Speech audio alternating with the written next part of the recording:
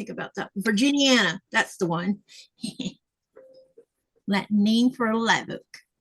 Hello, everyone. My name is Katie, and welcome to the Greenland Quilter channel. And I am sorry that I'm late, but I kind of let time get away from me because I was too busy cutting fabric. Okay, so hang on a second. I'm making sure I have the right screens up. So here's what I want to first I'm going to introduce Mona. And Mona, she has quite the view going on today, which just makes me happy because it reminds me of Florida. And yeah, I just seeing those live oaks in the background definitely brings back nostalgia for me. So let me highlight it for a minute. And Mona, tell us a little bit about your channel. I know you're a new channel, and they don't know that. Some of them do, but some don't. And also, tell us what you plan on working on tonight. Hi, my name is Mona, and I have a market, and I go by Ribbit and so on. And today I am going to be making some burlap bags, burlap, and I'm working outside because the burlap is itchy, scratchy, and it gets a mess everywhere. So I busted out with one of my older machines. And I'm going to work outside and see how that goes. And it's a hot day in Central Texas. And that's it for today. And if I get a couple done, we'll make our way inside and work on something else. Well, I think that's outstanding. So can you pick up your little machine and show it to us? Because you've got one outside. Tell us what that is. I cannot pick it up. It's heavy as a beast. It is a beast. It is a Kenmore, and it's old as dirt. It's like a 1930s old machine. And can you kind of see it? Yeah, we see like the top half of it. Yeah, it's wow, look at that little beauty. What? It's an old guy. Oh my goodness, that is so cool, Mona. So I didn't even realize. I knew that singers dated way back, but I never didn't realize that Kenmores were old dated as well, like that, and had this style of machine. Kenmore. Yeah, that is cool.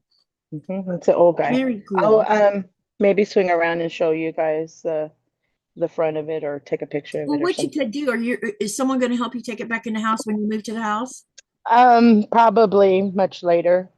Okay, so whenever you go back in the house, maybe you can set it up on the table and let us have a really good look-see at it before you get all your. This is one of the portable ones. A couple of it has some friends, and they have their own tables, and the tables are kind of set up in the house, kind of like furniture right now. So yeah.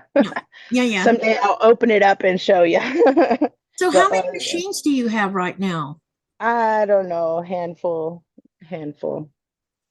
Some people have a bunch of them. Yeah, I inherited my mother-in-law's old singer. We don't really touch that one. This guy I picked up like at an estate sale, just because it looked all steampunkish and stuff. And then, my brother, that I carry my brother everywhere. I love my brother. I call it my little brother. Well, it's beautiful, Mona. Thank you for sharing that. Thanks. I saw it, I'm like, we were going to ask about that. I'm working on burlap, and it's going to get itchy, scratchy everywhere. So what do you plan on doing with the burlap? Making a couple of totes. So is the totes like have zippers and everything in it? Is that? No, the burlap, because burlap's not that, I'd say tightly woven.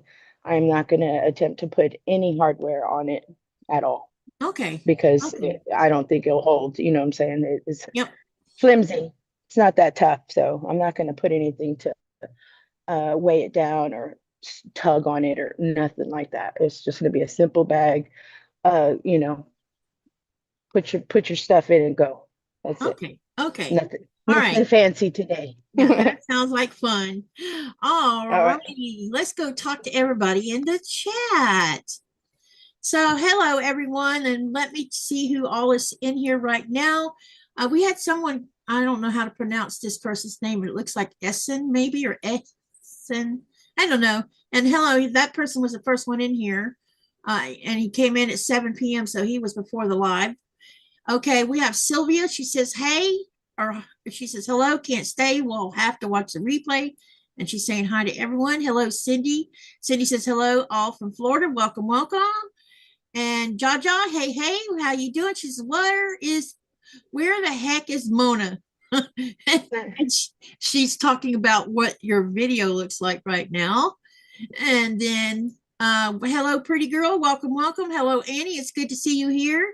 And hello, Miss Rita. Welcome, welcome. And hello, Denise. It's good to see you too. All right. What am I going to work on? Okay. Today is WIP day. Because yeah. So today I am going to be working on Katie's Creative Chaos. So what's the plan of attack here? Okay. So I have cut a bunch of sashings, as you can see in my hand. And what I'm going to do is I have a two-part plan here.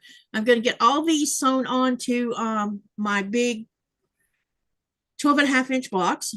And then after that, when I'm finished doing all of them, as many as these will do, then I'll move over to sewing these into three groupings into groupings of three, sew them together of what I call the hourglass. And yes, I know it's a broken dish.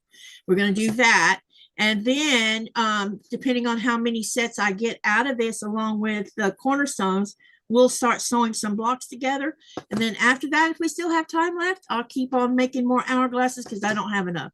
I needed about 63, and I think I need about maybe 43 more, and I will have all of the hourglass blocks done. And that means we will be putting this quilt top together. I will still have to cut some more sashing because I'll be putting sashing in between each of the blocks as we start sewing them together. I'll be doing, I can't decide because when I finally got a little help with the math, I realized if I did 5 across, 7 down, 5 times 7, no, 6, 5 across, 6 down, that's 30. And by the time you put the sashings in, before the border ever goes on, it's going to be already a queen size blanket or quilt top. So I have to make a decision on whether I want to do 4 across or 5 across, or do which 5 would, it would be 5 by 6. If I do 4, it would be 4 by 5. I will know better when I start sewing groups of 2 together, because what I'll do is I'll do sew 2 blocks together first and do them in sets of 2, and then get that sashing down in between them, and then I'll hang at least a set of 2 up, and we'll see how wide that looks to me, because it's okay if it either becomes a twin or a queen. I don't care. I just have to be mindful of how wide I get it, because I am planning on taking this thing with me to Denmark and have it quilted. That's the plan. I already know which quilts I'm going to take with me for quilting. And who knows, maybe I was originally going to shoot for 3 to take, but I might take 4. We will see where I get on progress between now and when we get ready to leave. I know there's a couple things that I really, really, really want to get finished before I go to Denmark. And so that is a goal. And Katie's Creative Chaos is one of them I want to get finished before I go to Denmark. And the other thing that I want to get finished, and right now I can't think of what it was, but it's something we're currently working on that was from last year. So, you know, that's what we're going to do. Katie, your back room looks bare. Ah, someone noticed. Good for you, Cindy. Yes, it does. Yep, I was wondering who was going to notice that my mandala is gone. We took it down yesterday, and it is sitting wrapped in a sheet on top of the cutting table in the craft room. We covered the craft room. We went to the store and bought one of those types of tablecloth that, you know, it's a vinyl tablecloth, and we covered the whole top of that table with that. Because, you know, as you know, there's still glass embedded inside that plywood that we can't get out. And so we covered it because I didn't want any glass on the sheet that's covering the mandala. So it is sitting in there safe and sound. We got it off the wall. Of course, Nickel, I could tell you, I was about to have a meltdown just seeing us touch the thing, you know, because I was worried. I wasn't worried so much about the mandala. I was worried about the hula hoop coming apart, and I did not want to have to restring it because it took me 2 days to sew that thing on there. And, you know, and the only place I could do it from was laying it on top of the bed and sitting on the bed and doing it because I didn't have a table at the time big enough for that. Now I do, you know, we have 2 portable tables that I can lay it on, but still that takes time to do that. So anyway, that's what's missing off the back of my wall. So probably in the next day or so, I'm going to clear off the sofa. That's what's sitting behind me that I have all my stuff on.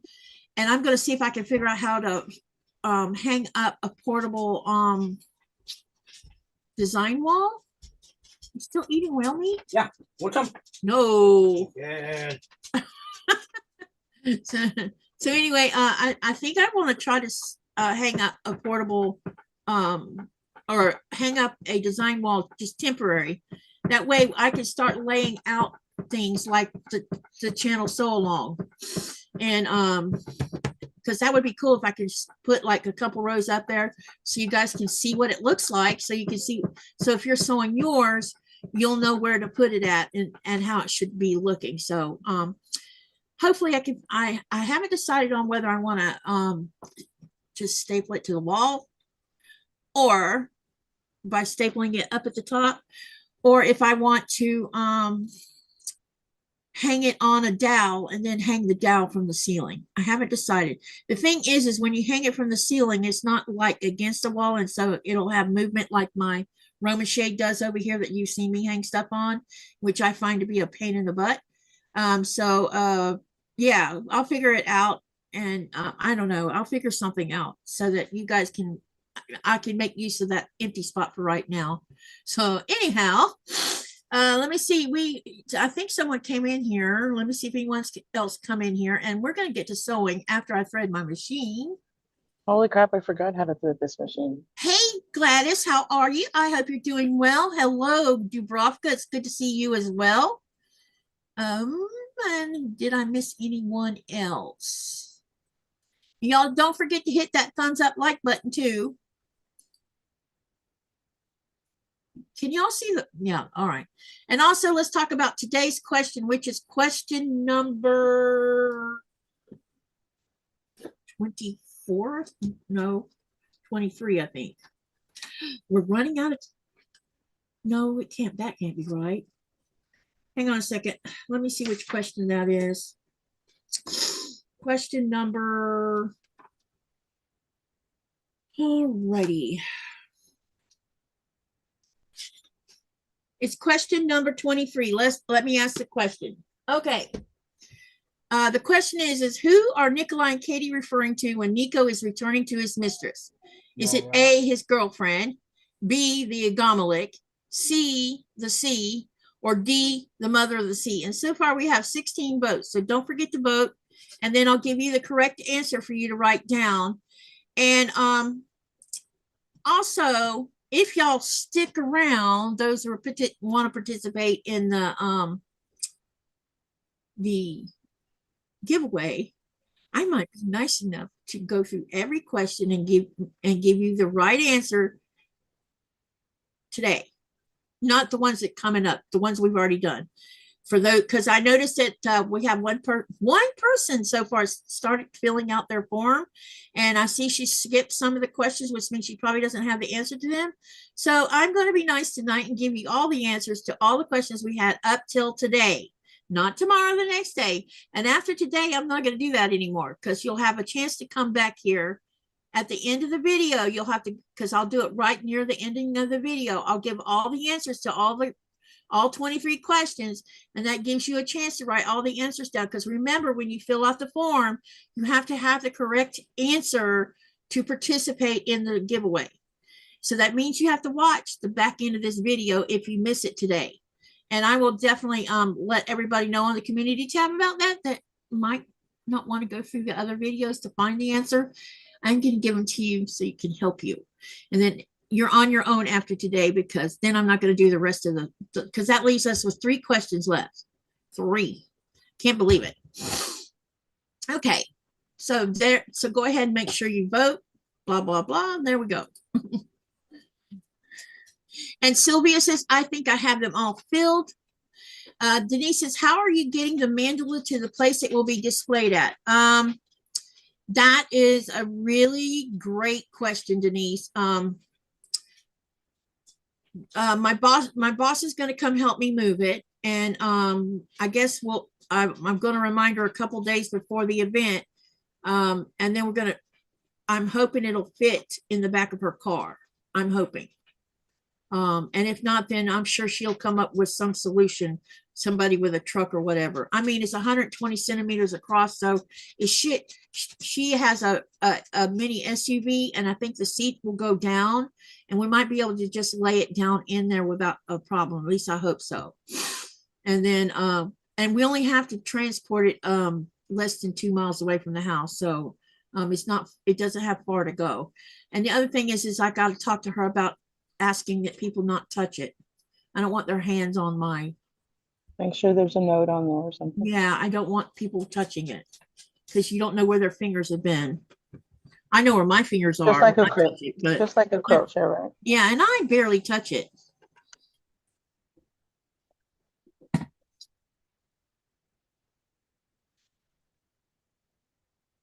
Look at here. Cindy has posted the trivia. Thank you for that. Thank you for the help. All right, let's get sewing. First, I need to thread my machine. I figured this one out. Good. You can see the pedal on this thing. Let me show you. Does it handle the canvas okay? It's doing all right so far. That's good. Let me show I was you wondering, this pedal. maybe the older machines are made of tougher stuff. Look at this pedal, y'all. Oh my goodness. It's freaking wow, that's an interesting pedal. It squeaks when I touch it. I'll bet it does. Needs an oil change. The fact that it works is really cool. Yeah.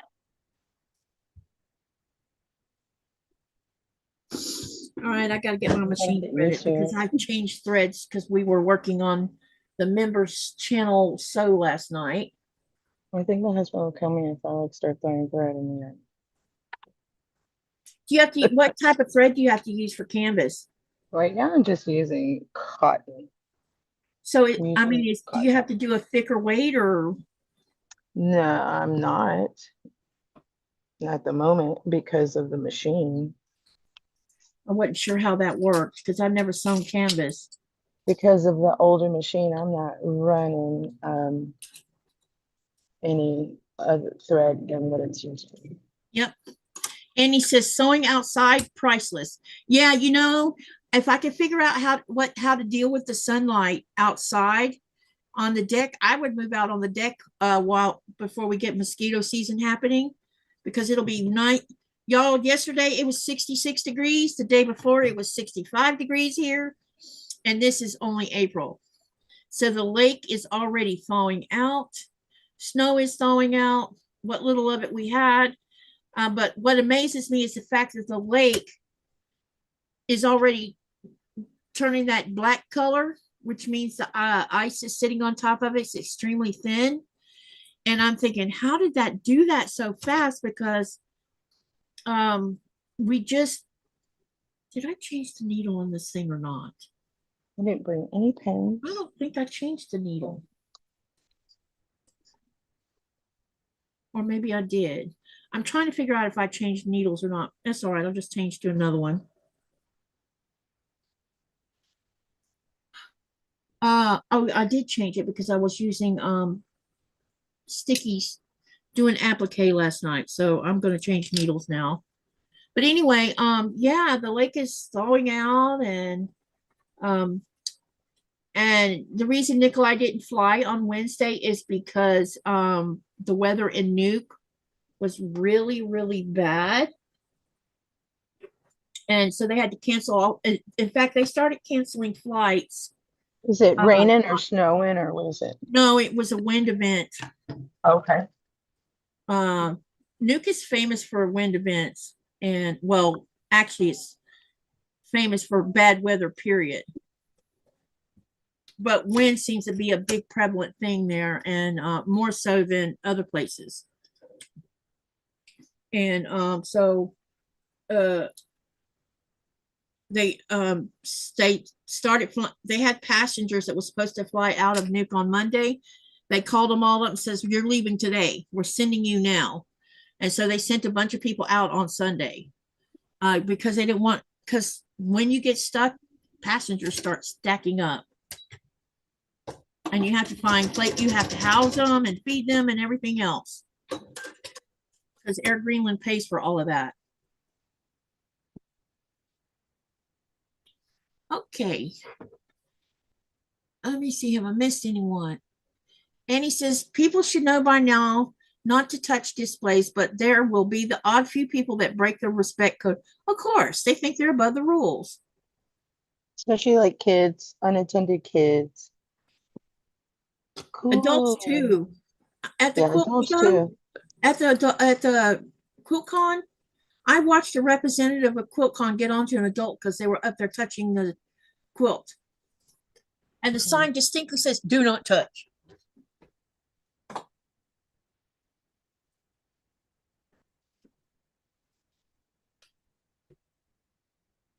That's why they have people there making sure people don't, you know. All right, I need to measure these strip sets.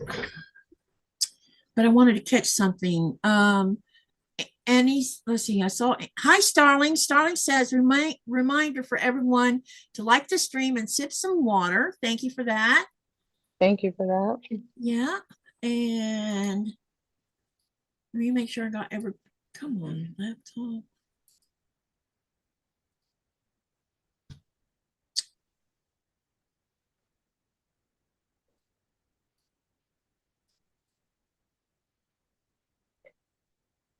Bless those attendants, laugh out loud. I know, right? And I know that's sarcasm right there. Okay, let me get some of these strip sets cut. I need a different ruler. Let's see here. Let's take this long one. All right. So these blocks right here are 12 and a half. So we need to cut one set of strips that are 12 and a half. And then the other set is going to be 13 and a half. No, wait. 13, sorry.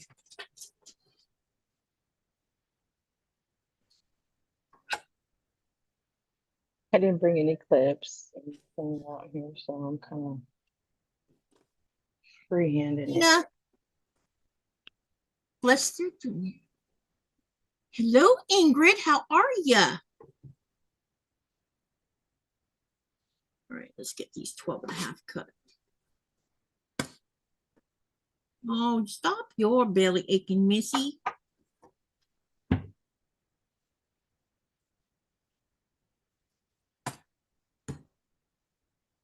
Does the dog know Nico's leaving? Huh? Does Nora know Nico's leaving?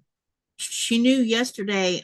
He was packing his suitcase yesterday, and she was not a happy camper. But then when he didn't leave, she settled down. So tomorrow we're probably going to go through the same thing, and she's going to be all Miss Clingy Butt and acting all crazy. Oh,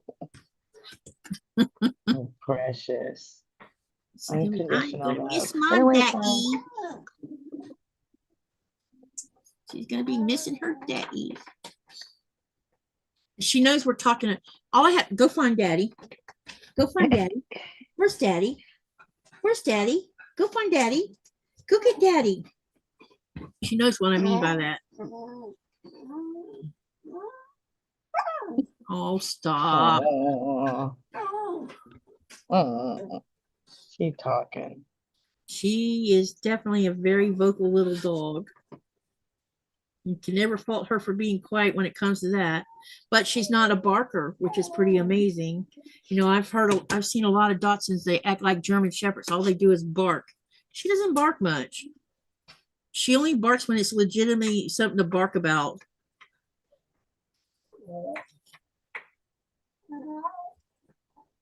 But she's very vocal, as you can see. I know you're hearing her. Mm-hmm. Can you hear that tapping noise? Uh-huh. That's her tail. We had 6 dogs at one time, and one of them had a wag tail that would go in circles, like a when Yeah, you that's how stroke hers it. does. It's go in circles. We laugh so hard. Have you ever watched them swim when they do their tail like that? It's funny because it looks like they got a spinning wheel. Propeller. The The propeller. first time I seen her swim, I'm like, look at her tail. It's going like that, you know. That's Will you cute. give her a chicken leg, please? I'm going to feed her. Oh, you're gonna feed her? Yeah. Okay. That would be 2 wings, One chicken leg 1 leg, and an egg. and an egg. Yeah. That's what she's getting tonight. Especially since she's already had omasat. It's half a These are 19. whale meat too. Oh, you gave her some whale meat too? Yep. Yeah, definitely. That's all she's getting. Mm, Starling says, I have a hound mix, and there's so many times I've freaked myself with the pin from her barking at a bird or something in the yard. Oh my goodness, I can imagine. And then Annie says pets know somehow. Yeah, it's like her knowing what time of the day it is. She knows it's feeding time. But I also think she has become conditioned because I come in here and sew right around dinner time, you know, on lives. And I think she associates me sitting down at this table to, oh yeah, you know, you got to feed me, Mom.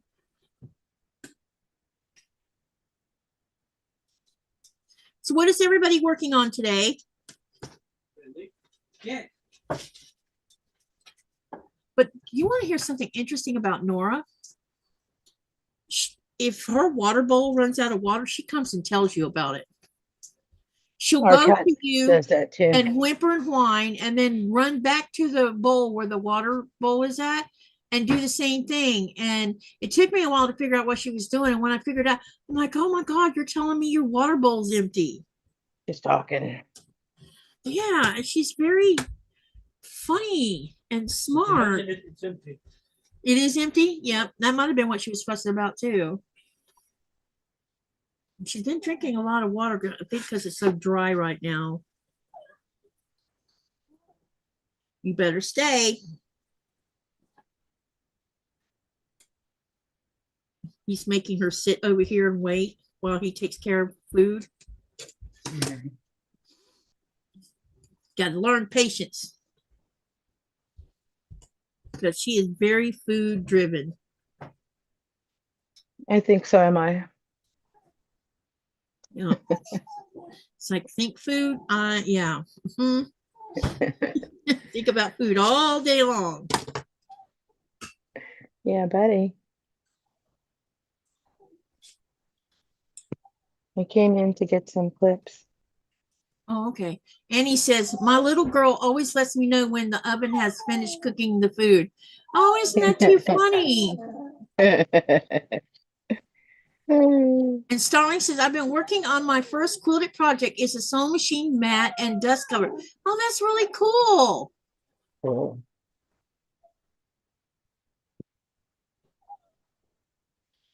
I know that I'm doing the boring part right now. We'll get to the interesting part here directly. Got one wing left and two legs for tomorrow. Okay. Hi, Katie. Hey, Teresa. How are you feeling? I know you were a little bit under the weather the other day with your asthma. Hold on just a second. I can't hear you very good. I'm using a different browser to come in, so I'm going to leave and come back in, okay? Okay. All right. I'll be right back. Okay.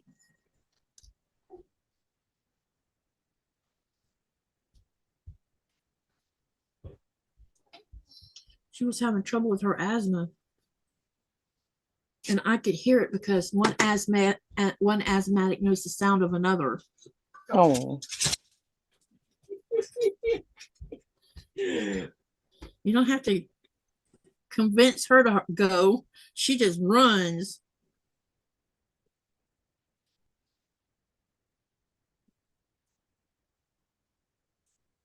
All right, I got a few cut here, so let's go ahead and start sewing on one side of these 12-inch blocks.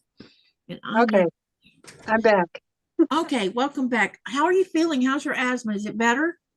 It's not too bad today, not like yesterday, but besides my treatment, I just went ahead and took my inhaler too, at the same, well, not at the same time, but within a half hour of each other. Yep. And yeah, so that it's better. Plus, believe it or not, we had like at least 2 inches of snow this morning when I got up. Did you? Yes. And so I think all that moisture, helped get the pollen out of the air. So One that thing helped. about snow is it seems to purify the air when it's coming down. It makes the air fresh. Makes me want to stand outside and just stand there inhaling all the fresh air. I know, right? Yeah. So, I need your hand. Not that one. The wrong one. You put it on the wrong finger. Yeah.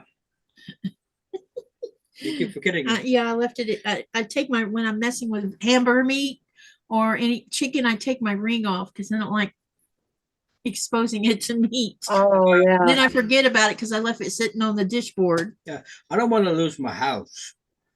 Why do you not want to lose your house? Because I heard a joke about if I take the ring out of you, I will lose my house. Why? That means divorce. Women don't. Oh. Women don't. I can't even believe you mentioned that word. Sorry, guys. I'm just teasing her as always. Yanking my chain. Yanking your chains again. Yanking my chain like you always do.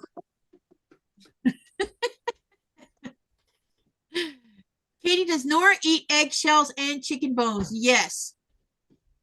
She is on a raw diet, so it's fair game as long as it's not cooked. But right now, we don't feed her the eggshells. Yeah, right now she's on a anti-eggshell strike, and I think it's because if I go buy organic eggs, she eats all of them. But every time I just buy the ones that are more affordable because everything's so expensive right now, she must smell a chemical on the eggshell or something. And so she'll eat the inside of the egg and then she plays with the shell. It's like she nudges it around all over the floor like she smells something on it. Yeah, I think they spray them with something when they go through the conveyor belt. That's probably what it is. And she smells it, so she doesn't eat them. And so there's always it's like she's saying, "Hey, Mom, do you know that this is bad?" And she swishes it all over the floor. I know. If your dog's not going to eat it, should you be eating it? I'm going to clean the eggshell mess up, because she was messy about it. The fact that she smells it is interesting. Yeah. Well, dogs can, have good sniffers and they can hear really good too. Yeah, definitely. I don't think they have really good taste buds though, because Willa will eat elk poop, deer poop, Oh, look at the fluffy butts. Hang on, look. Yeah, Mama's showing her fluffy butts. Oh, look at that. Oh, they're already getting feathers on their wings. Oh, so cute. Hey, little guy. Hey, chick. They're good size since the last time you showed them. I tell you, they're getting big by the minute. It's always amazing me how fast chickens grow. Okay, I'll go put them back. They're cute. I have the thing with dogs is they'll also eat raw dead things. Yeah. I have to watch her because every spring, after the snow falls and there's all that long grass, I think she finds dead mice and she eats them. And I'm like, really? Yeah, and that's not that's not good. No, Eating dead mice now, or eating mice at all. When well, my she dogs, keeps the mice in the house. yeah, They come every fall when the temperatures start cooling off. We'll find 2 or 3 sets of, like, 2 sets of mates or whatever. But the last 3 falls, I have not set traps because I have had no mice, which leads me to believe that she's eating them, yeah, because I've caught her eating. She catches them and then she eats them. But I yeah. think she's learned not to be swallowing them until they're actually dead. Because she swallowed one, she didn't even bother to dispatch him. She just swallowed him. And then 2 minutes later, guess what she was doing? Yeah. And I'm like, really? You should not have done that until you at least dispatched it, you know? Eating it Right. while it's still living. I'm like, come on. Katie, Talk this is about a sample of what I'm making. it. Oh, wow. That looks great. This is what I'm making Nice. right now. Just changing the inside. Cool. This is it. Nothing fancy, nothing special.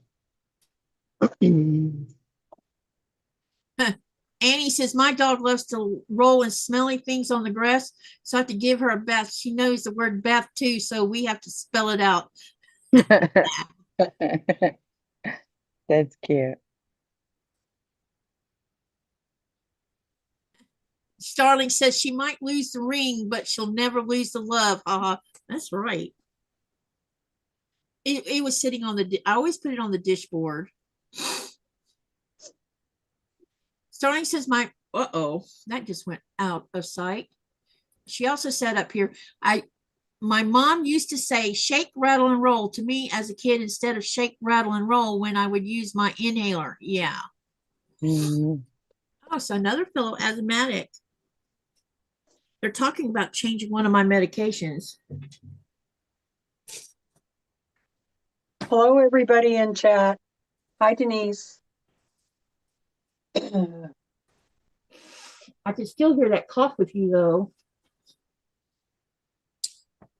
Has the cough been lingering the whole time, Teresa? No, it was just really bad. Was it yesterday? Yeah.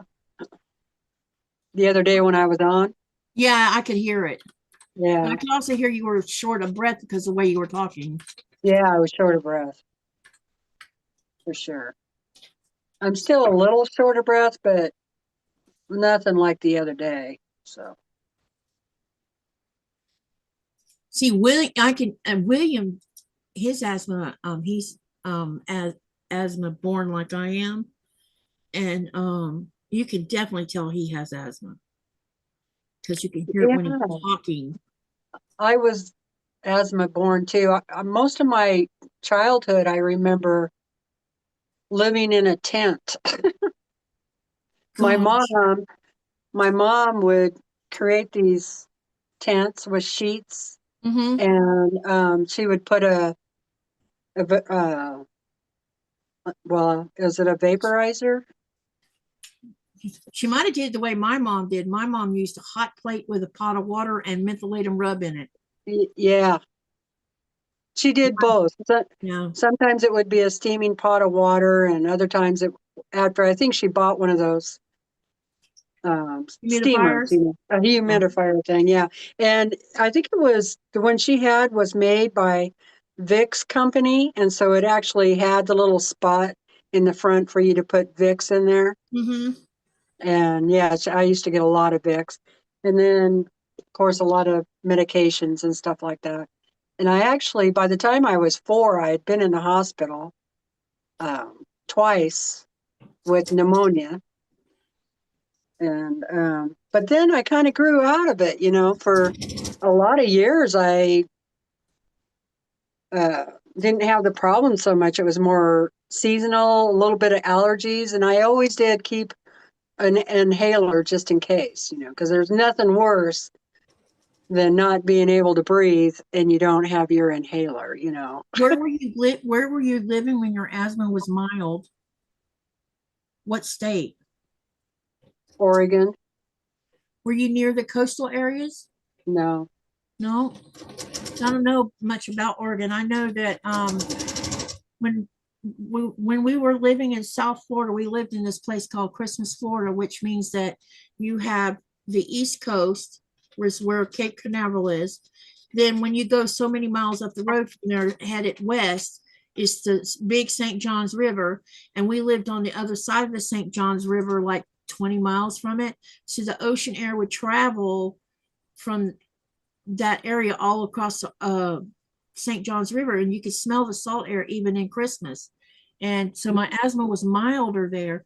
But when my parents moved us to North Florida, I thought I was going to die because my asthma was just horrible. And the doctor up there, because she had to take me for emergency to a doctor because of a PE teacher that wouldn't listen about, me not running. And it triggered my asthma and made it really bad. And my mom had to find a local family doctor to take me to behind my dad's back. And the doctor says you really need to have her living next to the coast. Living in Central North Florida is really bad for her because that's how bad my asthma was. Yeah. That happened to me. That happened to me in school too. And my dad actually went to the school. He was pissed because she was too. She was livid. Yeah. The teacher didn't believe me and she made me run around. She had students running around the baseball field and I told her I couldn't do it. And she's like, you're going to do it anyway or I'm going to paddle you. Yeah. So I got halfway down around it before I was on the ground. Yeah, that's exactly what happened to me. I think I was like 11 years old or something like that. I was 13. Trying to make me run the track, Back then, teachers were nasty. Yeah, and my school principal had a wooden paddle that had holes in it. Mm-hmm. And that's when my dad really got involved. Yep. I don't think that guy paddled anybody again. My dad I bet he didn't. Because as far as I'm concerned, that's child abuse. Yeah. I agree, especially since he made me lift my dress. What? Yeah. No. Oh, yeah. I know why. Oh, my gosh. That's awful. Yeah. That was awful. I think That's just bullshit.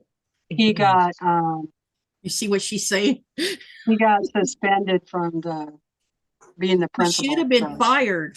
Yeah. I think that's what ended up happening. I mean, I never saw him again. And I remember the cops came to the school too because my dad was there and he was threatening to kill the guy, So they called the cops? Oh yeah, the school called the cops and then it all came out what was going on and Well, it's kind of like the situation I think I was in I must have been in the 3rd or 4th grade and it's when we were living in Chuliota. And so we were going to the Oviedo public schools and the teacher had taken our class out for recess. And a lot of times some of us girls would go out where the pines were at and we would rake up the pine and make circles around it, pretend like we were playing house. And one afternoon, a teacher had come out there to talk to her. So her back was to us, so she didn't see what was going on. And a bunch of, I think they were high school students, had a bunch of boys, and they came and grabbed a bunch of us girls and dragged us behind a fence that you couldn't see through because it was grown up by vines. And they had tied us up. They were going to do something. Oh and my God. and she started blowing the whistle.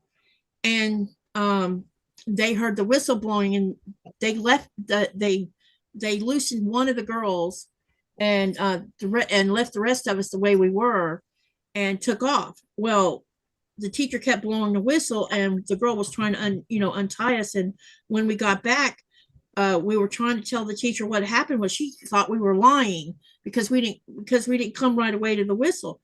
And she was going to paddle. She went to paddle the girls and she was going to paddle me. And I said, you're not going to lay a hand on me. I want my daddy.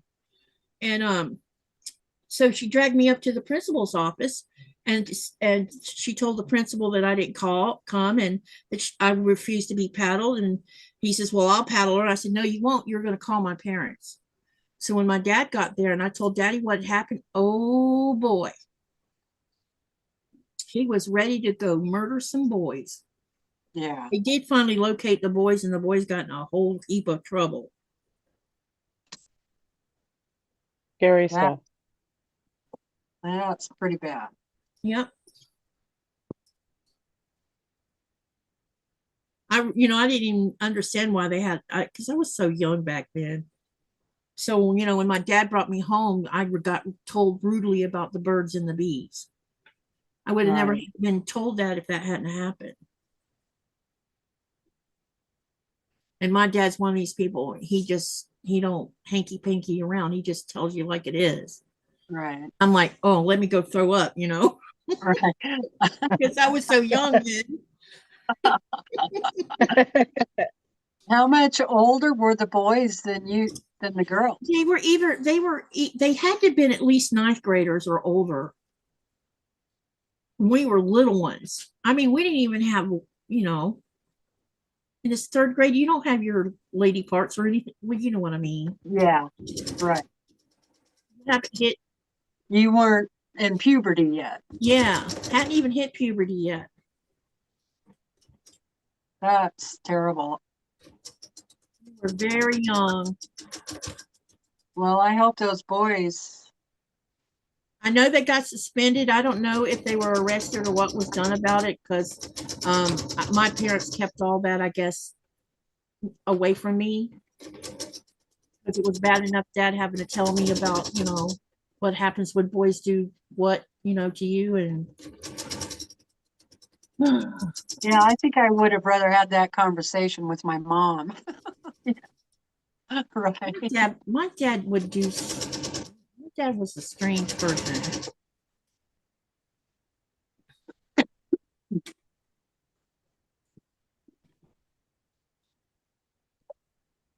And I think it's because of, and this is before his drinking days, so.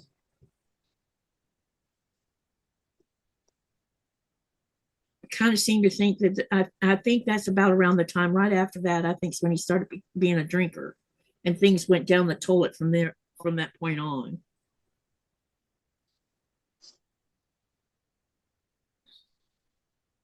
Teresa, love your quilt in the background. I do too. That blue is pretty. Thank you. Those from a layer cake, is that what that's from? Yeah, layer cake. Because I Yeah. missed like the first 20 minutes or 30 minutes of your live, so I didn't hear what you were using. It's a layer cake called Annabelle. Mm-hmm. It's by Williamsburg, Wyndham Fabrics. Nice. Wow. So this is like some of that's patriotic looking? Or no?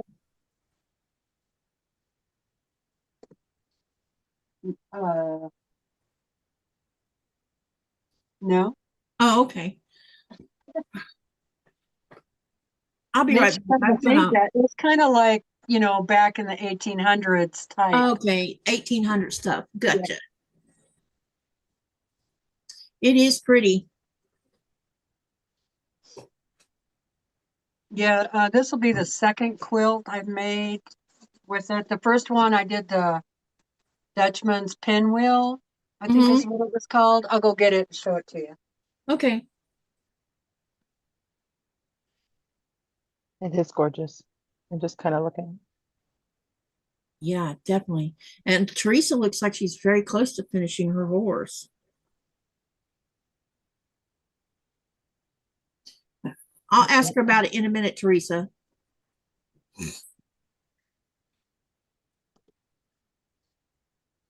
What's that?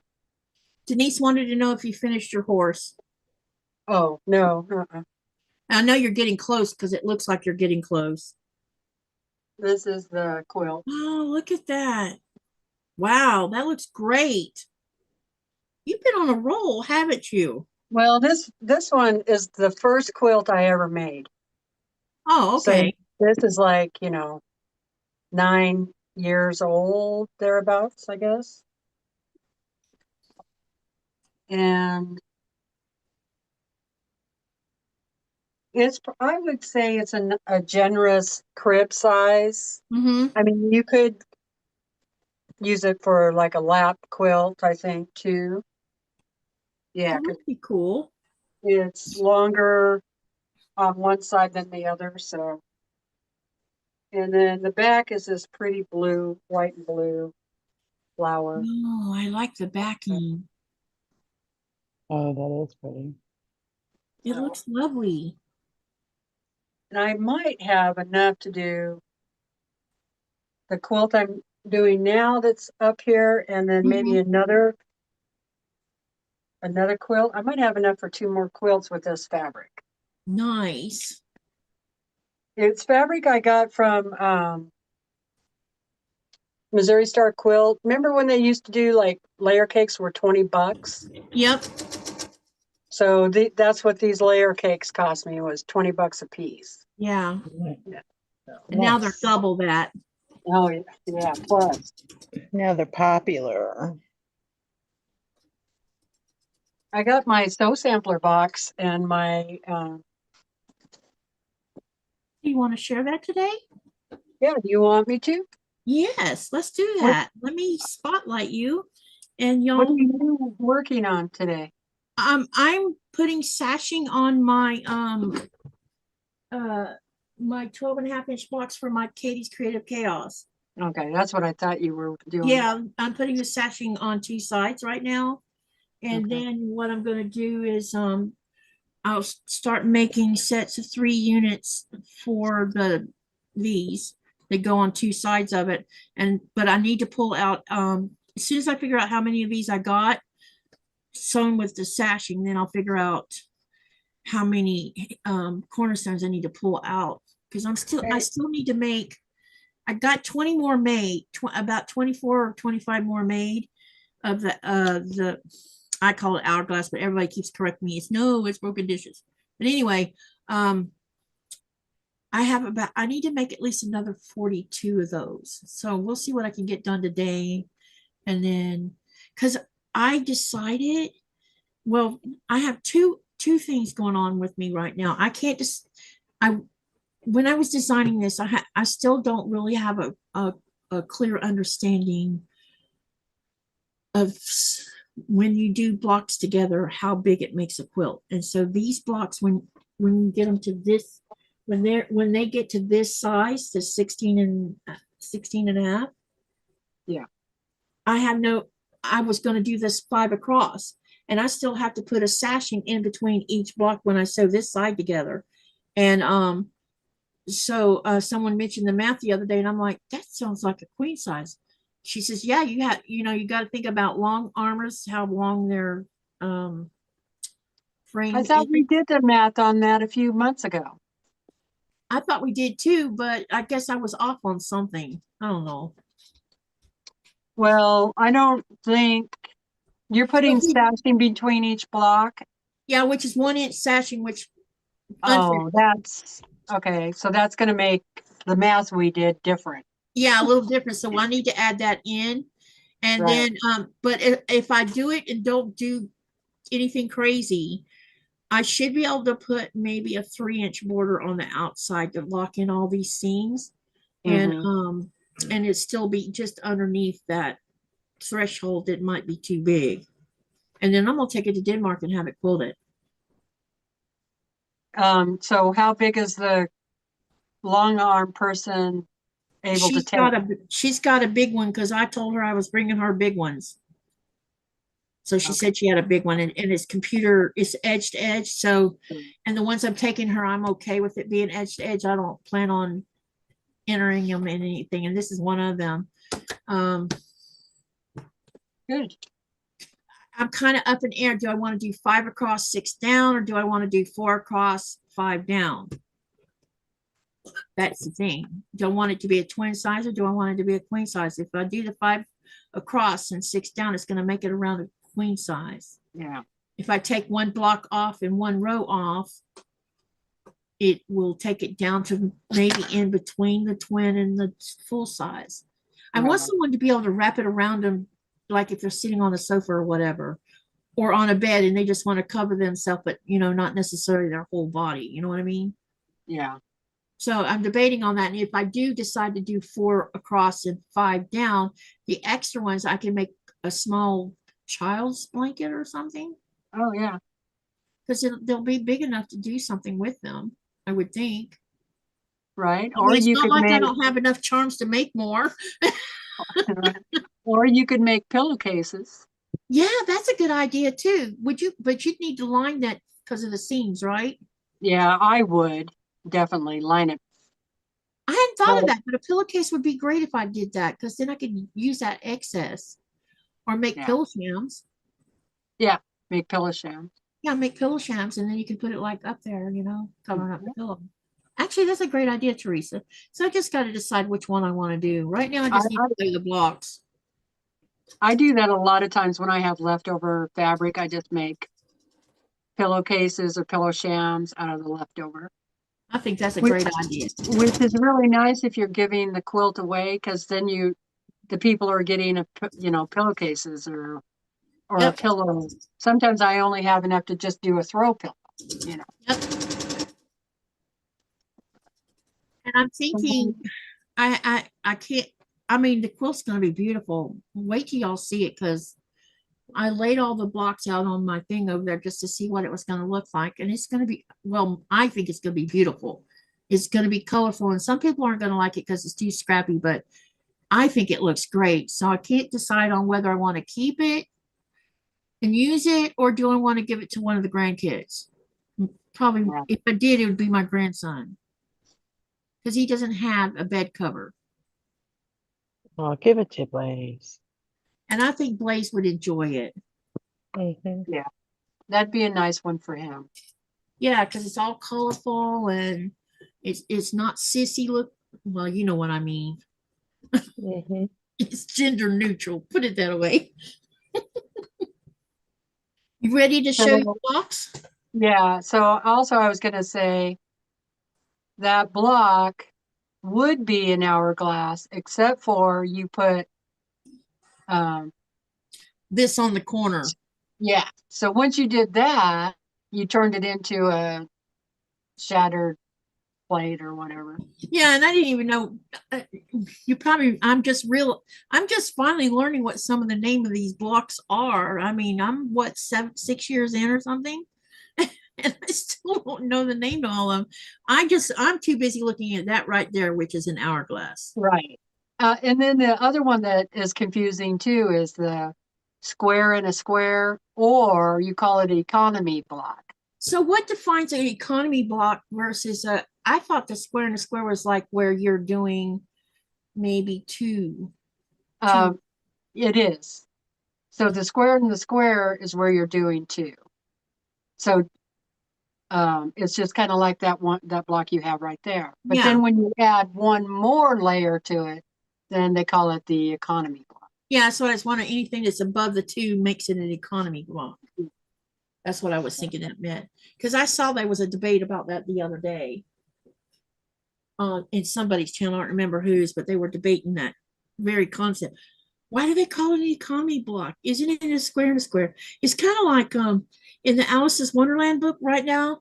We're in the section where we're actually doing the square and a square. And actually one of the blocks actually is the economy block, but they're calling it diamond in a square. Yeah, and that's the other thing is if somebody's teaching it to you and they're teaching it to you their own way, they will name it whatever they want to name it. Yeah. So,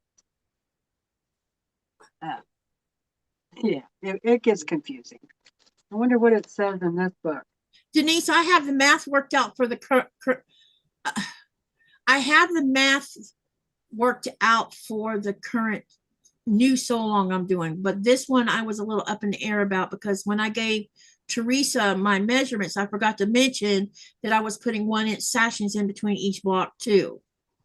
I mean, we already have sashing in this part. But what I neglected to do was tell Teresa about the fact that there's going to be another sashing down here as you join it. Plus, when you join row to row, there's going to be a sashing there too. So that adds to the mathematics, and I forgot to mention that. See, I'm still learning, you guys. So, you know. Mona, love your backdrop, says Melanie. And hi, Melanie. It's good to see you. Are you ready to go on your sew sampler? Yeah, I'm ready. Let's do this. Here we go. I'll bring the camera up a little closer so y'all can see better. Here's the box. Okay, if you guys get this box and you haven't gotten it yet, you don't want to see what's in it, Yeah, turn away. turn away, don't look. So this, because this is the April box, and this is the 10-month or 10-year celebration box. Right?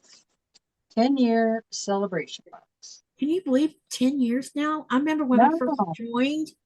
I think I joined in 2017 or 2016, one of those. And then I stopped doing it in 2020. When the pandemic hit, I just, took myself off the subscription. And the box is pretty heavy this month. Oh, wow. Lots of stuff. So here's the cover. Looks cool. Love it called already. Summer Sunset. And well, I'll talk about what's on here in a minute because we want to see what's in the box. Here's inside the box. Look at all that stuff. Oh, yeah. I see alphabetties in So there. this box cost me the same as last month's box. So remember we were talking about them going to raise it $5? I had heard something about it. Yeah. Yeah, well, my bill was the same as it was before, so they haven't raised it on me yet. I don't know if it's if it's new subscribers or what. So I still need to look into that. Anyway, we got 3 charm packs. Nice. Cool. That's very cool. I love it when they give us at least 3 charm packs. Honeyed Horizon, it's called. Let's see. Who's the fabric line? It is Carrie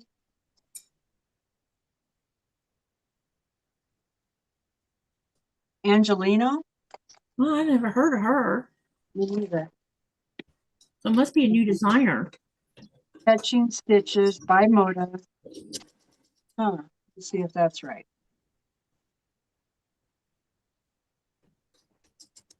I don't know if I'm pronouncing it right, but it's ANGUIANO.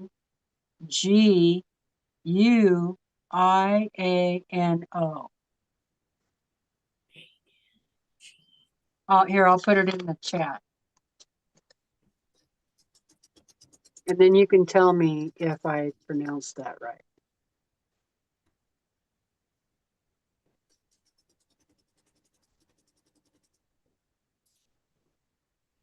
Mona is making canvas tote bags. She says it's easier to work on canvas outdoors. Yeah, because it's itchy and messy. It's burlap.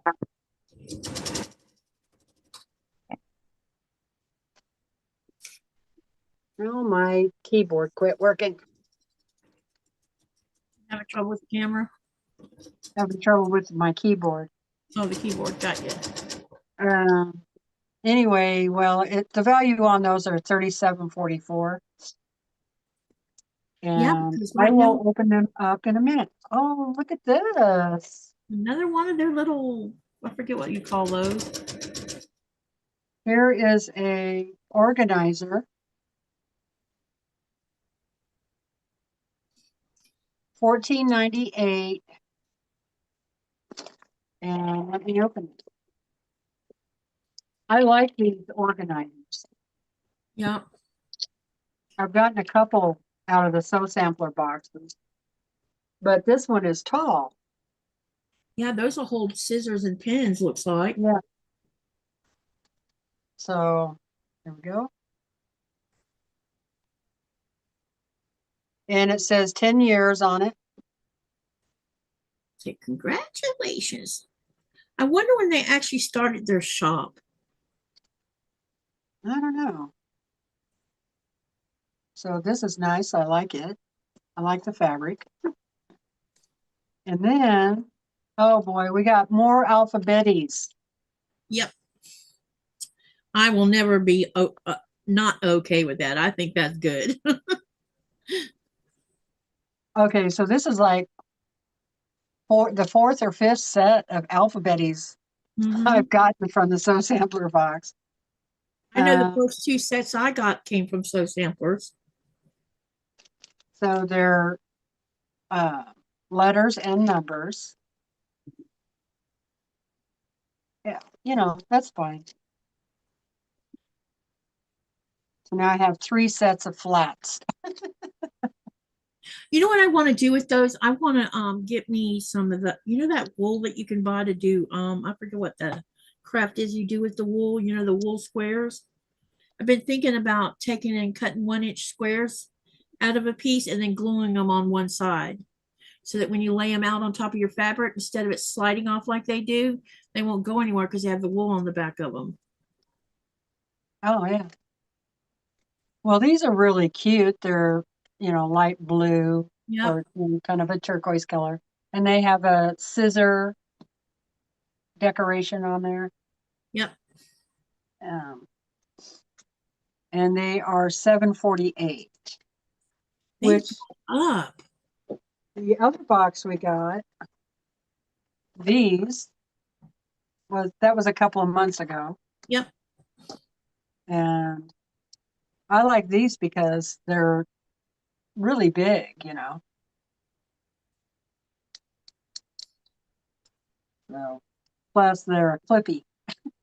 Oh, I must have misunderstood Mona. I thought she was working with canvas, but it's burlap. And then we got another June Taylor project. And oh, neat. I should make this. Maybe I'll work on this when we get done looking at the boxes. This Okay. is a pretty pocket sewing machine caddy. Quilt as you go kit. Oh, look at that. That looks So cool. this goes underneath your sewing machine, and then it has pockets so you can put stuff in it. Yeah, Yeah. Cool. that's awesome. Yeah, I like that. And that is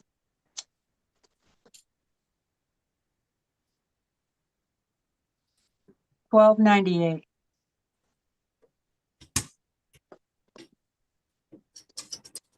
And it comes with that fusible webbing that's imprinted, so you know where to put your fabric. Yeah. Yeah. You know what I I'm haven't talking tried about? that Susie? one yet. Have you? No, I haven't tried it yet. Yeah, I haven't tried it either. My brain is a little confused about how that works. I've seen it done. Yeah, me too. So you use this like stabilizer too, so you don't have to, you know, it's like a stabbing. I would say it's kind of similar to Pellon SF101, Yeah.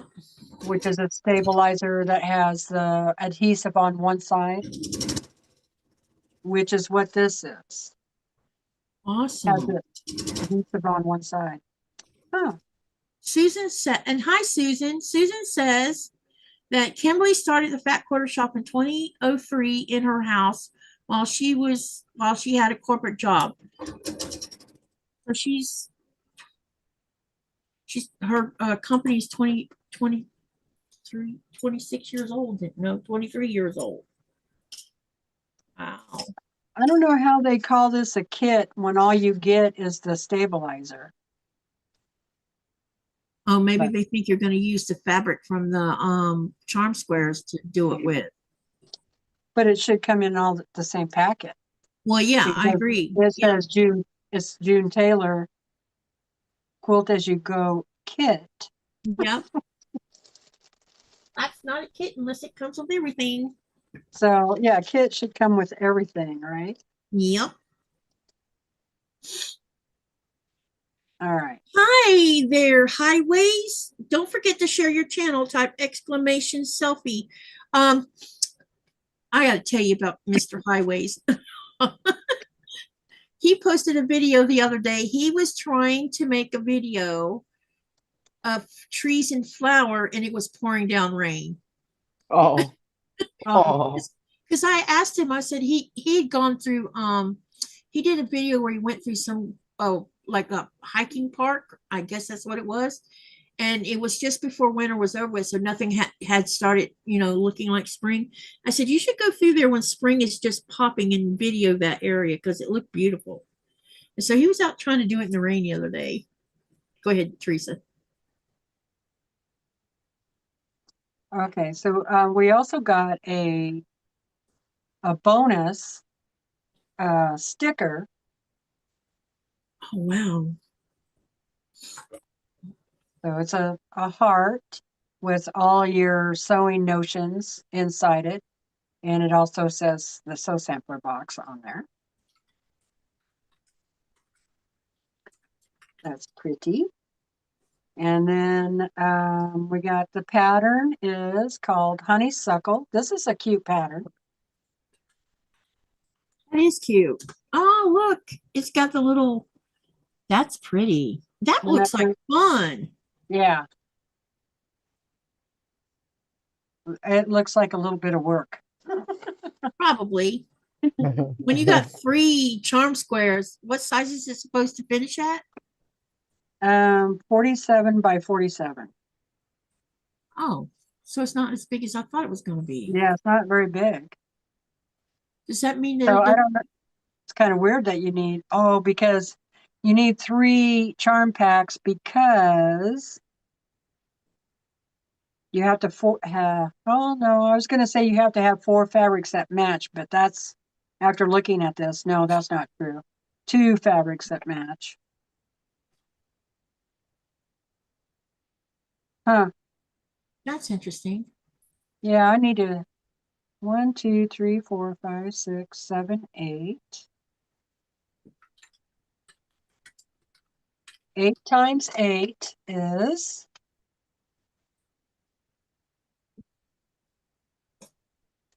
anybody? 8 times 8 is 64. 64. So that's how many charm squares you need. Oh, got ya. Annie says, ooh, a close-up of your quilt behind you too. So pretty. She's talking about Thank you. Oh, hold on. My phone is ringing. Hodgeway says, I went back looking for them and will upload the video soon. I'm looking forward to seeing that. Because I got excited when I saw those blossoms because I knew what they were. They were cherry blossoms.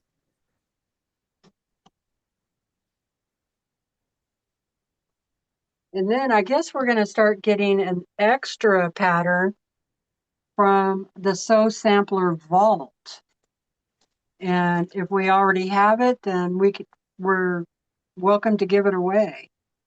And this one is, I think I have this one. I'm going to have to look through my stuff. Here it is. Winding. Yeah, I'm going to have to go through mine and see if I have that one. I think I do because the fabric that came with it was Tula Pink. Mm-hmm. And it's called Winding Path.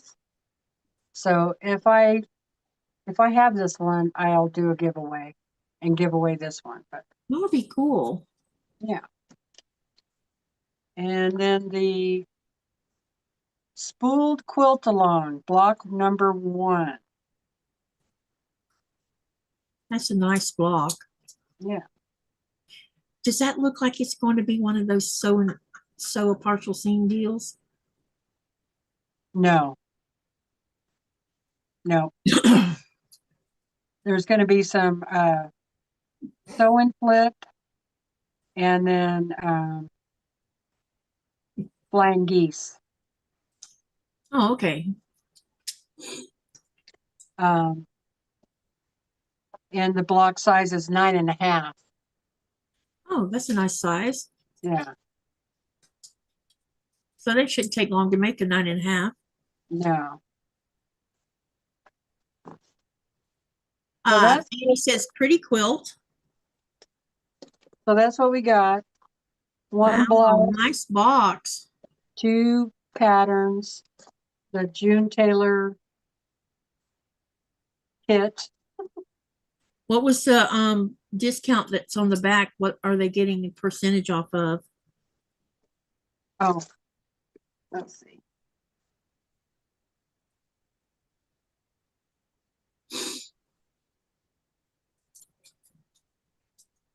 They're doing giving you free stuff. So get a free denim bees knees book stand. Value is $34.98 when you order $100 or more. Or get a free Kimberly Cuts 12.5-inch square rotating cutting mat. Value at $24.98 with an order of $80 or more. Oh, cool. Get a free Jelly Roll book, $18.98 value when you order $60 or more.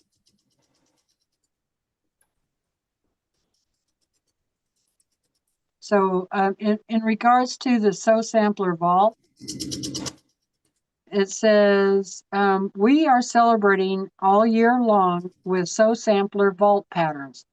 For the first time ever, we are bringing out 12 of our most popular patterns from the Sew Sampler Vault. We will include one Sew Sampler pattern, vault pattern, in each month's box as a special bonus to our members. We hope you will be inspire your quilting journey for years to come. Oh, that's cool. Yeah, and so here is a free charm pack pattern, which I think I can share. Oh, I like that one. That looks like something you could do with a beginner. Yeah, this one looks pretty easy too. Yeah, it looks like a good beginner quilt.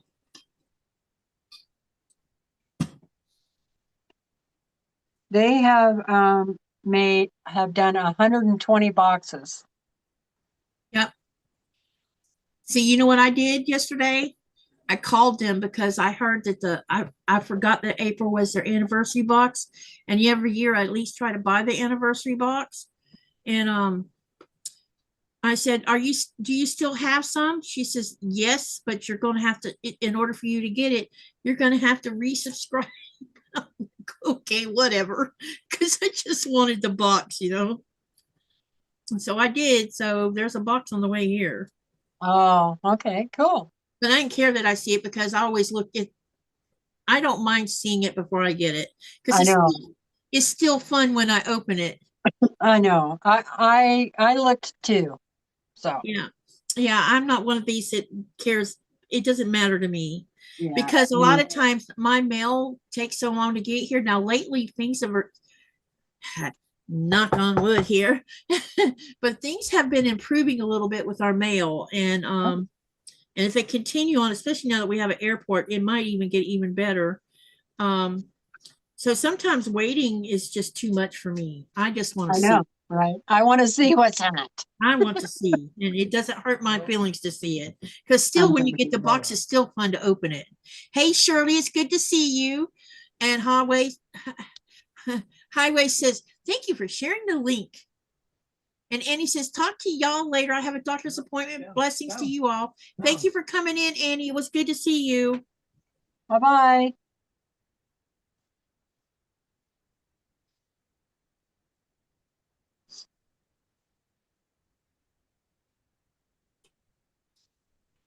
That's a lot of charm squares.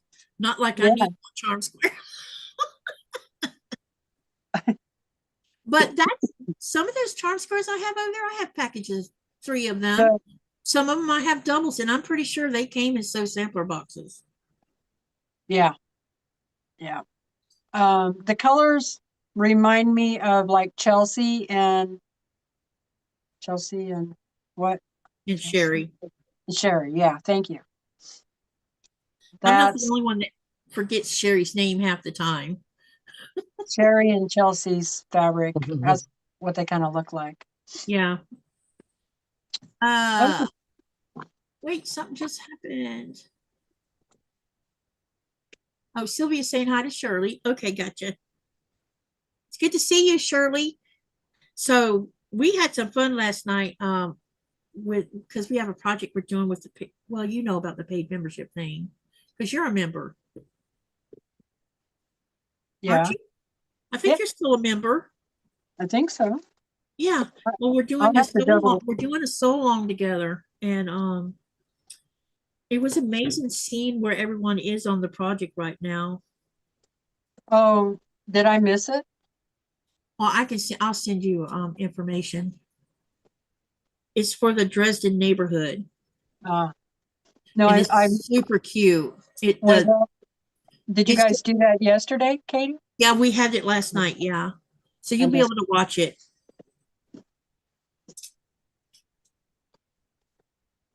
Dang. Shirley got on the Zoom with us last night. It was fun getting to see her and talk to her. Oh, yeah? Mhm. Cool.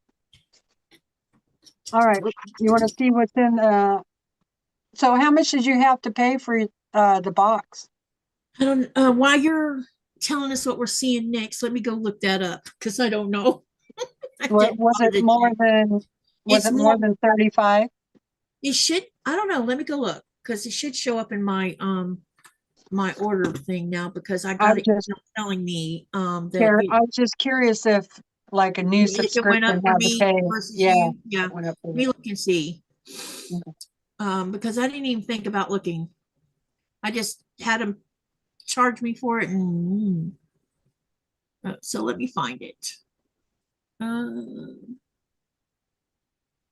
they already put it in the mail, I guess yesterday, which I had called them the day before.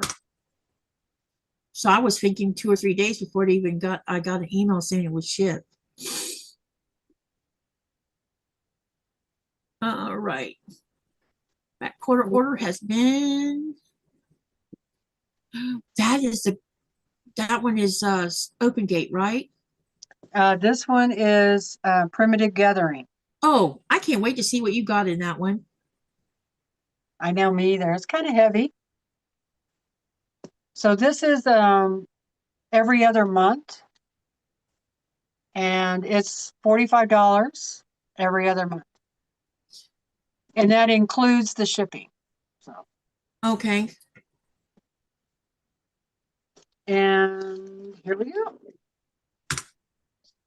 Oh wow, we got a layer cake. Nice. Nice. I really like a lot of her patterns, you know. We're getting fabric for like red, white, and blue hmm because of the 4th of July, you know. So do you pay $34.95 for the sew sampler box? Yeah. That's what I got charged. And then it was Oh. $16 shipping. Because I'm overseas, that's why mine is more. Right. But yeah, it's $34.95 according to this. Huh. Okay. So they Maybe it didn't go up. maybe it didn't. Oh, no, I don't know. That's what I pay all together with my shipping. So I pay $24.98. Or Okay, so it's just gone up for 29. me. I pay $29.98. Okay, so it did go up for me then. Yeah, Yeah. but I don't care. Yeah. Because it's Okay, about so- it's still around the same price as what I pay for my. I think I pay either 32 or 34 for my subscription box I get from Cotton Cuts, one of the two. Yeah. And it went up. It went up for the first time in all the years I've been doing it. About 6 months ago, I think it went up $4 or $5. I don't remember, but the price of fabric's been going up. Yeah, It- and shipping. Yeah, and shipping too, and still you're still getting a good deal because you get 12 fat quarters in that box, plus whatever thread or whatever, and it's only $35, so you still got a good deal going on to me. Yeah. Where did my live screen Plus, go? you don't have to, fill your car up with gas and go anywhere. Exactly. So you're I saving see it money. as a benefit. Hello, Mona did what? Hi, Mona. Okay, whenever you're ready, you can start. Okay. So, we're getting fat quarters for the block of the month, and they are called Americana. Mhm. And this time they're all red. So I got 1, 2, 3, 4, 6 fat quarters. Nice. And this is one of the reds.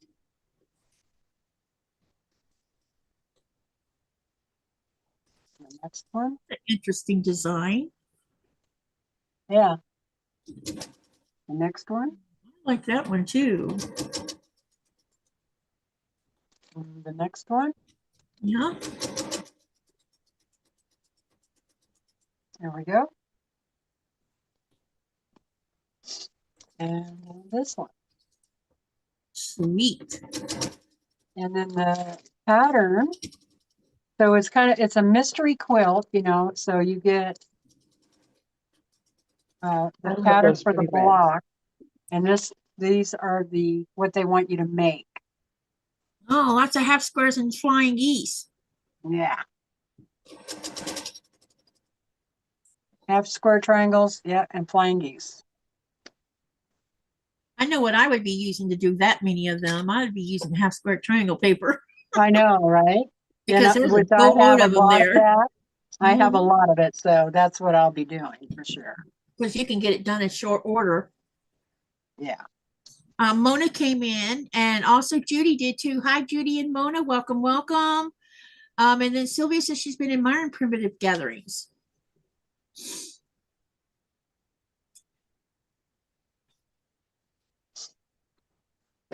I might even have flying geese paper. I'll have to look. Yeah, I have some too. So that is that. Very pretty. And then, wow, got a layer cake Nice. called Old Village Greens. It looks like it's all greens, but it's like Civil War color type fabric. This is Marcus Fabrics. And I guess I'm going to have to open it because I want to see it.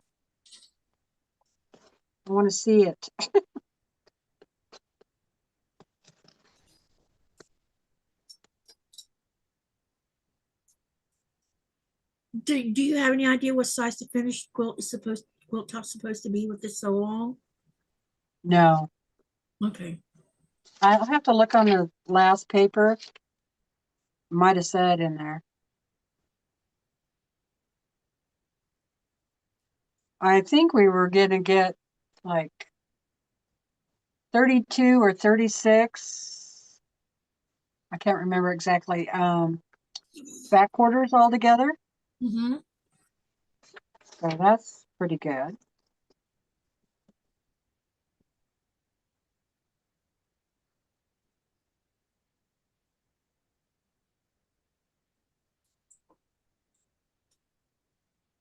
It's fantastic. So all kinds of different patterns of greens here. And they definitely are, if you know Kim Dill fabrics, they're kind of like that. Okay. Very nice. this would be great for a guy, Yeah. even though there are flowers and stuff in it. But and the pattern is like a log cabin.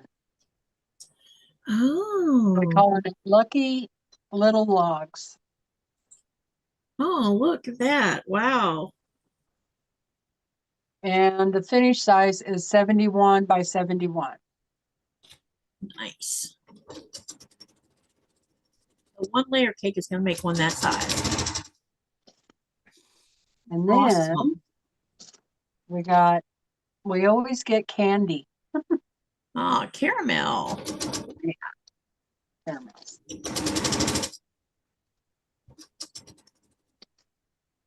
And that's it. I think it's a good box. Yes, it You know. is. Both boxes were very good. And every once in a while we might get thread or we might get some sort of you know, notion. Or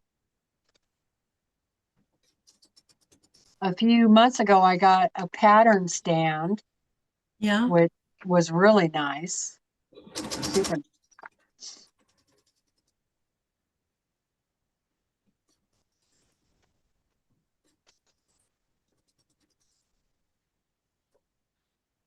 And she does have a YouTube channel, and she Uh-huh. comes on every week. She goes live and I'm going to have to talks about see one of her lives. the projects and, you know, answers questions and stuff, you know. Oh, that's cool. She sure has lost a lot of weight. Yes, she has. Her and Lynn from Soft Squares, both of them. Yes.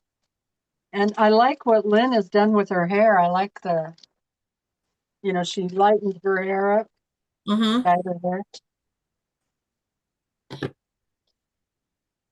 I Well, like that color. sorry. I like the color on her. Yep. Shirley says she wants some candy. I know, right? I wish I could share with you.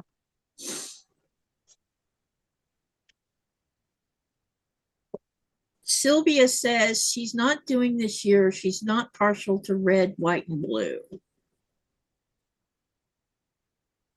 I'm doing it because I'm going to donate it to Quilts of Valor. So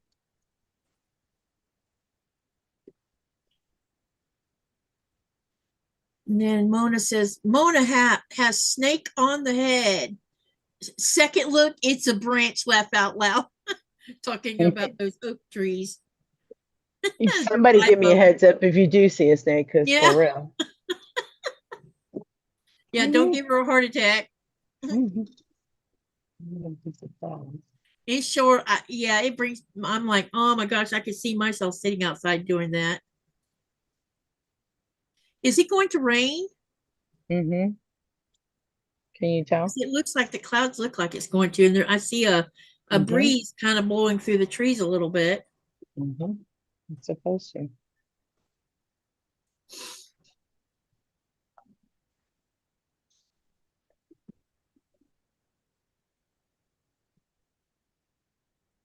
yeah, I couldn't believe we had snow here this morning. Oh yeah, that's shocking. Yeah, are you kidding? We had snow the other day. It was it was Thursday actually when we went to the airport. The clouds looked really like something was going to happen that day. And so after that, we went to see the grand opening of the airport. Later in the day, we were attending the dinner that they had offered in celebration of the opening of the airport. And so after we ate, they did fireworks. Nikolai went and filmed that part. He told me just to stay inside because there was a lot of people standing outside smoking, and he knew it would bother my asthma. So I just stayed inside and he filmed it. And when we got ready to leave finally, which was a couple hours later, we walk out the door and it's windy and it's snowing like cats and dogs. I mean, crazy. Earlier in the day, wasn't doing anything. We were walking out and walk all the way home with snow coming down, you know. That's how it That was a happens. week ago. It snowed all that night and I think part of the next day. But now we are having 60-something degree temperatures, and so the lake is melting along with all what was on the ground. Yeah. Was that all a the lot of walking for you, Katie? Was that a lot of walking for you when you went up that mountain? We didn't walk to the airport. We rode to the airport because it's 8.7 kilometers from our house. Got it. I But meant we where did you made see- your video. You looked kind of elevated. Yeah, it was on an elevation, but we were about a block and a half away from where we were at. Got it. Because the sports hall's like down the road from us. That's why we can see the field at night when it's lit up. Because they put in another soccer field, because we have 2 of them here in town now. The other one's up on Princess Mountain, but this one right here, and I can see it from our house, especially when the lights are on at night. They are like blinding lights. Interrogation lights. Yeah. It has AstroTurf on it. When we got hit by that really nasty storm that we got hit by, I don't know, I think that might have been 3 or 4 months ago, something like that. It was so bad that it had lifted up those goalie things for soccer, picked it up and sailed it all the way over to where the lake was at. Nice. And those things are not light. I mean, it takes several people to move them things. You would think everybody's learned to weigh things down over there. Yeah, you would think so. I guess you weren't expecting the goalie things to go disappearing like that. Shirley says, I made one red, white, and blue quilt that is at long arms now. It will be for my husband's nephew. He asked me to make it for him a couple months before he passed away. Aw.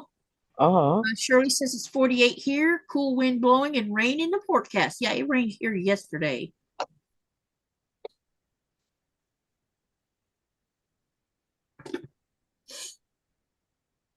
Denise, that tree behind Mona is a live oak. Quercus virginiana.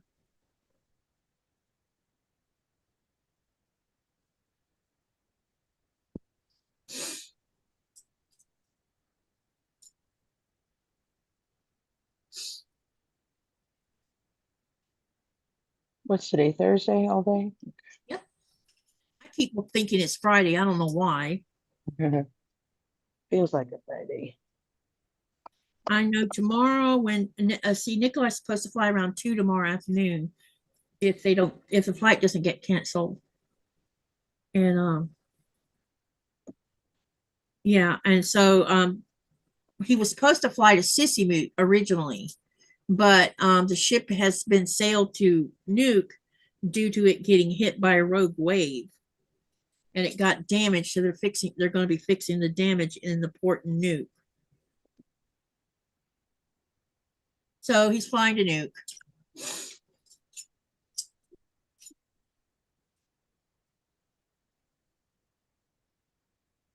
It's freaky hearing about a rogue wave. That's the first time I think I've heard any of the ships getting hit by one.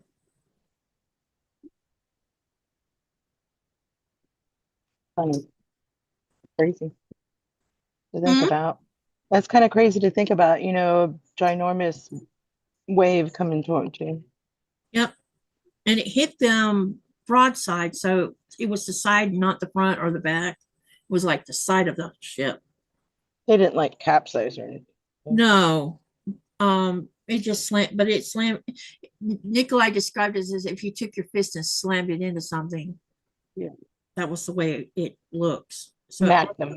it broke out some windows of some of the cabins, and so they got to fix all of that. I told Nikolai, I said, that ship is cursed. And one thing after another. First the COVID, and then the next thing was another ship crashing into it. And then this, so it's like, oh my goodness. I never in a million years thought I'd get a phone call and say, honey, you need to be sitting down, and then him tell me that another ship crashed into their ship. This was 3 Januaries ago. Put a big, huge hole in the side of the ship, right above the water line. Fortunately, no one was in their cabins when it happened. They had just had a shift change when it happened. And so most of the sailors that were relieved of duty were up eating instead of in their racks.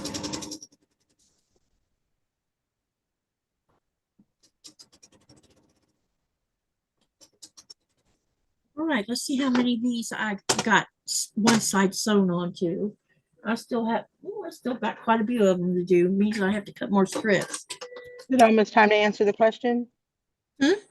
Is it almost time to answer the question? Yeah, it's in about 8 minutes it'll be time to answer the question. Shirley says, Katie, have they said how big the wave is? Not yet, but Nick, hopefully I'll know in the next day or so.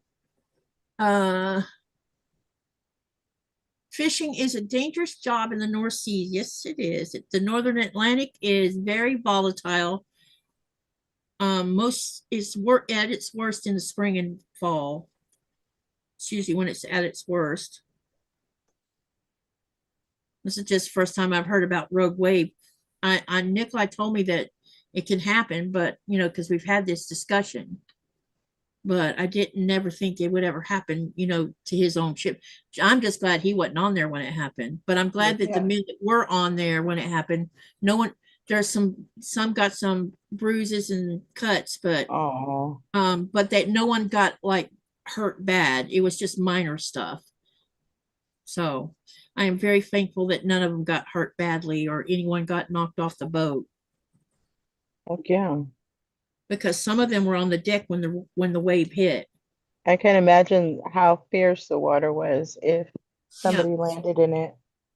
Definitely.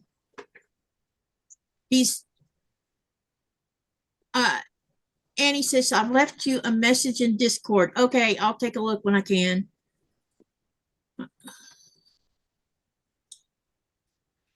Alrighty. I'm still trying to learn how to navigate Discord. You ain't the only one that's trying to learn how to navigate it. I find it very challenging. What's this button? It's just what do I do now? what? It's very challenging. Some people say it's easy to them, but I don't find it easy at all. For the younger kids, maybe. I don't know. I don't know. There's some older ones in here in the channel that navigate it just fine. So I don't know why. I think I'm a creature of habit, and when I get used to one specific thing, like when you remember when do you remember? Well, you might be too young. Way back in the day, when the internet first started out, there was a platform called MySpace. MySpace, yeah. You have to do your own coding and shit. Yeah, and you could do your own setting up the backgrounds, everything. It was like a website, sort of. I mean, there was some limitations, but the limitations were not all that. Somebody found, oh my gosh. I know why she mentioned it. Annie says, I found it, the pink purple hashtag fabric. Oh, I know I'm going to see if I can buy some. Look, honey, she found some yardage of that. Nice. Because remember, I'm about to run out, and I love that one. That's awesome. But anyway, back in the day, it was MySpace. And when Facebook came out, the kids kept yapping at me, Mom, you need to get on Facebook. And I'm like, why? What's wrong with MySpace? Mom, you need to get on. And so I wouldn't get on it.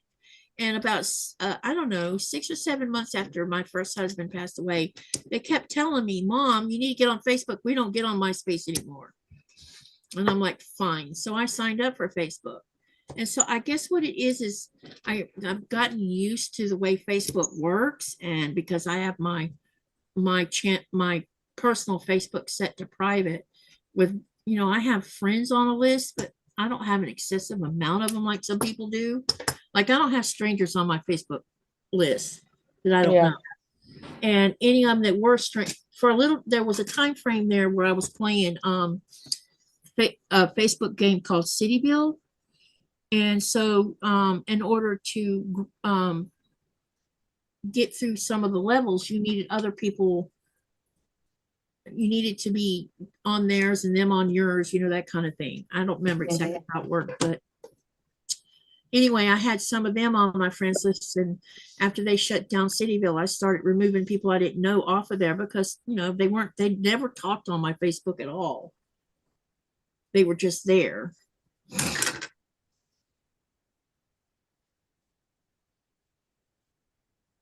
Melanie says, that's a nice bag, Mona. Thank you. I just finished it. Just made it here online. And Mona did what? Says, reminds me of the old AOL chat rooms. Oh, maybe that's why you have such an easy time navigating it. I never been in AOL stuff. I've That's never some even old had an school shit. AOL account, but my sister still has an AOL email, which is funny.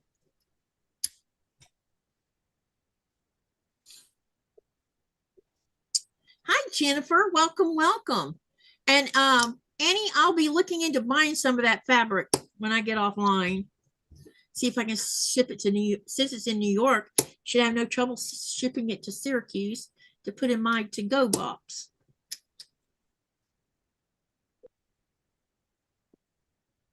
Oh, these blocks are so pretty. These big blocks. Look how colorful they look. And I must not have pressed that. Oh, yeah, I need to press that with the iron. Oops.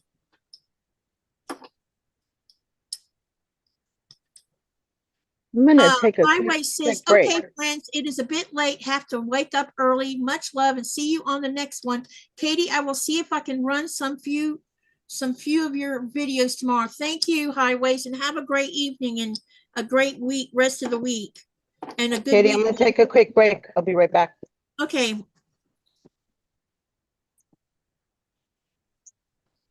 Bye. Thanks for coming. Yep. Thanks for hanging out with us. Denise says, that's a really nice bag, Mona. Better than a tote. Here's another one that needs pressing. Wow, there's some.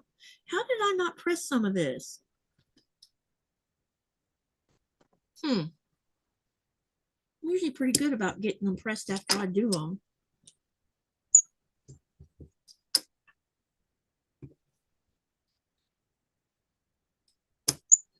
Let's see, how many is this now? 1, 2, 3, 4, 5, 6, 7, 8. 10 of these so far. Good. That's progress. Get all the sashing on, and then we can see how many sets of hourglasses I can. I think I only have enough to do maybe 2 or 3, maybe.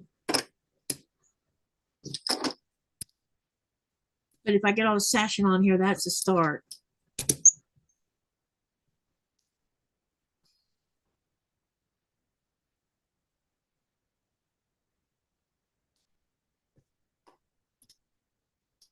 Thank you, Laura.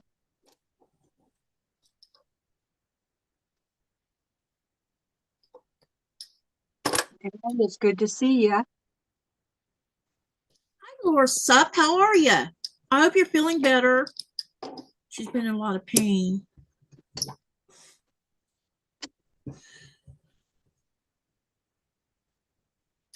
It's weird how pain cycles itself. Oh, yeah.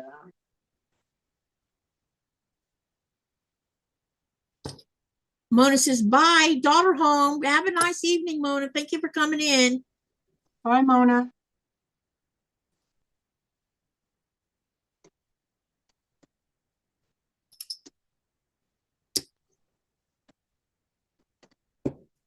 Oh, let's answer that question. 9:30, 6:30 y'all's time. Let's go ahead and answer that question. Okay. We have 42 votes. And while I'm reading this, if you haven't voted, you better vote. All right. Who are Nikolai and Katie referring to when Nico is returning to his mistress? Is it A, a girlfriend, B, the Agomalik, C, the sea, or D, the mother of the sea? The answer, well, wait a minute, I'll give you percentages. 7% voted for a girlfriend, which makes me laugh. 24% says the Agomalik, 57% said the sea, and 12% said mother of the sea. The answer is C, the sea. Yep, I got it right. I knew that one. The girlfriend. 7% did. A girlfriend. We will have something to say about that, husband, if you've got a girlfriend. Yeah, I have a girlfriend. I have a mistress, and I have a wife. All of them in one person. Talking about me.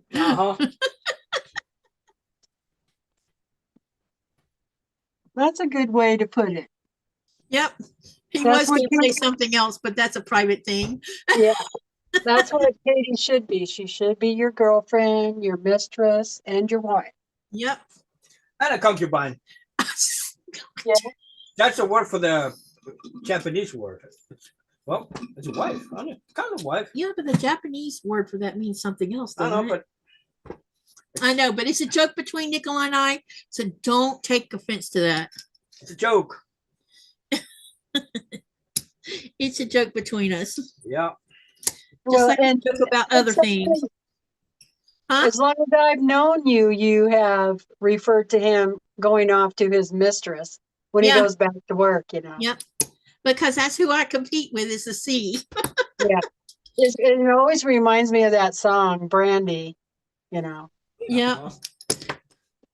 Just like the sea gets him 6 months and I get him 6 months. It's a part-time job or part-time whatever. Yeah. Well,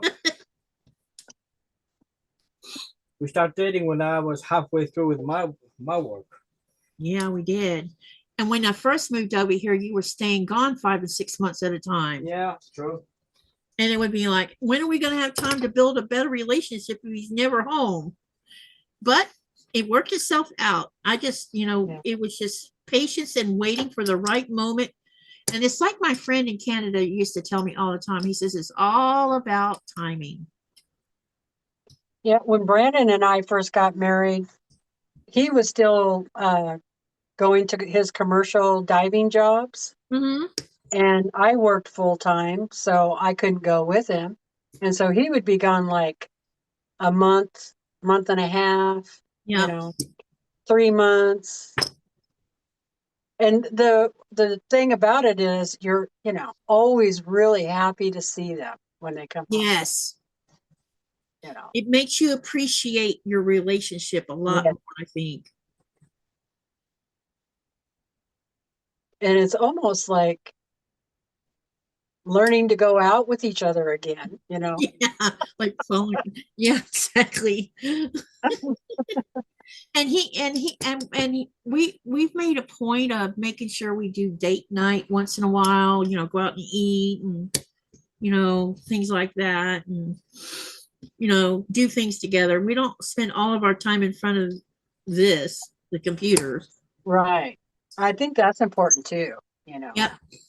And when summer gets here, I'll be more outside than inside. Probably, I'll still be doing lives and stuff, but a lot of my time's going to be spent outside again, because he likes to take me off to nature, or we go off with Torben and Ellie. Where when I go off with Torben and Ellie, there's no chance of having a live Friday and Saturday because we'll be in the middle of nowhere. Right. And I think a lot of I don't know, I could be wrong, but I think a lot of your subscribers, especially the ones that have been here for a while, know that you are a fair weather YouTuber. Yep. You know what I mean? You do more YouTubes in the winter, and when he's not there than you do otherwise. That's true. There's like, as soon as I might go through an entire week where I have a live every daggum day, and there'll be long ones. Or I'll do what I call the impromptu live because I can't sleep. So I'll bring up live up and it's funny about those lives, because if I run it 5 or 6 hours, it's unbelievable how many people will drift in and out of there. Yeah. Yeah. They So do I'm that not the over only on one that mine, too. experiences insomnia these days. What did you say? I didn't hear you. Sorry. This one. Can you They repeat? do that over on my live too. They cut, come for a little Yep. while and then leave and come back and leave. I think that's pretty normal. I think that's great. Yeah, I caught your live yesterday. Because yesterday's live's not your usual time frame, right? Right. And I think you did this last week around the same. You always have done your Sunday ones, and the Sunday ones right now are. I have to go and watch your replays because I keep missing them because, like this coming up Sunday, this is what my Sunday looks like this upcoming Sunday, and you're gonna be like, what? I have a live with Sean at 8 a.m. on Sunday morning. It's our once a month. Then I got Sherry. She goes live at 3:30 her time. And then as soon as her live is over, then I have my Peace of Mind Mending Pieces thing right behind that. So I have 3 lives on Sunday. 2 of them are mine. Right. So a lot of times, like, I'll probably miss out on your Sunday live because I'll be doing Peace of Mind. Once Alice's Wonderland is done, though, it can go back to being regular time and it won't run over the top of yours. It's one Sunday a month, not every Sunday. But yeah, the last couple of times I've missed your Sunday lives. I'm going to take these over to the iron and press them off. And then we'll start sewing. I got to cut the right length for these and we'll start sewing the other side on. Okay. And I'll be right back. Wait a minute. I think I need to fill up my cup too. So yep, gotta fill up my cup too. Okay.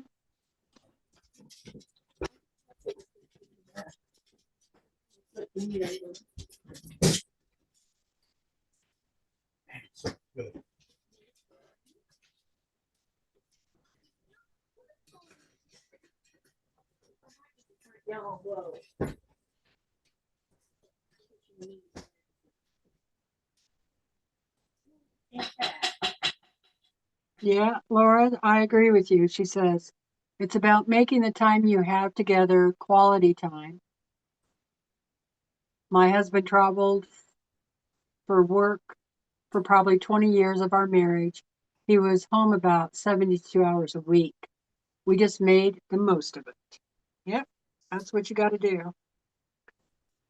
And then once in a while, when I was able to take a vacation, then I would go to camp out wherever Brandon was working because he worked on the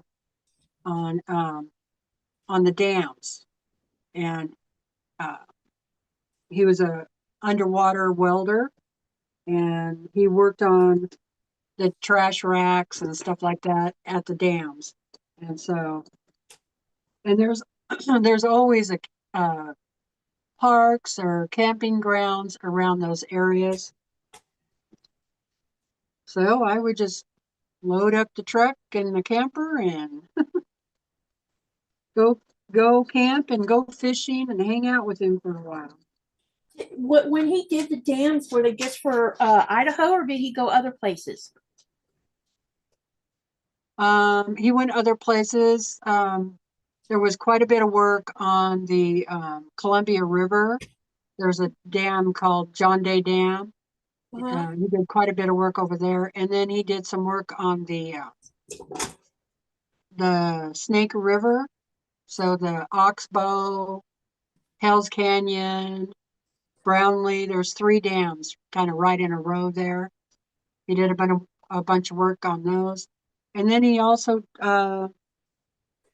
worked on bridges too that go over the water. There was one down in where was it? Has he ever worked on the Hoover Dam? I don't think so. I want to see the Hoover Dam. I've seen the Hoover Dam, but I don't think he ever worked on that. Oh, okay. Mr. Vampire over here. Nicholas over here looking at me like you. The time that he worked over on the Oxbow Dam, he had a camera, Mhm. a headset camera, and I got to see the video because I actually worked for Idaho Power, and I don't know how he could see down there.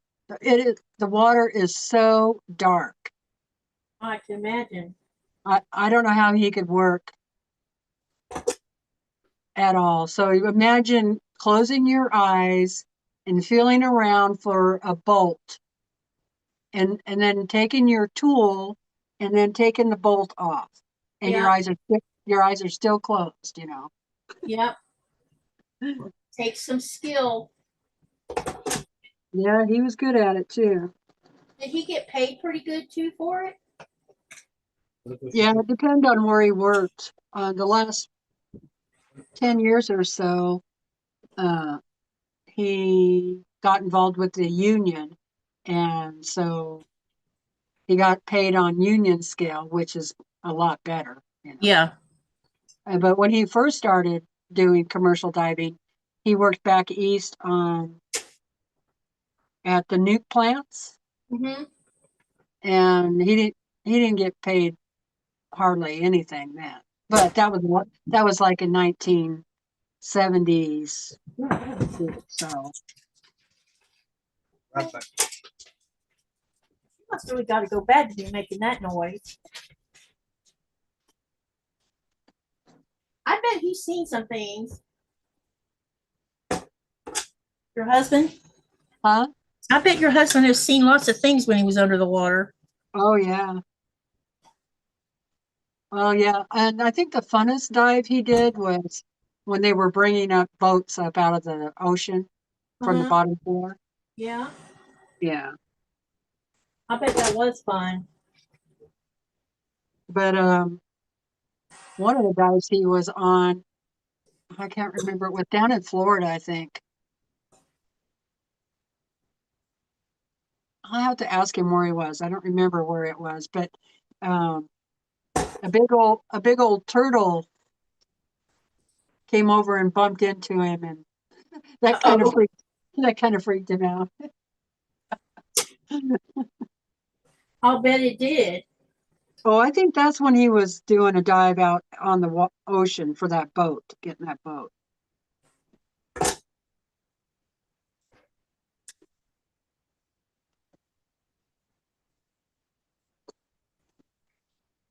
Yeah, he's had quite the adventures.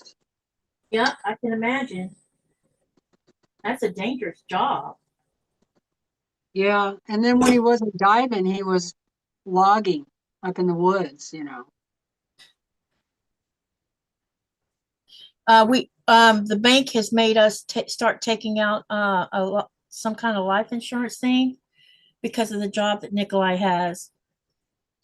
You know, he already had a regular life insurance, but this life insurance is supposed to cover if something happens to him, all our finances are paid for. Yeah, especially your mortgage. Yeah, mainly my mortgage, yeah.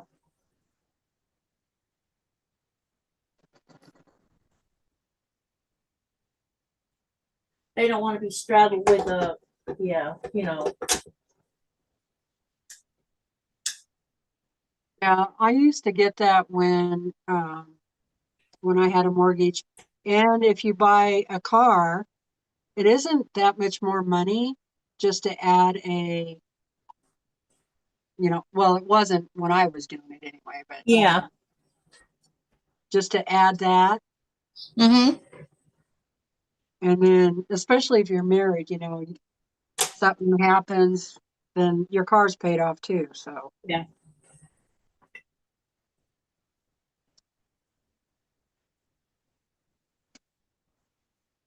Well, we don't have a car.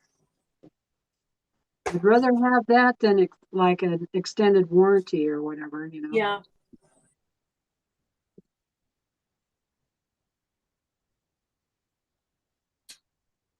Yeah, that would be weird not to have a car.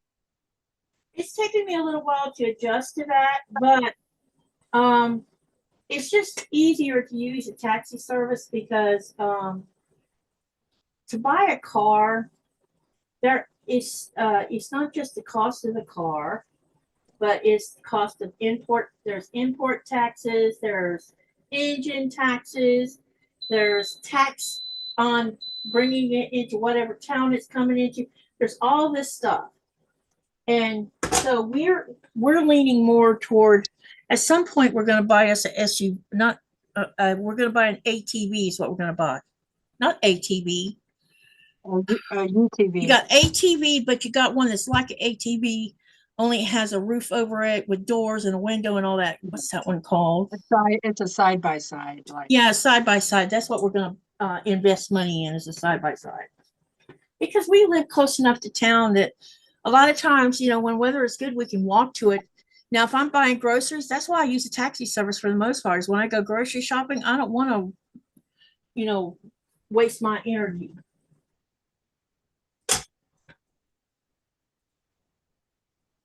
yeah, packing groceries down. Yep. Yeah, because to walk home, walking down is not so bad. But like if you go into Pacific, it's all downhill.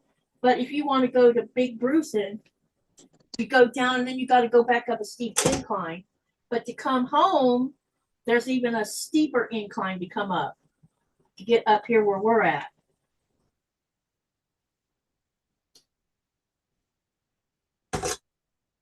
Yeah, that's how it is for me. If I want to, walking to the store is great. It's the coming home part That's that's the problem. Yep, exactly. When you're an asthmatic, you're like, I'm so not feeling this. right.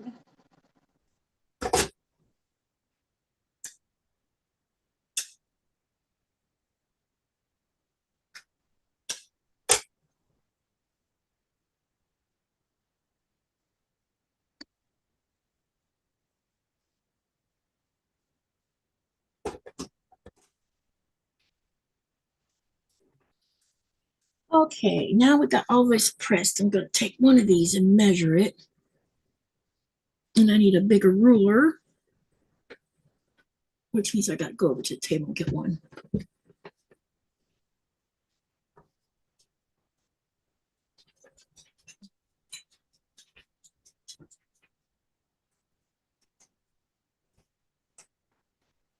I'm going to have to actually lay this out on the floor so I can put more fabrics on it. Mm-hmm.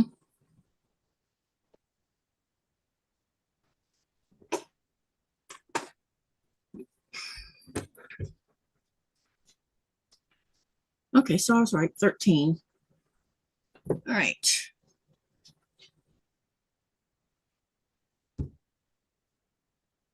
It looks like I missed some chat, so I need to back up a bit and read all of it, and then I'll start this next set of cutting. I want to know if these shorter ones are long enough. Yep, they look like they are.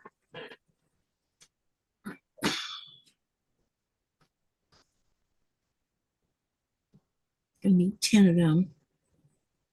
So all these shorter ones look like they're long enough, and I'll leave the long ones alone for right now where I can do more of the bigger block, or the one side first. Okay, one.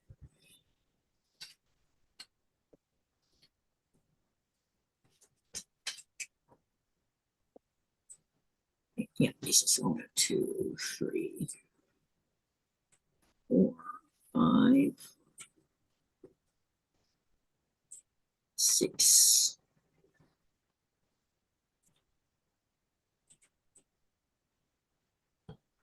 7, 8, 9, 10. Okay. Now I'll read the chat.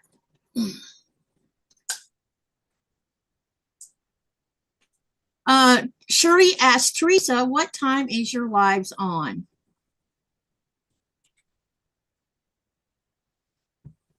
Oh, I think she walked away. I'll re-ask her when she comes back.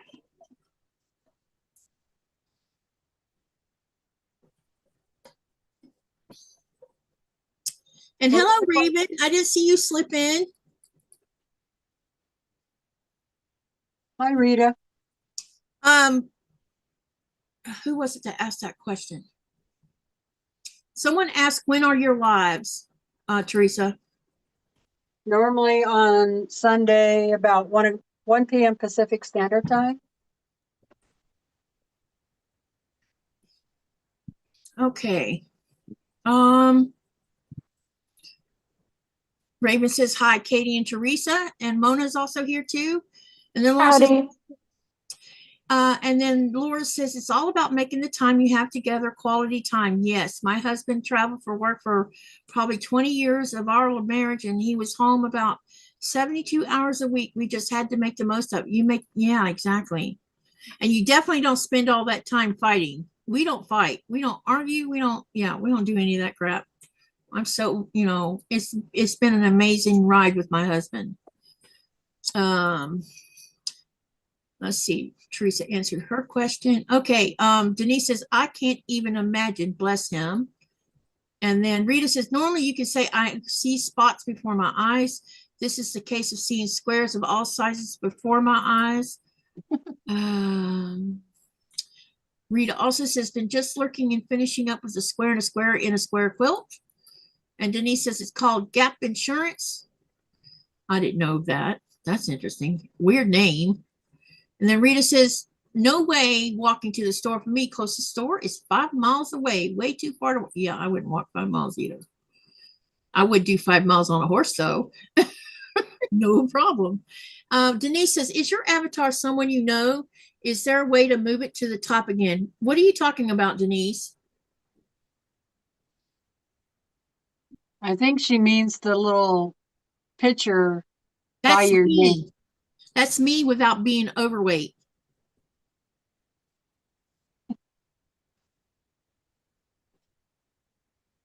It's a funny little thing. What happened? I've been messing around with AI, and so it came from one of my pictures. So, And 10 or so years younger. yeah, 10 years younger. That's all I did. Did 10 years younger. And when I saw it, I'm like, that's kind of shocking. Yeah, right. But if you look at my graduation picture, you can see the resemblance big time because I was very tiny when I graduated from high school. I weighed 98 pounds when I graduated. I had been skinny all of my childhood and teenage years, and I didn't get heavy until I spent 9 months on prednisone right after part of the last half of my pregnancy with Lynette, and then another additional 5 months after I had her. And that's what made me the way I am now. Because I'm the only, and I don't know what my brother's excuse is. He didn't have no babies, but he's also has a weight problem. But my two sisters, well, especially Karen looks like a model. Even at her age, she still looks like a model. And Cheryl, she's not overweight either.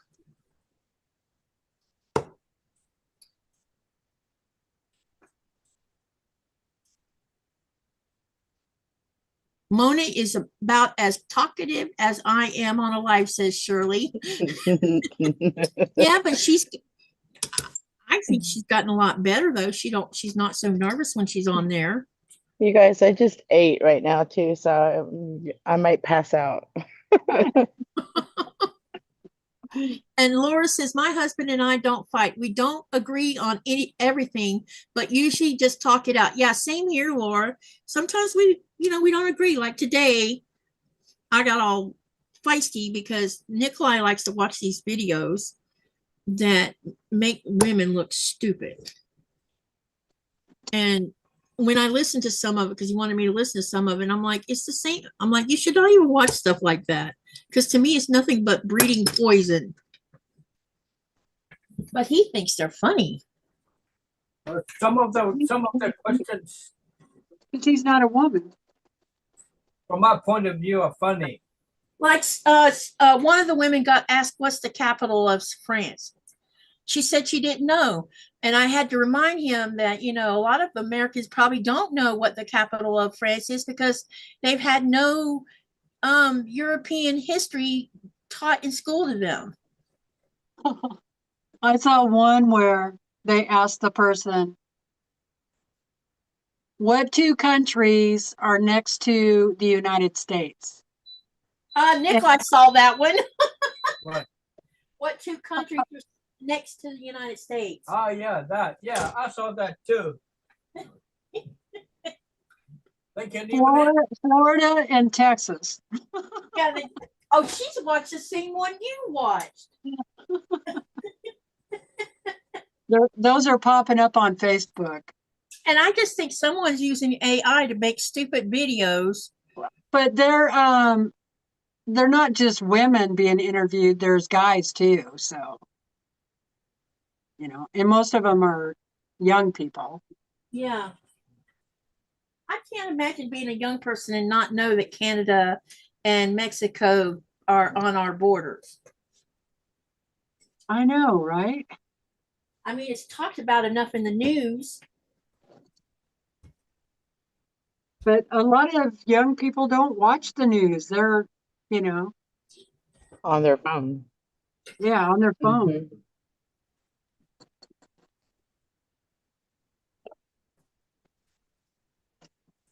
Mhm. If I was raising a kid nowadays, It's a simple question. the only phone they would have is one where they could actually call me if they needed help. Yeah. That's it. That's why my grandson doesn't have a phone to take to school. Thomas because Thomas or Blaze is now a latchkey kid. He has a phone for emergencies for at home, but he's not allowed to take that phone to school at all. If he needs to contact Thomas, he goes to the office and does it. What were you going to show them, honey? I mean, I didn't have a phone when I was growing up, and I survived. Yeah, I did too. I didn't have a phone. And if I was sick, I would go to the nurse and the nurse would call my parents. Yeah. One of the questions that I saw was that what's France's capital city of France? What is capital city of France? Keep going on and on. Suddenly she said, Italy. Where is Eiffel Tower at? Italy. Wow. I still say that maybe someone didn't never have geography and wouldn't know the answer to that. Yeah. Oh, here's another one that I saw the other night was another. Apparently, according to her, that Europe had just found electricity 10 years ago. And only in Europe, they only have salt. So which means she wants to bring spices with her when she visits Europe. And London is the only place where they speak English. And everybody is homeschooled in the fjords. So she wants to teach them the rest of the world. Yeah, let's do that. I mean, come on. How? In Spanish, we call it "das pendeja." Yeah, come on. Sorry, but sometimes seeing these like trying to tell the other world, rest of the world that I know everything that you don't. Try me. Hey, you're looking at someone who was, and I'm still to a point, some point. I mean, I can't, if you put a European map in front of me with no names on it, I might can label maybe 70% of it.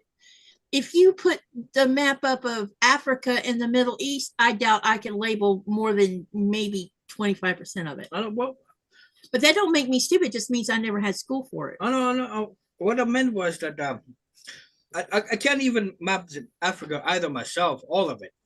For me, when I say Africa, that's been a big continent. That's it. Yeah.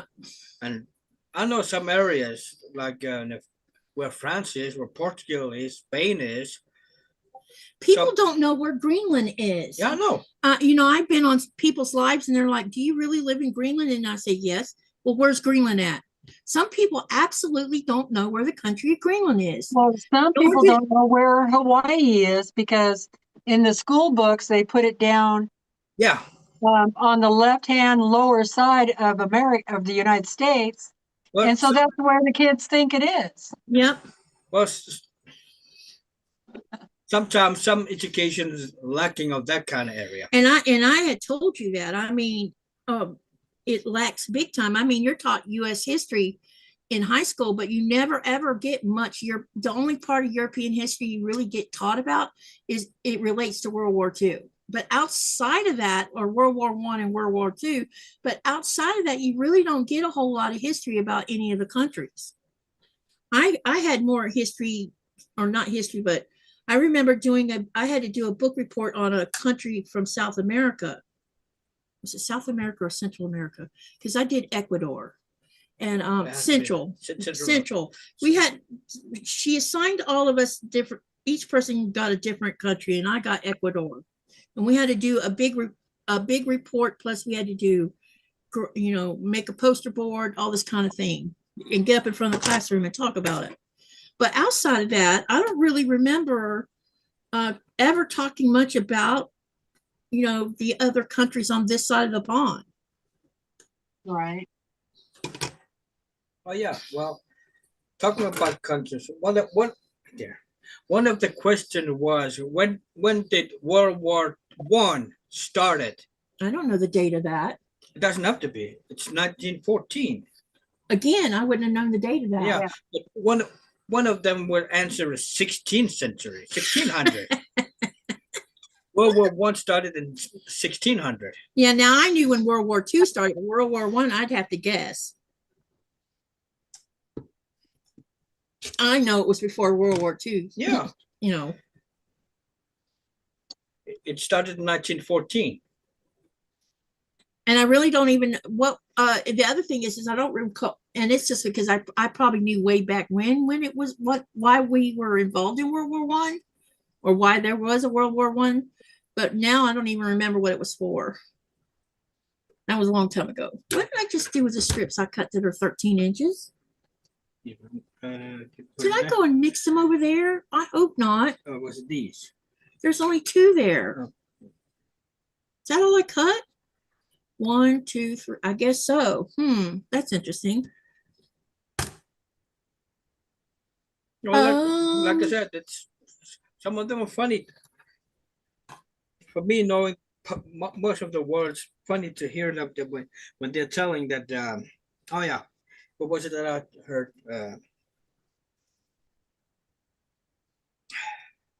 There's one of the question was that one of them wanted to have art be the priority of the education before math. Simple question was how many, what was it? How many sides on a triangle? How many sides are on a triangle? Then she started like 1, 2, 3, 4, 5, 7. Was it was it the final answer? 8. Final answer? Yes, 8. Triangle had 8 sides. Like, oh, come on, it's 3. Like I said, these videos are designed to make you get pissed off because someone doesn't know something. And I also think with the triangle thing, though, I bet that was supposed to be somebody. So see how many people are paying attention to such a dumb question to start with. Yeah, but a person that wanted to have art being teach further than the math, saying that triangle only has 8. Like, come on, girl. Me, I think art should go before sports, but no Yeah. one will ever agree with that because Well, they think sports is more important. well, But the arts, I think the arts are more important. we got them here. Oh, I know, but they're trying, but that's because a lot of schools are trying to like phase out art stuff because of money. Well, Many, many, many, pretty many. much some of the school, I'll go to the sewings too. That's why I don't know how to. What grade was the sewing class in? Around 8th or 9th grade, I think it was. Hey, did you see that the college now has a degree for the national suit in Nuke? Nope. It's a complete course. It's a 2-year degree Okay. doing the national suit, and I think that's fantastic. Yeah. I Now think I they'll went, have young people that don't know how to make the national suit. But it's dying art. What were you saying, Teresa? I think I was in the 8th grade for home economics. Yep, same here, 8th grade for home economics. Yep. Rita says, Italy do what? Ha ha. Y'all, I got to catch up on what y'all are saying. Let's see. Susan says, bye all. I have my live now. See you later. Sorry, Miss saying goodbye to you, Susan. Bye, if you're still here. Let me see. Shirley says, same with Alaska as when we were talking about Hawaii. And then Rita says, well, if Italy is capital of France, then maybe the location of Greenland is in Italy. Good grief, what a goofy person. Yep. And then Laura says, there are a lot of things lacking in education today. My sister is a 3rd grade teacher, and the math they teach today is ridiculous. We just have to memorize our math facts. And that's why my grandson's going to a Gold Star school because I didn't want him to go to a different one. Rita says that is like the question of when was the War of 1812? Now, how can you miss that? It's 1812. Duh. But the person missed it. That's so funny. It is very funny. And Denise says, I don't need to know that stuff or remember that stuff. And 15 sides on a triangle, haha. Then Denise says, if I planned on traveling somewhere, then I would brush up on pertinent info. And then, hey there, So Magic, how are you? See, when I first moved to Greenland, I knew where Greenland was. I knew which 2 oceans, which we're going to have a question on that. The 2 oceans that touch Greenland, one's the Northern Atlantic and the other is the Arctic Ocean. So let's see how many you get that question right, because that's coming up. But anyway, there was minor things I knew about Greenland, but living here is what's really, really, I've learned a lot of history. I never knew that the United States protected Greenland during World War II. We were not taught that in high school when we were doing the portion of World War II. I never remember hearing Greenland ever brought up in the middle of all that. And so I didn't know that. So that's why there's a radio station on the mountain here in our town. And, you know, there's Narsarsuaq, which used to be called Blue West 1, and Kangerlussuaq was Blue West 3, and the base off the East Coast was Blue West 2. And then, of course, there's the base that they tried to hide underneath the ice cap, which was an epic fail because they were going to put a nuclear reactor underneath that.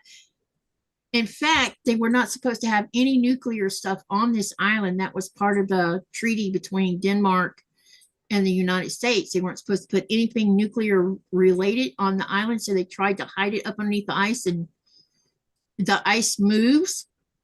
It's always a constant movement of the ice, so they couldn't build what they were trying to build. And so that hidden base never came to fruition because the ice kept doing what it was doing, and it failed. So there's lots of things you learn about when you move to another country. Yeah. You bet.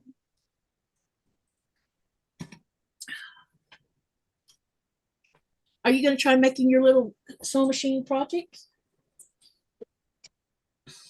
No, I'm going to keep working on this quilt. You're coming along with it. Or I might go over and work on the horse for a while. I can't believe how close you're getting to finishing that. You're almost there. That's a masterpiece. I got part of the body. She's almost done. Really? No. I still got the body to do. You've got the body to do? Part of the body. The one side of it? Okay, gotcha. But the whole head part of it, it looks wonderful. Yeah, the head is almost completely done. Yeah. Nikolai, Nikolai the wants to chat. see it. Oh, Mr. Vampire over here wants to see it.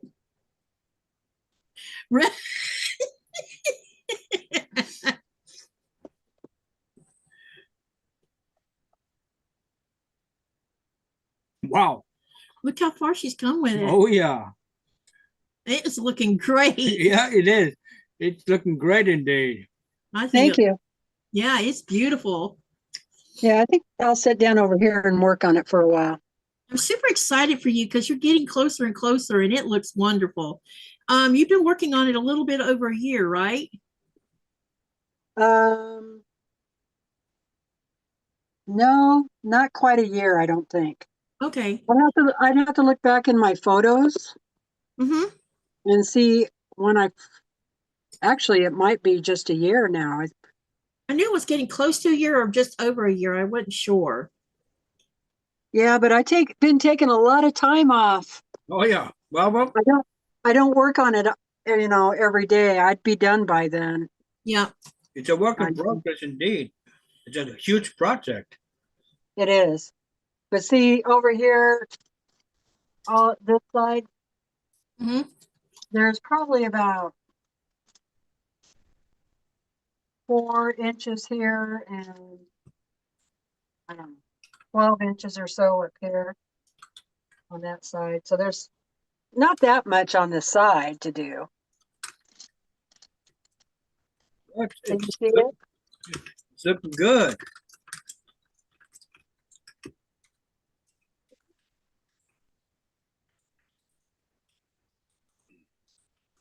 I think I got about 40% left to do. Well, good. Well, when I started my Lego project to work on it for a long time to delete this and that, going back and forth until I finally figure out that if I have to make it, I have to order around 30,000 bricks just to make it. Wow. That's one hell of a hotel he's created. Yeah. Is it one that you can actually go in? I know it's more like How many stories was it supposed to be? like from the garage, first floor, so I think it was 5 floors altogether. So 6 Wow. counting the garage. No, 4. Oh, 4 counting the garage. Yeah, No. 5 with the garage. Yeah. But he went all out. I mean, he didn't leave any detail out. I mean, even in the kitchen.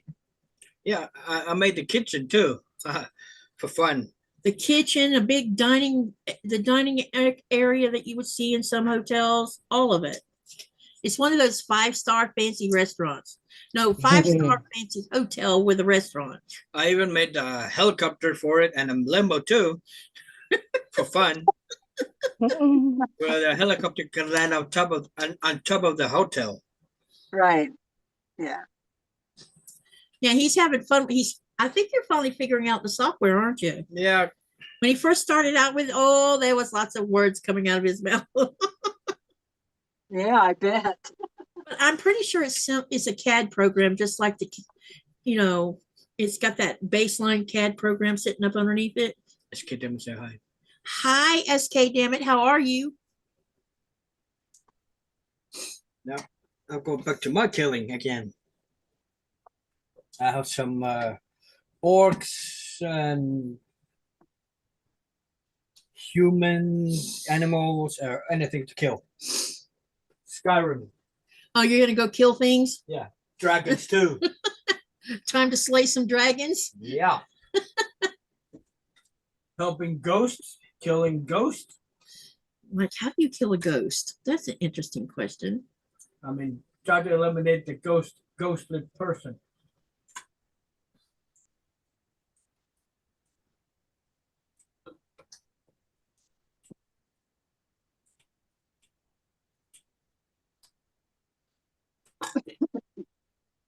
Shirley says, I'm going to go take a nap. Y'all have a wonderful evening. Thank you for coming, Shirley. Good night. I appreciate you. Teresa, please tell me again how you're making the horse, says SK, damn it. Okay, just a minute.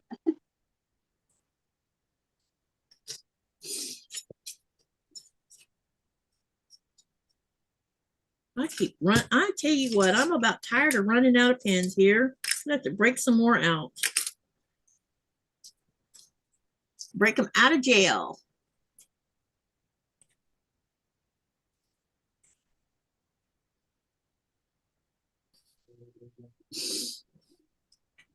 What do y'all think about my 12.5-inch blocks? Y'all like them?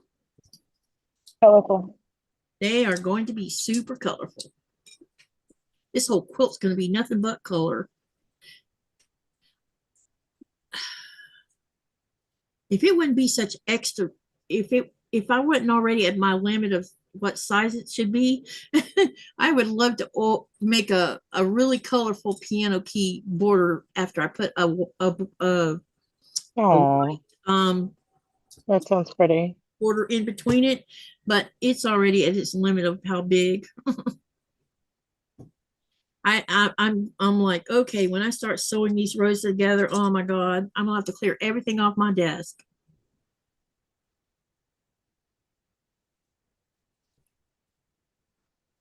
I'm trying to finish this bag before it rains. You're coming along with it. It's this machine I'm not always on, so I'm having to spend an extra minute with it. SK Dammit says very pretty. I'm jealous that you're outside. Yeah, and you could be jealous when it starts raining on me. Wow. You'll be running for grabbing the machine and running, right? Yeah, I already told my husband, I say, you hear me holler, you come and grab this machine because you'll be faster than me. It's heavy. It's really heavy. It looks heavy. It's heavy. Did it come in a case or anything? It sure did. The case is on the floor here. Okay. In the case, I don't know if you could see the base of this, but the base is a wood piece, and the case goes in the case. I think Mona lives in Texas. Yes, I live in Central Texas. Can't you clear as you go? I don't know what that means.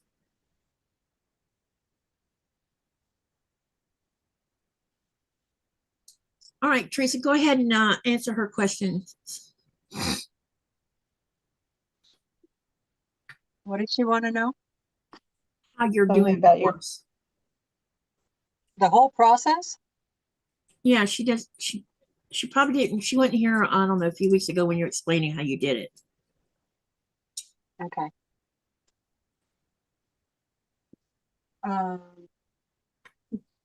You've got a pattern and you've got a light board, right?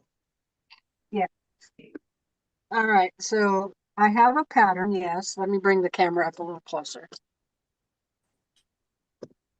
And I'll turn the light on. Well, it's not really a light board. It's a homemade light board. Hey, it Even better. works. Even better. Even Let me better. turn this other light on. Hold on a second.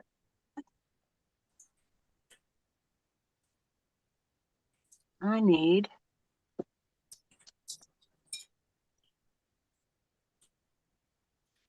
You don't have to be sorry, SK, damn it. Not at all. No. Sorry about what? About what? No, maybe asking that question. I don't know. Oh, no, don't be sorry. It's okay. I don't mind telling you. So this is a pattern from Emily Taylor.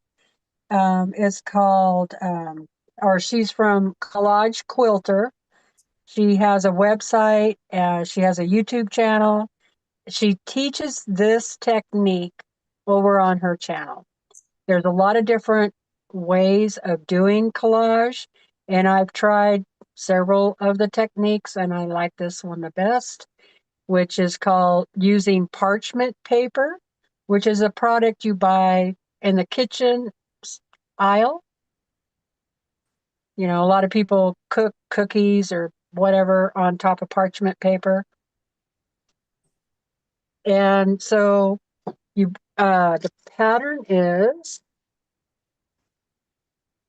right here, and it comes on fabric, and is printed on here in grayscale.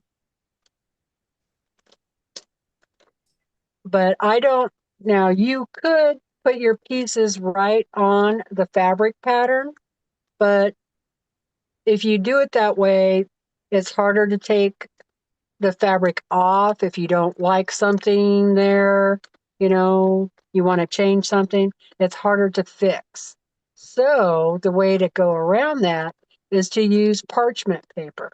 So I took pieces of parchment paper, laid it over the top of my pattern, and then I drew out the different colored sections.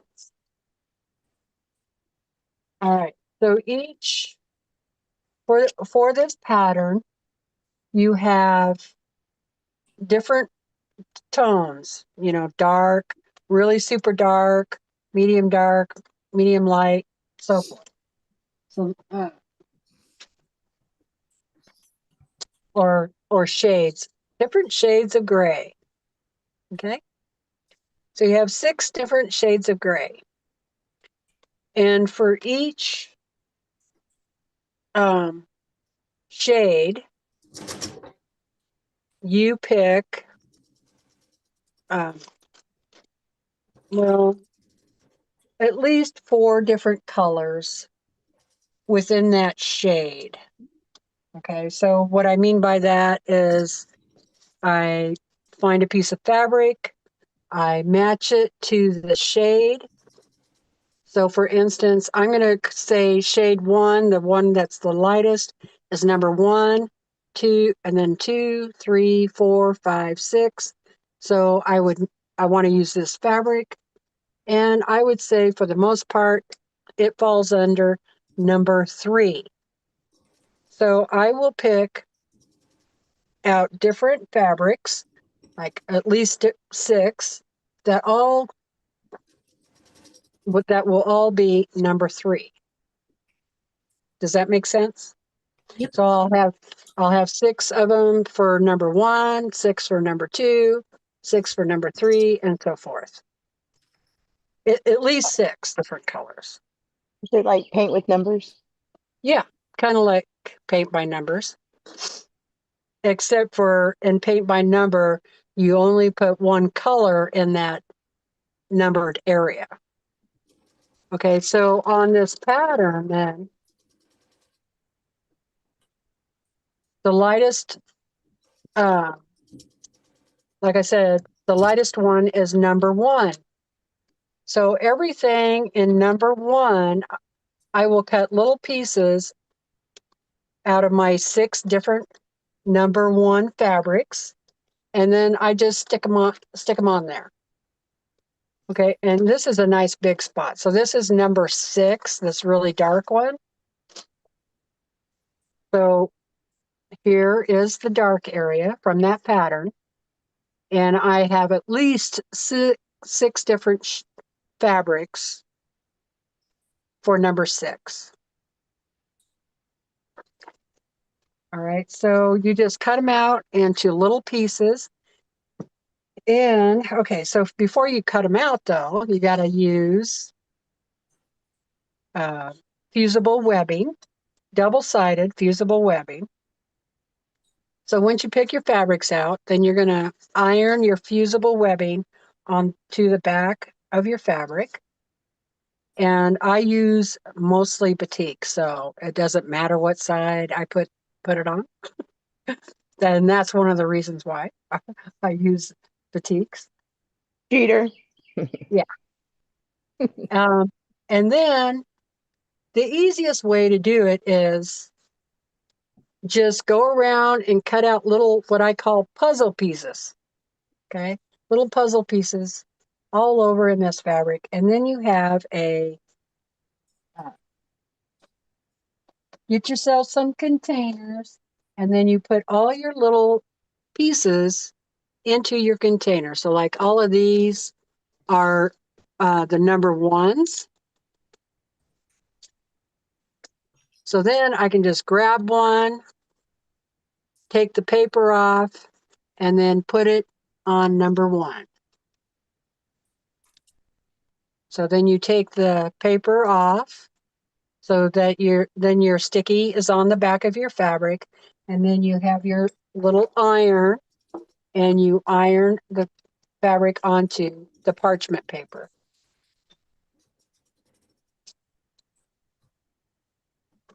So I like to use this little iron here. It's by Clover, and it's a crafting iron. So does it matter if you use freezer or parchment? Yes, you won't be able to see through the freezer paper. Okay.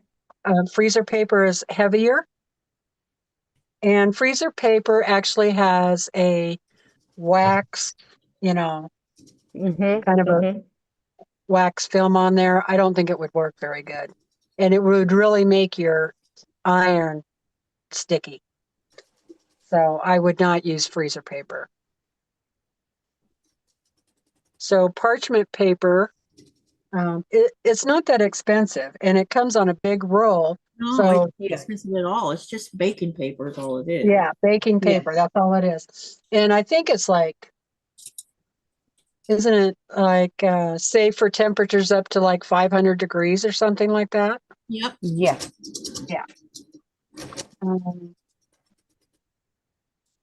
Yeah, so I just, in fact, and it comes in made by different companies. So this is called Simply Done. And so it's like, I don't know. I don't know if you guys have that in your area, Mona. It's, do you remember Western Family products? No. No. So how do you say it? It's the makers of the same product, only cheaper. Got it. It's So it's like a generic. Makers these generic. days, Yes, generic. Thank you. That's the word I was looking for. So oven safe, microwave safe, and let's see what else it says. Yeah, so it just comes on a roll like that. And the other We thing I have to like use about it to make our bread.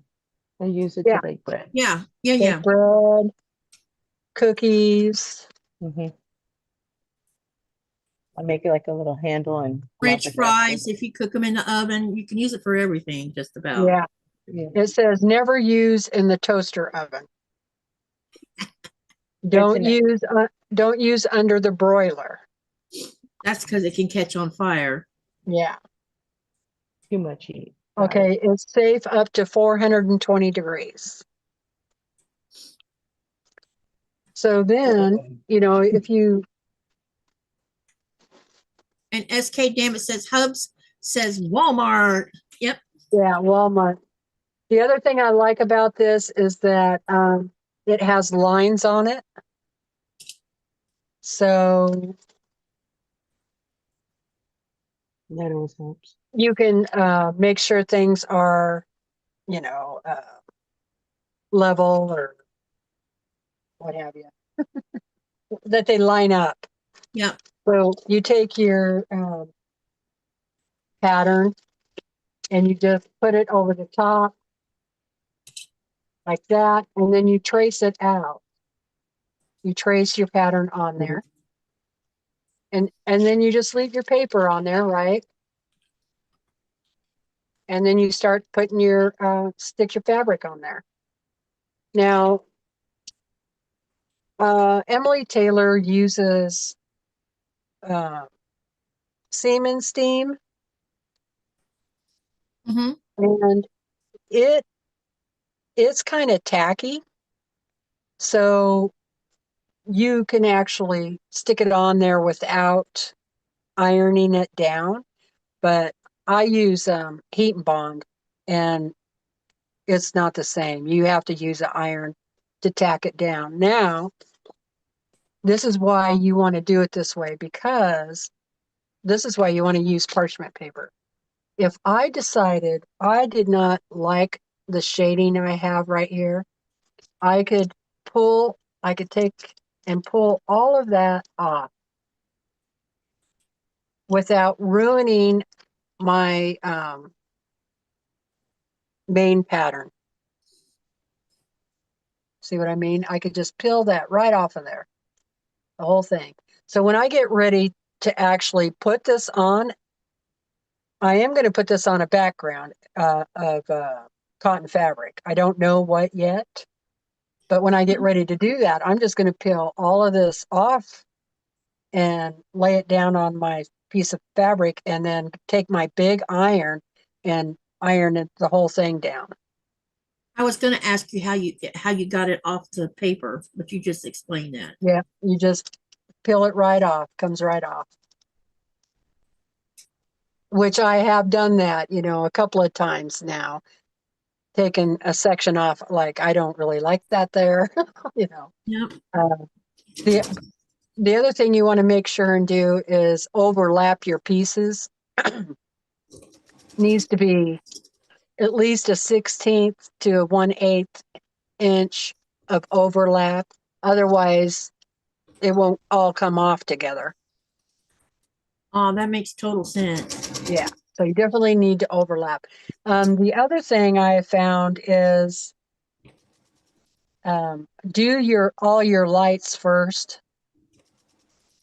Go light and then do your darks, because if I put the light over my dark, then I can see the dark through the light. It's kind of like ironing to the dark side. Mm-hmm.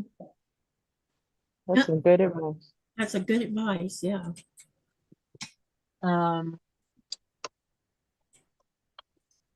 Sylvia says you overlap enough, it stays together. Yep, overlap enough that it stays together.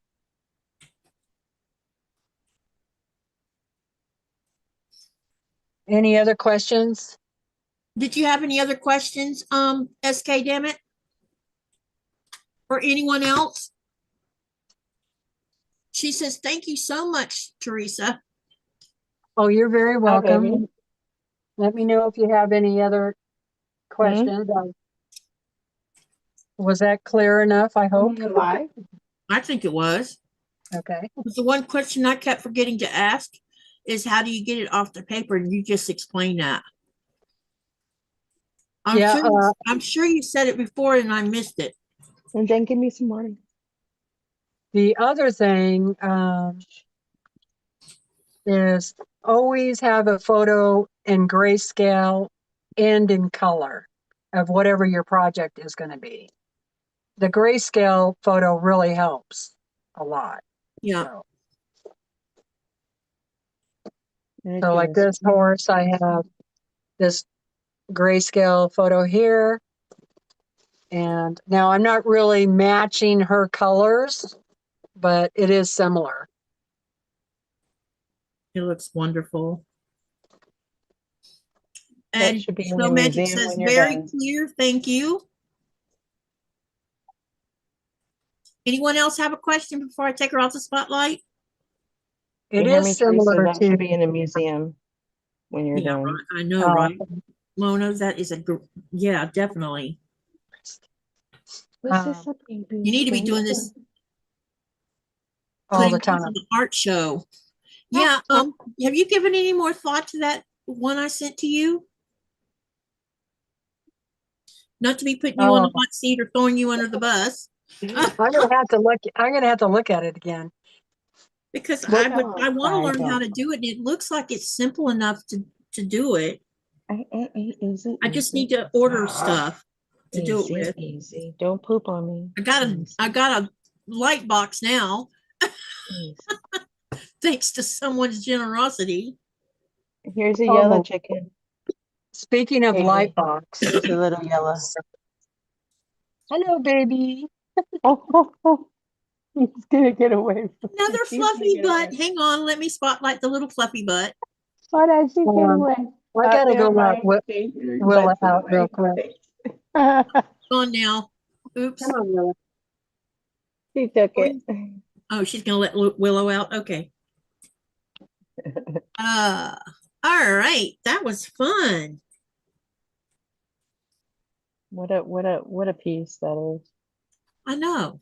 See, It's we're a lot gonna of have to work, get you man. showing us how to make those bags, Mona. Oh, okay. I need to I've get never a made a camera like bag. on my I hand. want to take some, I have some, I don't think it's canvas, but I also don't think it's cotton either. It's like in between the two.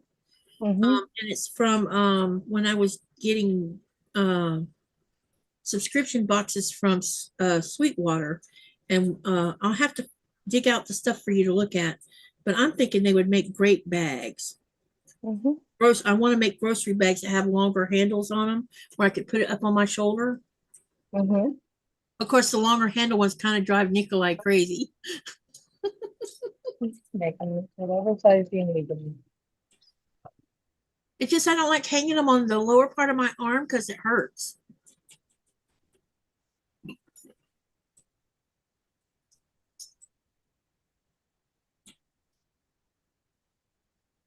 Thank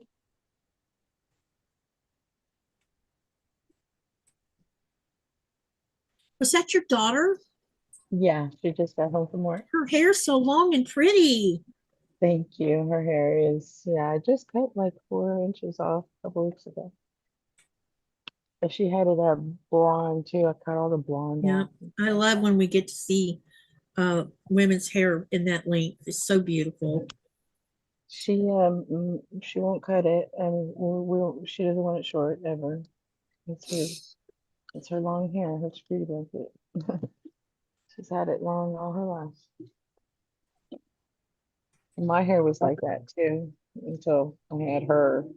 I think I lost a lot of my hair, a lot of my curls, a lot of my hair. Yeah, my hair is almost to my butt crack again when it's down. Gone. Yeah, it's gotten long again. I'll probably while I'm in Denmark, I'm going to get it cut and relayered again, but it's still Mhm. going to have quite a bit of length on it, but it'll be layered a bit. And I'm going to be putting some, if hopefully where I get my hair cut, they have purple dye, because I'm gonna dye all the white purple. Mhm. It'll pick up that pigment quick, the white hair for Mhm. sure. It should. SK Dammit says, I think that's duck, Katie, in between canvas and cotton. Oh, okay. Yeah, yeah. It's definitely thicker, but it's not as thick as canvas.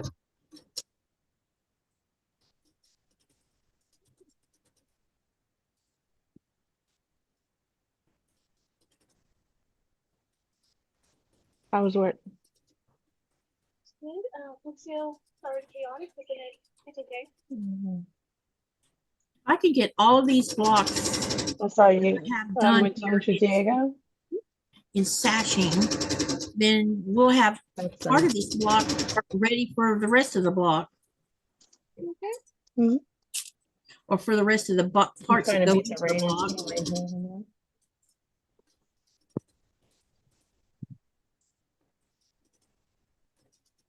Tomorrow, while I'm thinking, I think it's tomorrow that I'm doing this. Let me look at my calendar, because we're going to talk about the other part of the second so long we're going to be doing as a channel.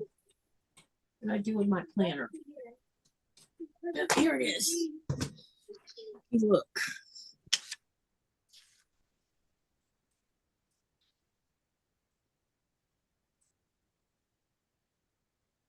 Oh yeah, tomorrow we are going to be just. Oh, I got my days backwards. Isn't that funny? Tomorrow we're going to be discussing Katie Says So Long.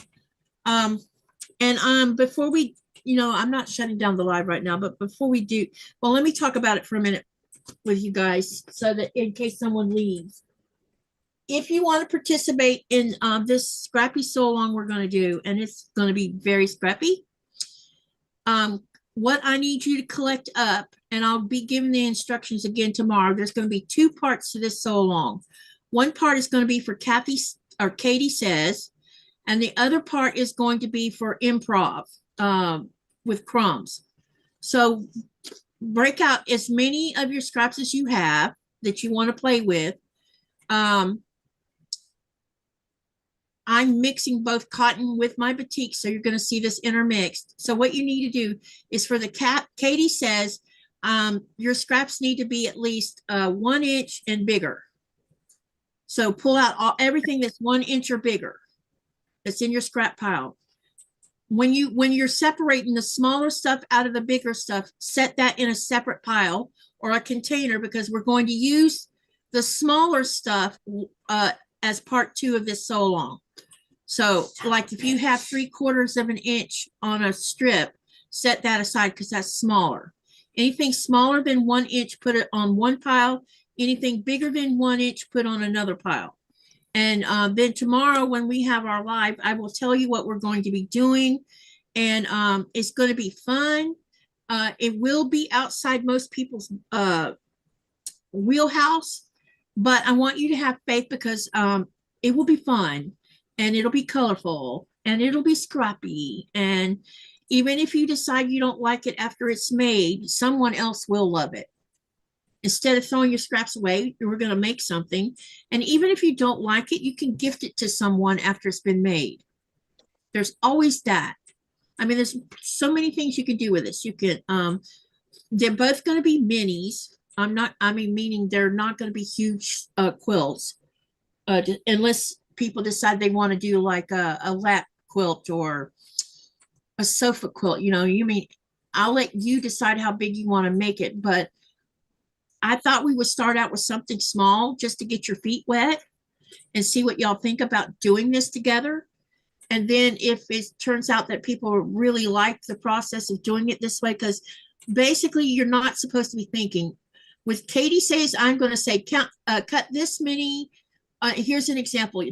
Anything you have, okay, say I want you to pull a bunch of pieces out of your stash, your scrap stash, and I want you to cut 21 inch block squares. I might tell you that.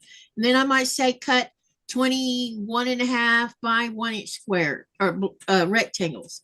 That's what we're going to start out doing with Katie says. There might be squares that's going to be a little bit bigger that we're going to turn into half squares or quarter squares, or but it'll all be smaller pieces that we're going to be working with this sew along. And the crumbs that you set aside are going to be improv scrap sewing. And I'll show you how to do that. And basically all I want you to do is sew, have fun. Don't worry about whether a color goes with another color. That's not what this is about. This is about using up your box of stuff and making and just going with the flow. Be artistic. I mean, this is creativity at its finest, not deciding on what goes with what. That's not your goal here. The goal is just to sew it all together. And yes, I'm going to tell you what size to cut for the Katie says. And there'll be some organization in that you can yourself can do.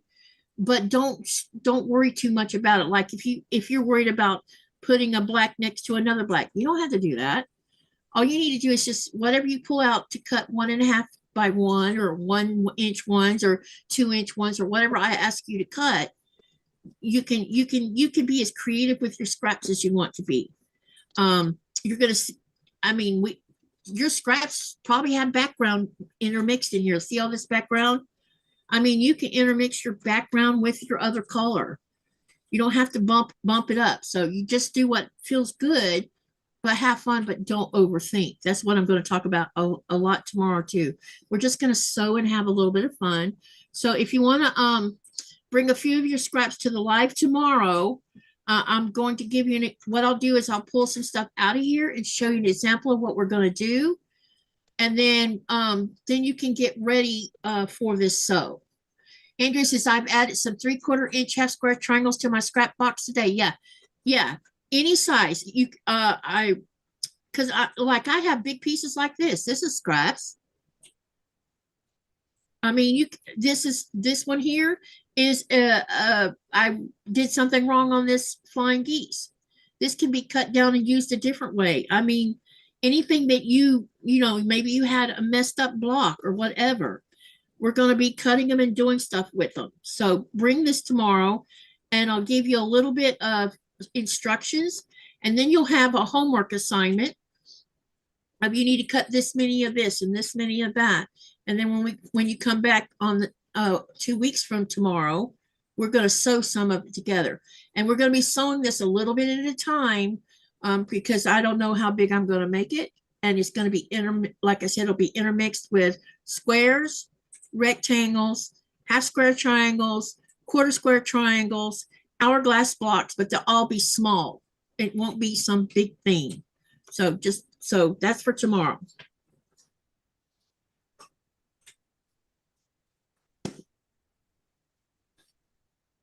That sounds like fun. I think it's going to be fun. It'll be a way to use up some of the scraps that people, I don't know about anybody else, but I got quite a pile going on. I just condensed boxes and boxes and boxes into a bag. So now I got a big bag. I have like three totes full of scraps now. And I've been working out of a scrap box for like with my 1000 block. That's all scraps except for the background.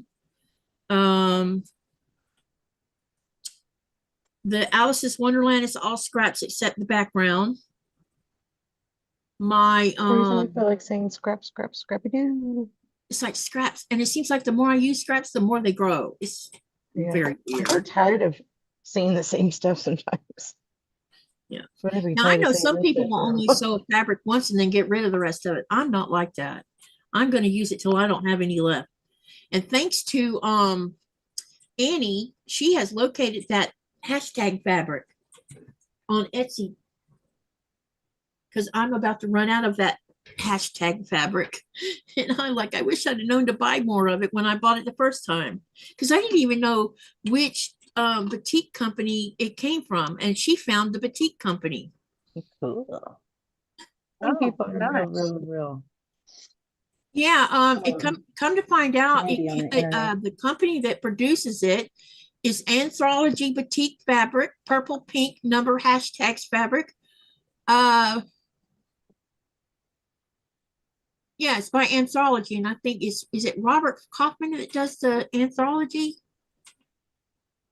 One of them does it. Is the I don't know. Let me look it up. Hang on a second. Let me see who does the Anthology, because I think it's either Kaufman or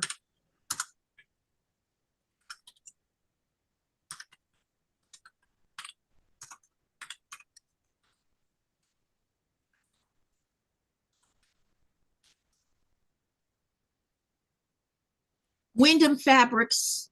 Wait a minute. Make sure before I open mouth and insert. But yeah, it's Anthology Batiks are manufactured and branded by Wyndham Fabrics.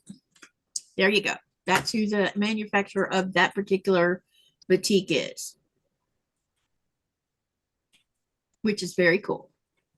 Sounds like you're already doing what Denise is funny. It's based on the game Simon Says. Simon Says, put your foot in front of you. Simon Says, sit down. That kind of game.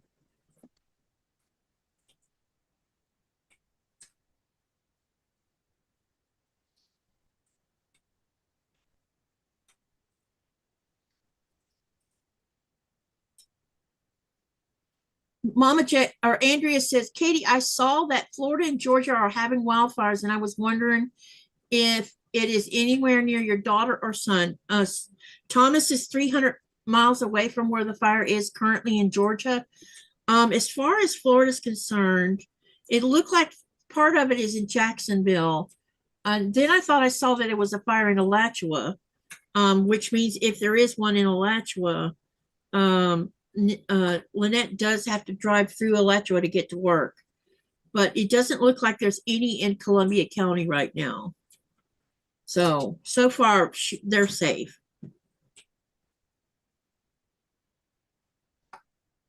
Because they mentioned Putnam County, wait, let me look. I think it was Putnam, because I looked it up last night to see where it was at.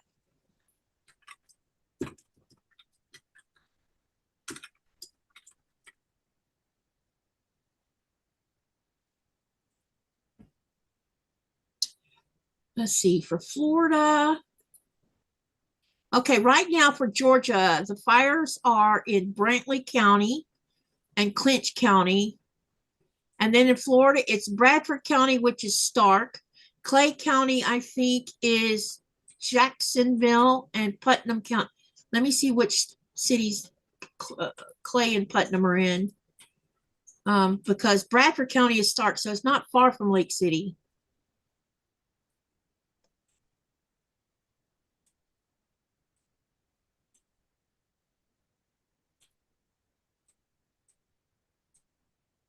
Clay County. Let's see what towns.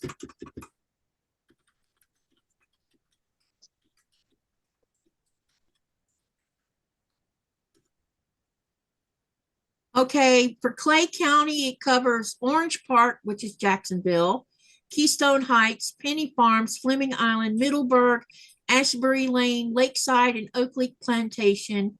And then with the other county, which is Putnam, I think that's part of Jacksonville too. Hold on a second, let me look. Putnam. I'm almost sure Jacksonville's involved in there somewhere. Northeast again, this one is Palatka, Crescent City, Interlochen, Willaca, Pomona Park, oh my gosh, Pomona Park, and Melrose. So it's situated along the St. Johns River, roughly 60 miles south of Jacksonville. Yeah, that area is where it's at. So it's like not in Jacksonville, it's like on the outer limits of Jacksonville. And yeah, so it's right now, both of my kids are safe and grands.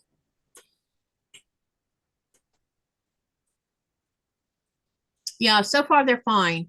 Myra is in now with her, she lives a little bit south of Dade City, which is not Dade County. So she's fine for right now. They're moving from Dade, they're moving from where they're at to Panama City into her mom's house. So Panama City doesn't have any fires anywhere near it at all. So she's fine also.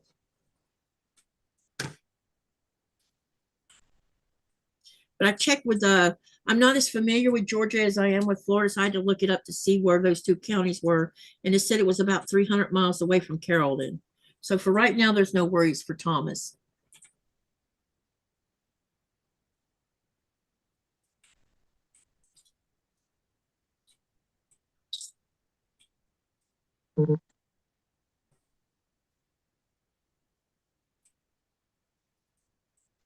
But I knew that Florida issued a burn ban 2 or 3 weeks ago because South Georgia and North Florida, I think from mid-Florida up, is in the middle of a drought.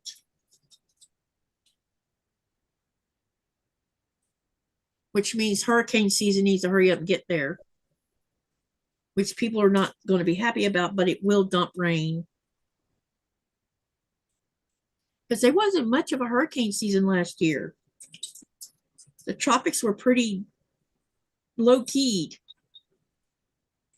But now they're talking about hurricane season this year might be a trifle worse. El Nino and El Nino. Yeah, they're saying El Nino is going to play a big factor in it.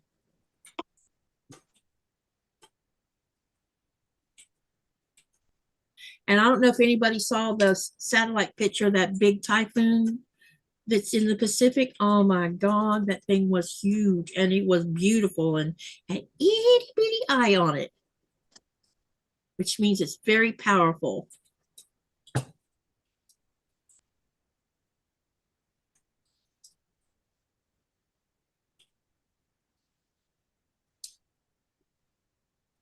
Let me see here. Okay, no one's commented yet. Okay. We're coming along with these blocks. We might have all these 10 blocks with sashing on them. And then I still have some sashing left over here. I could probably go ahead and cut them and start adding them to more of these blocks. My goal was to try to get as many of these with sashing on them as I could. That way I didn't have to worry about doing it. And then we're going to deal with all these hourglasses I got to finish making.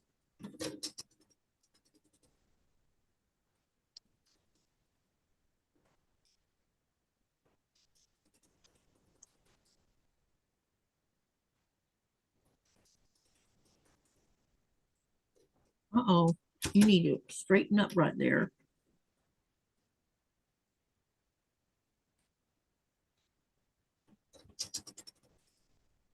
Okay.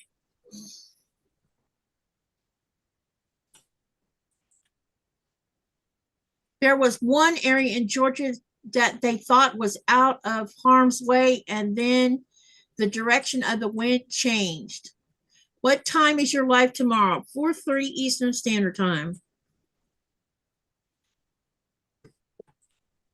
And that one I'm probably going to run long, probably not as long as I usually do, because I will send y'all over to Donna. And so it'll be whatever. See, it's 5:30, 6:30. I have to do it in my time. Yeah, because I think Donna's live starts at 10 my time. So I'll What give Donna is this? Hmm? What Donna is this? Donna of Handmade by Ying. Let me look and see what time her live is.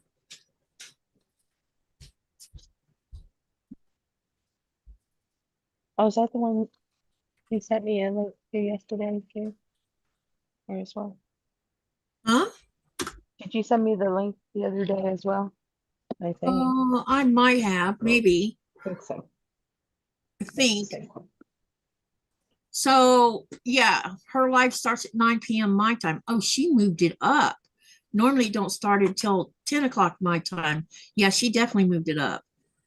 So I don't know. My live may run into hers because I'm not going to shut my live down an hour and a half into starting. No, not doing All it. right, my ladies. I would do it too. Look at that bag. Hang on. Let me spotlight you so they can see it.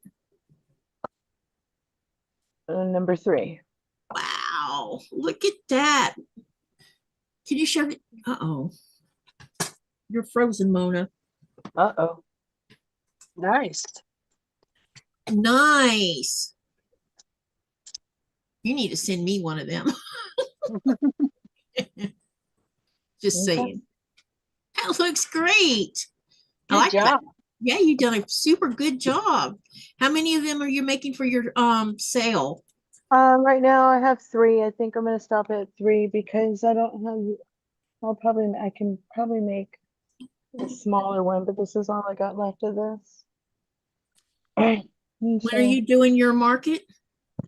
I had one last weekend, so I probably won't do another one. I mean, I can always join here and there and stuff, but sometimes I just don't want to overdo myself because it's a lot. It's like all day, yada yada. So I might put these online on my shop online. So whatever, if they go, they go. That's all I want. But they're pretty. I thought they matched the sewing machine too. Old timey. Wait, Andrea, you said hers starts at 6 p.m. Eastern? Yeah, that's 9 p.m. my time. Yeah, because you're 3 hours. So it's 3 hours. All right, I'm gonna put you guys on hold and I'm gonna go ahead and move inside.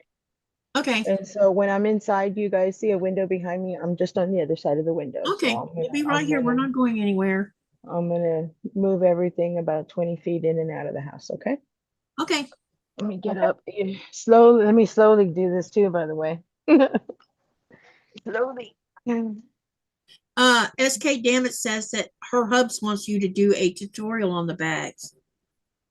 You want me to do a tutorial? That was the question. If you guys want me to do a tutorial on the bag, would y'all watch? And sure, I'll do one. All right. Let me get my butt It used to inside. be she started it used to be that she would start her live at 10 my time.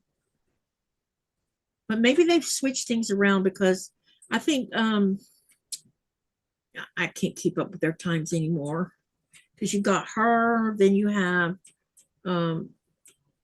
Becca, and then there's somebody behind Becca, but I can't remember who it is. Well, I thought she used to go on at 4 my time, Yep, and she did. and then Becca is 5 o'clock, Yep, they've moved them back for some weird and reason. then I think Tammy, the Siberian Wind, Mm-hmm. I think she's been going on like at 7 or so. Yeah, she didn't used to go live on Fridays. I mean, Fridays is packed out already. I've been doing my Friday one for the last 2 years.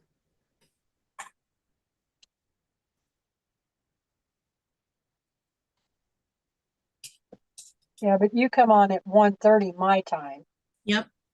and then you stay on for a long time. Yeah, sometimes a long time. I try to be mindful. Now, see, last week I ran a wrong live into and it ran into Becca's because Donna didn't have a live, so I went longer.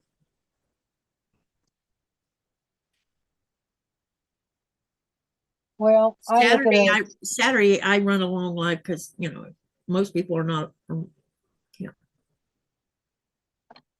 There's getting to be more and more It's definitely lives getting busier. on Saturday and Sunday. Sunday, oh my gosh, it's crazy how busy it is. I know. I can hardly keep up with Sunday.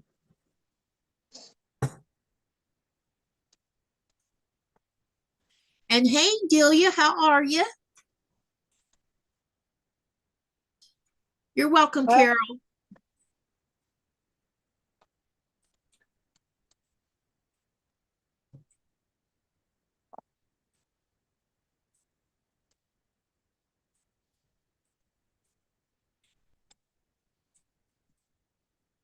hi, Day.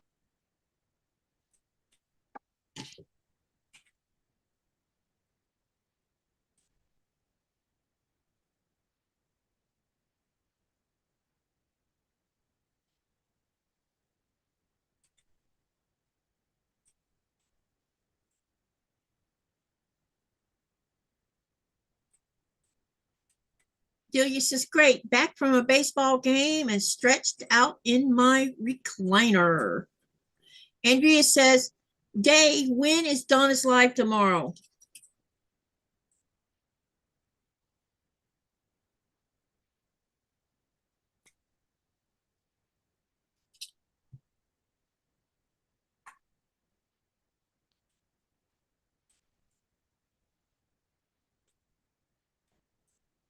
Andrea, she would be on at 6 p.m. Eastern.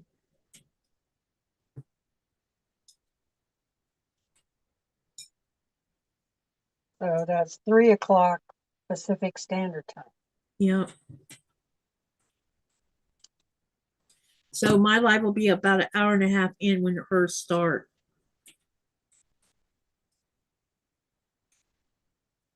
Is she staying on longer than normal because she hasn't been on for a while? I don't know if her plans are for that tomorrow or not. I'm not sure.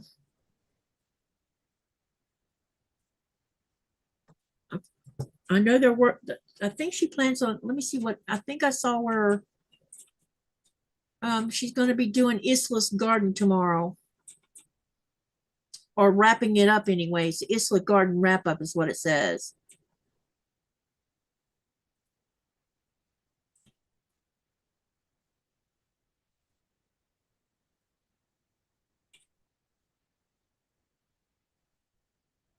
That is what I believe she is going to be on until 8 p.m. when Becca goes on. Okay, so back to back there. All right. It used to be that Becca went on first and then Donna went on Yeah, behind that Becca. was a long time ago. Yep.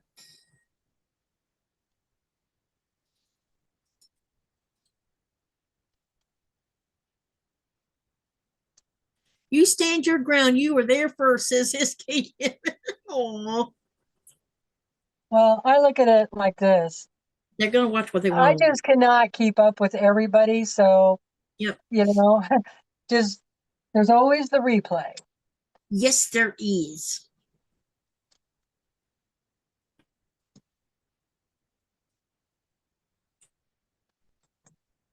I end up watching replays a lot these days, including yours. It's time for me to grab one of your. I was going to watch a playlist of Williams. He doesn't have any playlists. Because when you run a playlist, what it'll do is play each video back to back of each other where you can watch them without having to stop and click, go find the next video and click on it. And you Right. can sit here and sew while it's doing the whole playlist. William does not have a playlist. So I'm going to bend his ear a little bit. Like, dude, you need a playlist. So I don't have to stop what I'm doing and click find the next video.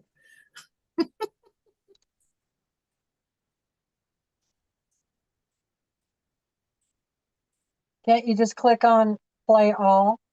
No, I didn't see it or play all on his, which is weird. There's even one where it says this, you know, I don't know if have you seen on yours or not, but it'll say these videos are suggested for you, but it doesn't even have a play all for that either. And it should have a play all on it. That way you can just click play all instead of backing up, hit the next one. Andrea says it is all yours and Sean's fault for introducing me to all these cool folks.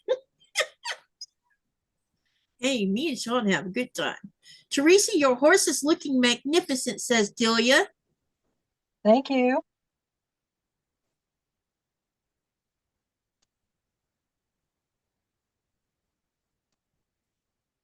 Andrea says she has been first since I have been with her. I try to make the rounds if I can.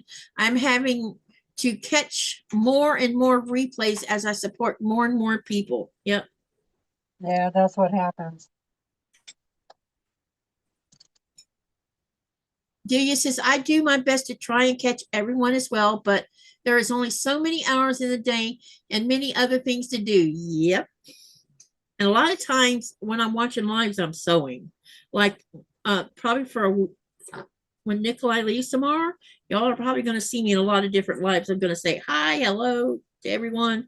And then it's going to be like, you don't see me anymore, but I'm there, but I'm sewing. Yeah, I like to at least come on and say hello and then stay for a little while as long as I can, you know.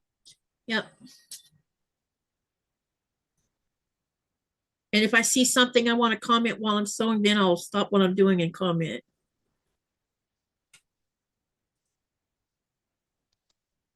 Now, when I'm on the TV, it's harder for me to comment because I have to use my phone, which I find to be annoying. Ow! Just poked myself.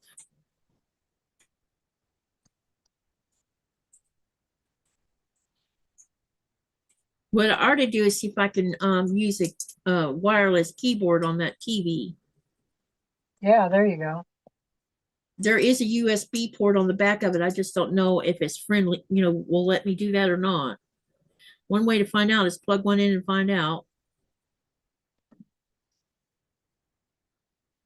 It's a Samsung smart TV. It's a little bit ancient now. It's like 8 years old now, I think. And it's still going. Delia says, safe travels to Nico. What are you working on, Katie? You know how you were seeing me work on 4-patch blocks for the, I don't know, several times? These are all those 4-patch blocks I've sewn together into these 9-patch blocks. And for Katie's Creative Chaos. So now what I'm doing is putting the sashing on 2 sides, getting those ready. And I still have quite a few of them that need sashing on it. And then I'll finish making my hourglass blocks. I need to make 40 something more. And then we'll be able to put these blocks completely together with the ones I already have together. And then we can start sewing this entire quilt top together. And I am super excited about that. No DNA on your chaos, laugh out loud. Yep. I'm trying not to. That has happened a couple times. One time I cut my finger with my scissors and it got on the fabric and I was beside myself and someone says, just use your own spit and clean it up with that. You know what? That works. I would have never known in a million years that's how you could clean off blood.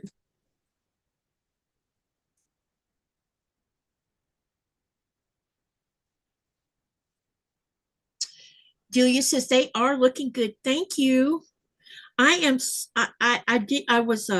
I first started this project, I wasn't so sure because, you know, we're going pretty darn scrappy with this. But as I see the blocks come together, I am falling in love with this so long. Yes, it's tedious and it's been a long one because of all the pieces involved in this, and there is lots of pieces involved. But I am loving it. I'm really happy with how it's coming together.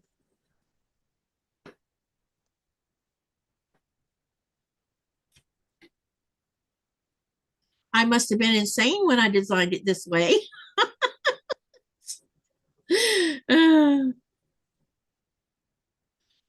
But I realized I went through 4 packs of charm squares with this so long. I still have 100 and some my charm packs still to sew. Go figure. You know what I was thinking about doing on the back of it? This might sound crazy, but this is going to be a good size quilt. And I might not have time to do it. Maybe we'll see. I either take more charm squares and just sew them as 5-inch squares and make one big quilt top that can go on the back, or I can just put yardage on the back. I do have some yardage in the sewing room that's cotton that probably would work for this. I think I have 2 different colors actually I could use with it because it's so colorful anyway. But I'm pretty sure I know which quilts I'm taking with me to Denmark for quilting, and this is one of them. If I can get it done before we go, which is my goal, to get this whole thing sewn together. And I'm going to take my PMQ that needs quilting because I have the background or the backing for it. I just need to figure out where I'm going to put a quilt label at, and cut the fabric and get the quilt label sewn into place, and then sew the pieces back together again and put it on the back for the PMQ. And then I have a big batik quilt top that has 480 half square triangles in it and 480 4-patch blocks. And so it was a mystery so long. I did with some other people. It wasn't my design. It was someone else's design. She was doing the mystery, and I was participating in the so long. So I'm gonna take that one, and then I think I'm gonna take a small one with me too. Katie, are you sewing that square by square? Yes. Right now I'm chain sewing these. Oh, the 4-patch blocks I created by doing so with the 4 patches here, these came from 2 5-inch squares sewn face to face, and a 1/4-inch seam allowance put on 2 sides parallel, and then I cut them vertical and horizontal, which gave me 2 4-patch blocks.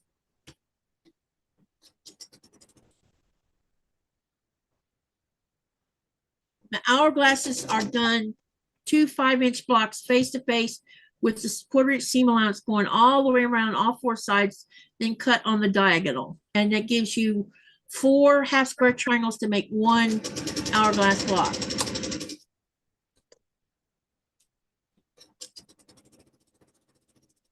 But you have to trim the half square triangles down so that they're 2.5 inches, so that when you make the hourglass block, you get a 4.5-inch block that is the same size as your 4-patch block.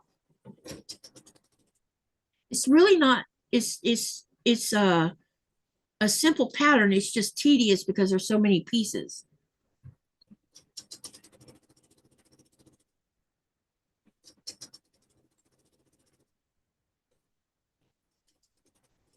There's a lot of sewing involved.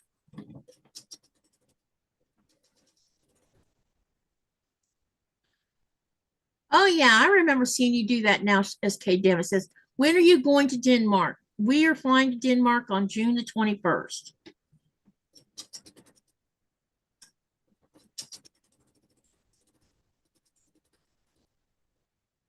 And we will be there from June the 21st until July the 5th. We fly home on July the 5th.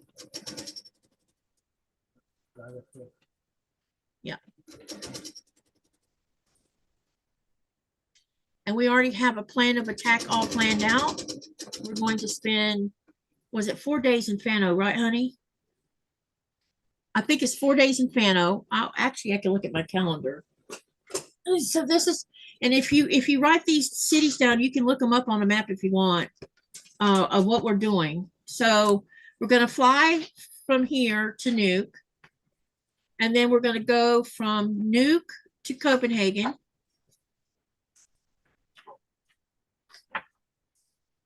And we'll spend one night in Copenhagen, and then we're going to drive to a place called Fano, and we're going to spend the 22nd through the 25th in Fano.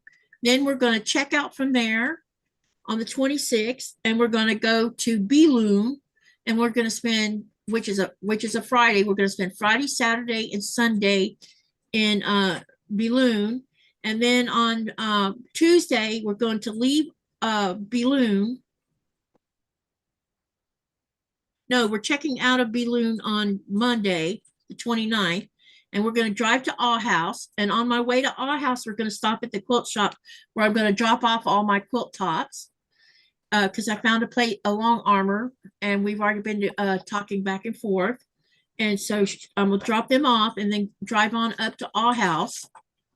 And then from Aarhus, we're going to spend one night in Aarhus, and then we're going the next morning. We're going to check out from there, and we're going to drive to Sickelborg, and we're going to spend Wednesday and Thursday, which is July the 1st and 2nd. We'll spend in Sickelborg. Then we will leave on Friday morning, go back and pick up my quilt tops, and then head to Copenhagen, and we'll be in Copenhagen Friday, Saturday, and then we fly out on Sunday from Copenhagen. So that's our plan.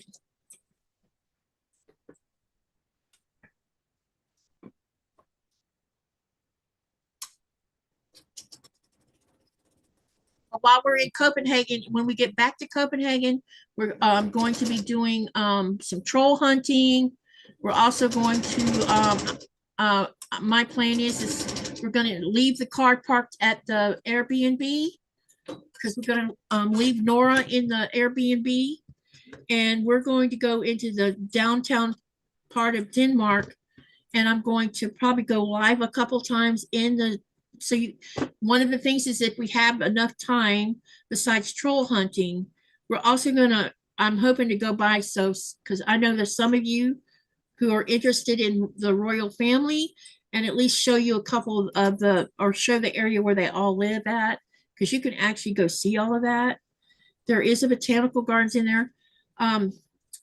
Apparently there's a botanical gardens that belongs to the royal family, and I'm not sure how you get, I'm going to look that up and see if we can have access or not, because maybe we can go to the botanical gardens on Saturday or something.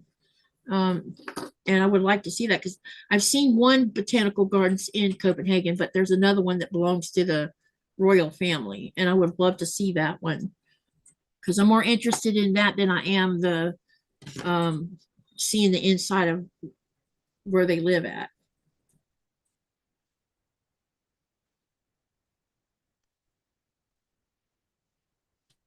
We'll see how well we stretch our time out. So I'll probably be tired when I get home. And there's going to be lots of walking and driving, and but I will enjoy riding the metro because I find the metro fun. And it saves us from having to worry about a place to park our car that we rent, because we're going to be using a car to travel around. Okay, so there's 10 of these with the sashing on 2 sides. And all I got to do now is just press this up, and then this will be ready. So I'm just going to set this aside and go ahead and cut some more strips. Troll hunting. Sounds like you're going to be busy. Glad you got to, you get to go to a quilt shop. There'll probably be more than one quilt shop that, because I've located one other one, but they're not a long arming service. So but I still will go by and look at their fabric and stuff. And if I have permission, because I'm going to ask before I just assume I can, if I have permission, I will film the shop. And then when I get back to Greenland, I'll edit all the videos and start putting them up every week until they're all up. And that way you guys will have another country of stuff to look at. Super excited because I haven't been able to leave the country for a while. unfortunately. Sounds like fun. It will be lots of fun. I don't know about all that walking, but Well, the main walking is going to happen in Copenhagen when we get back.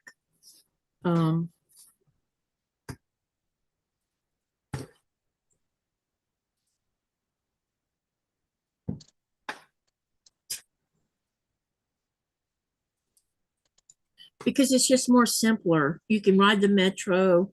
And once you get to the part where I'm talking about going, there's plenty to see. There's so much to see just in that whole area where the castle is.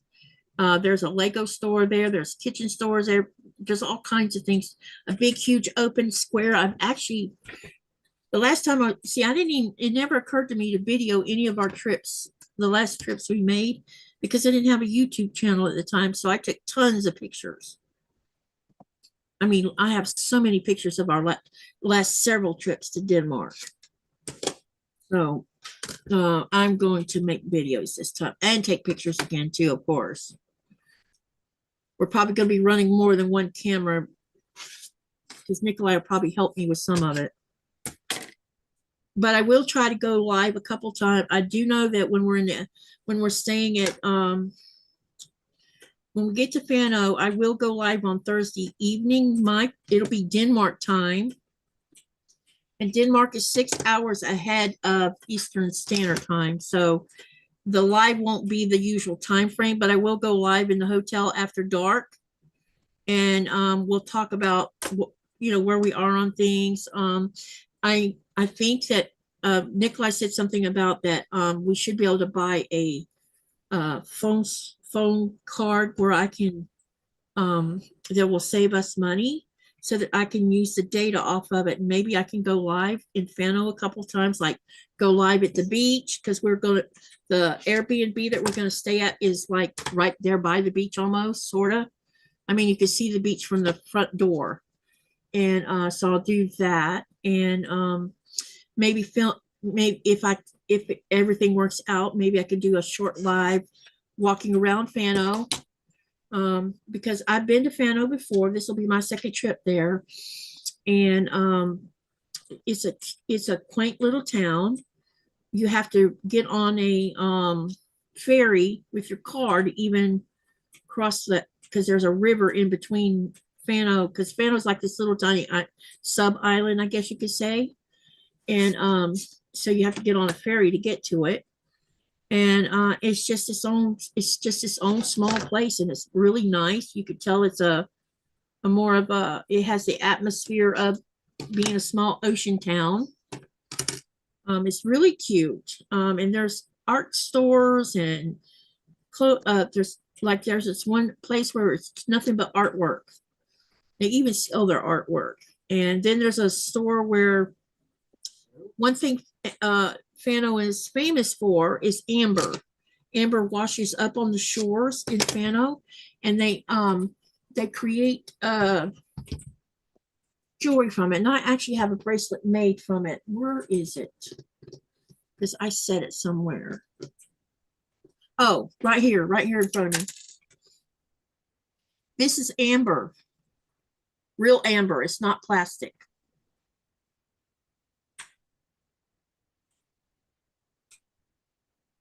And this washes up on the shores of Fano, and they create jewelry from it. So when I go this time, I want to come back with a couple more pieces. I like the bracelet. I don't always wear it all the time. But I'm thinking I'm going to see if I can find one that actually has it's looser, or maybe I can get me a necklace or something. I don't know. We'll see. I'm not a big jewelry person. Never have been.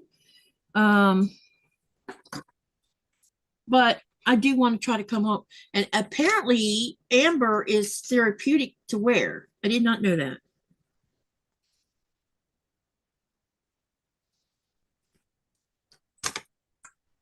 So I'll be sharing as much as I can with you guys. It may not be it might not be every day, because it takes time to do stuff, but if I don't go live, there's no way I can go live every day, but I will try to go live at least a couple times a week. If not, it'll be once a week, and I will be checking in with you guys at nighttime when we're not, when we're just in our Airbnb or hotel or whatever. I definitely will be checking in online and stuff like that. And I'll try to, even if I put pictures up for you guys to see on the community tab, I'll try to keep you updated because I'm really stoked about finding quilting shops and sharing that with you guys because I think y'all will find that fun. And yeah, and then the troll thing. I want to share more of the trolls because the last time we went to Denmark, we found a troll in Sickleborg. There's one in Fano, which I'm going to revisit and make a video of. Then there was 2 that we found in Copenhagen. So we're going to try to hunt down some more of those as well. Uh-oh, I think I cut this on the wrong end. No, I'm okay. Oh, I'm all right. Never mind. I was about to say, oh, I cut that on the wrong end.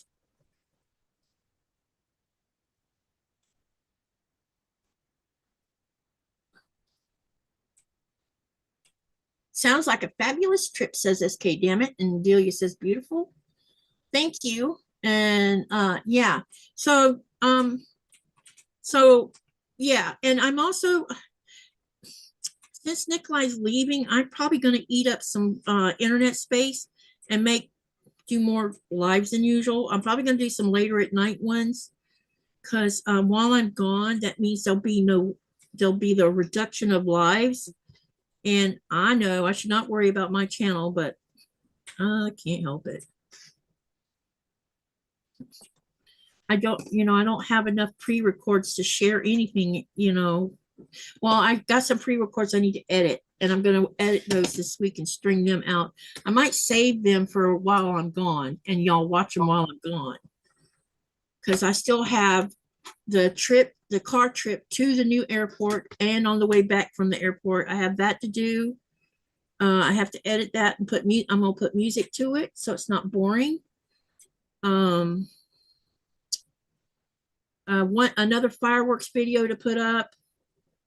I did take some video of the inside the airport, but there was too many people milling around, and I'm very reluctant about making videos where people in it that I didn't go and say, hey, do you mind being in my video? I try to be you're still going to see strange people in some videos, or people you don't know in some of my videos, but I try to be really mindful of that. So it's not, I only give maybe a couple minutes of a video here and there of that. So I'll figure out how I'm going to add that in. And I have a video of the airplane landing that Nikolai videoed at the same time I was live with you guys. And it's a really good video because you can actually see it coming into the runway and everything because I was in a different position. So there's that video as well. And of course, there'll be a video of us going to the airport to leave for Denmark. So when we take off, hopefully we'll be sitting by a window and we can video from the air. It's going to be weird not being on a helicopter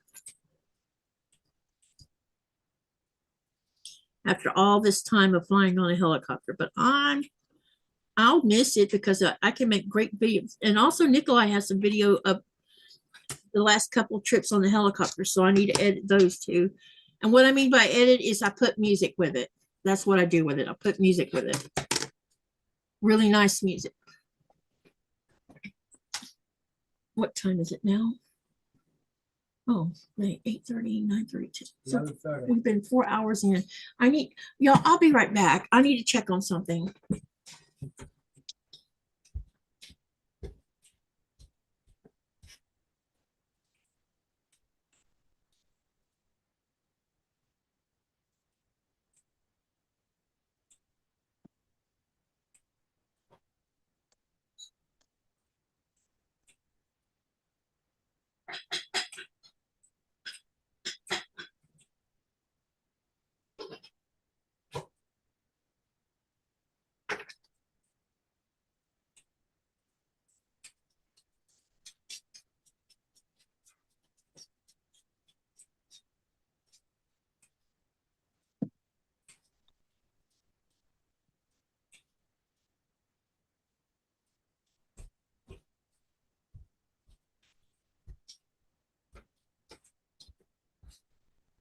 I needed to check on the crock pot.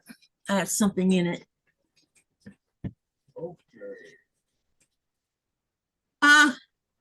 Andrea, the question was, and I don't mind. Oh, speaking of questions, how many people are sitting here watching right now? Can someone tell me?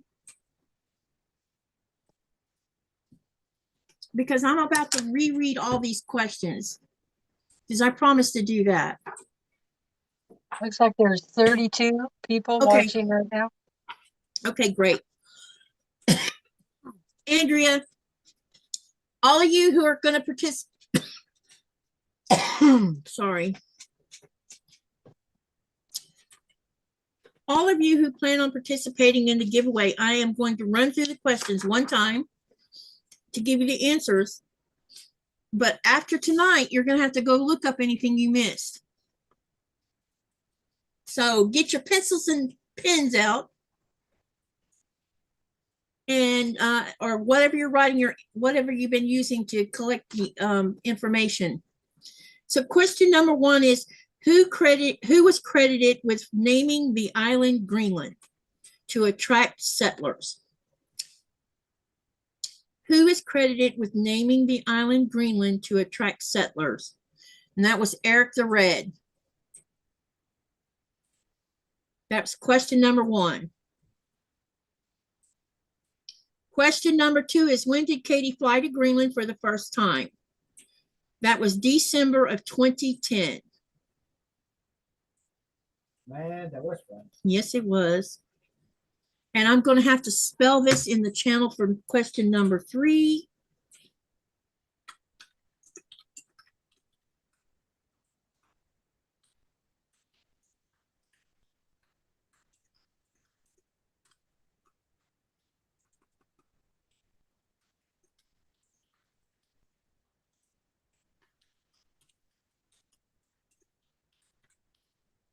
Okay, question number 3 is, what is the official name of Greenland in the local language? It's Galasset Nunat, and I just put it in the chat so you can read it.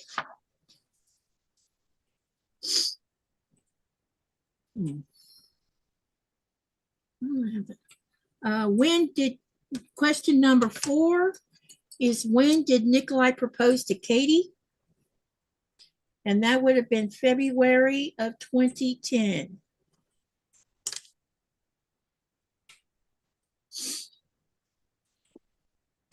Number 5 is, what is the approximate percent of Greenland covered in an ice sheet? That's 80%.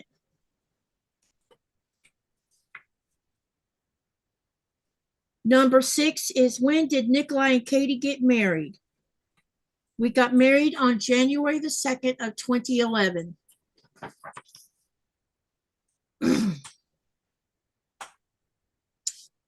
Number 7 is, what is the capital of Greenland? The answer is Nuuk.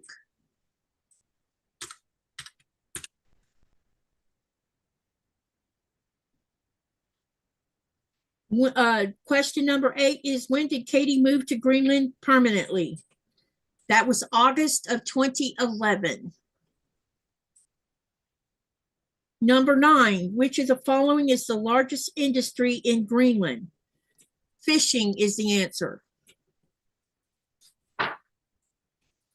Number 10, how long has Katy worked as a tour guide in Greenland as of this month, 26?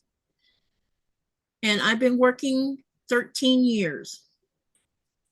This year, in June, it'll be 14.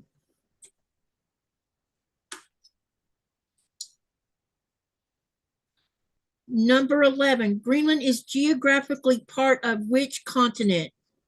The answer is North America.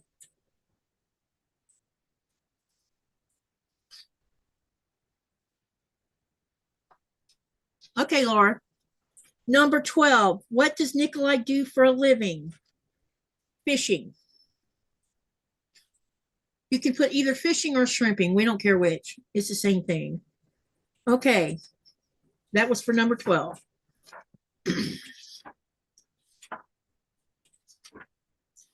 Number 13, which animal is considered to be Greenland's national animal? And that would be the polar bear. Number 14. How many years has Nikolai worked for Royal Greenland Fishing? And the answer is 32 years.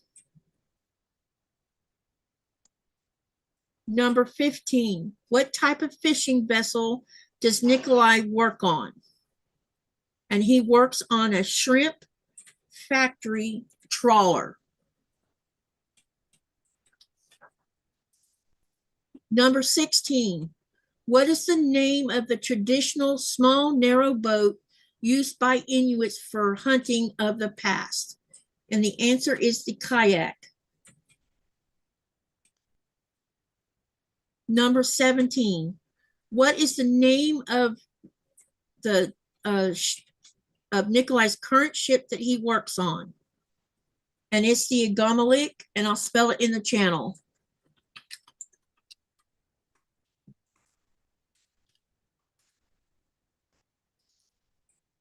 Number 18. What phenomena allows for 24-hour sunlight during the summer in Greenland? It's called the midnight sun.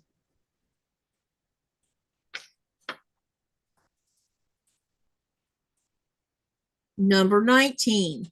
What does the white and red colors represent on the national Greenland flag? It represents ice and sun. Number 20. What does coffee mick mean in Greenland? It means it's for special occasions where Greenlanders go with family and friends to celebrate something. So it's a celebratory get-together. You could put that as the answer. Number 21. How do you say thank you in Greenlandic? And I'll spell this also in the channel. It's Quayanok.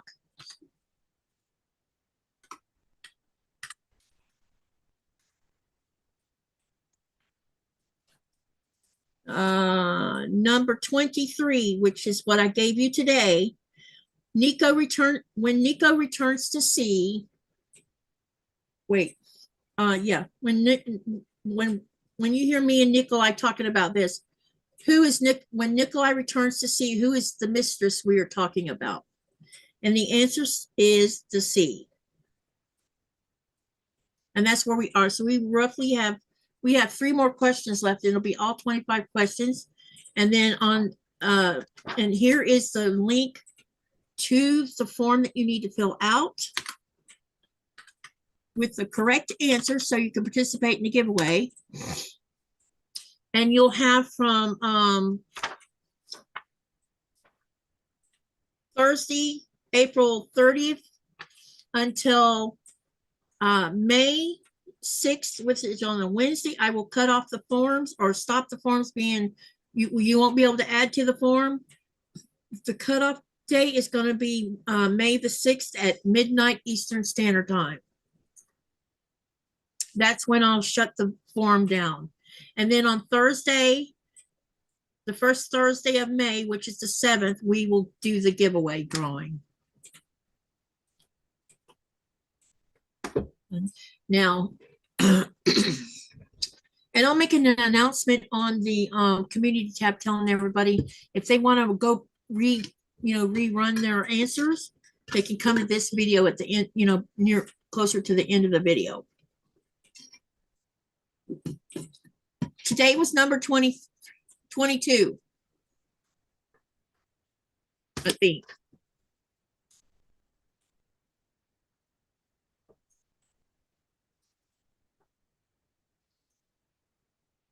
No, yeah, number 22.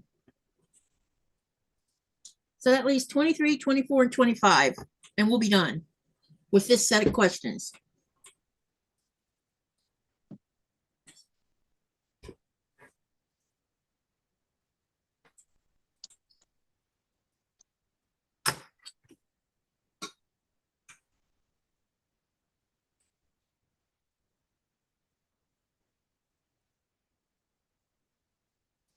I can't believe that much time has already gone by. Just like I just started this yesterday. I know.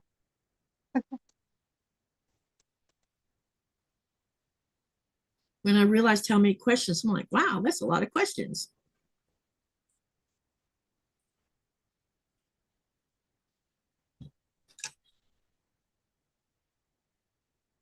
And I'll have to go through everybody's form and see if they put all the right answers.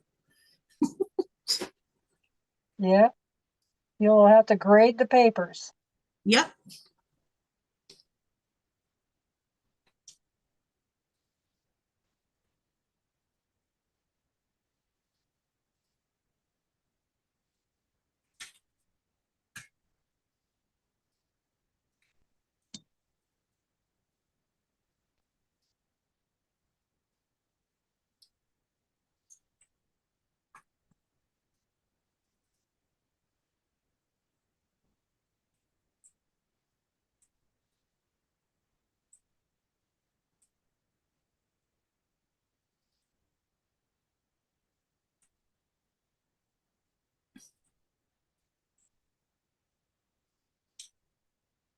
Can you believe we're just around the corner to being halfway through the year already? I know, it's crazy. It's And like, and I'm still in winter because it's snowing again right now. I know. It's the weather's messed up. It seems like our planet is spinning too fast.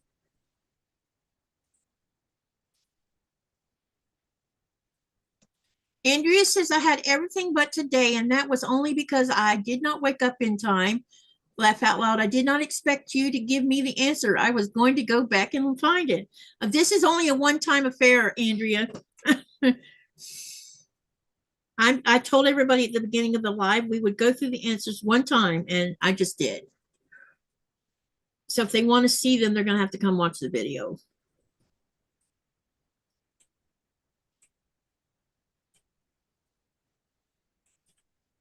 I'm just glad you made that comment, or I would have forgot all about it. Which is, pretty easy for me to do. I forget sometimes I forget I said I'm going to do something and then don't do it because I forgot about it. I do that a lot. Yeah, it's very annoying that I do that.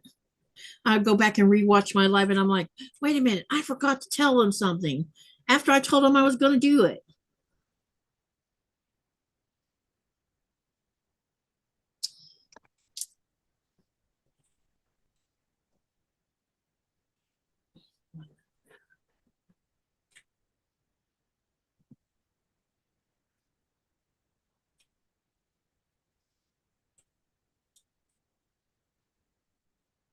I'll have to go back and write them down, says Laura. Okay. Yep. You'll find all of them in this video, Laura.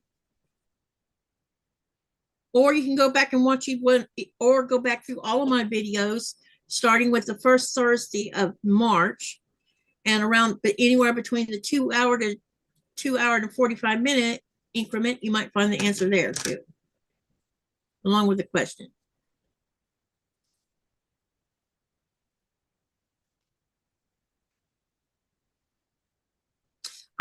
I think it's been fun getting to share Greenland facts.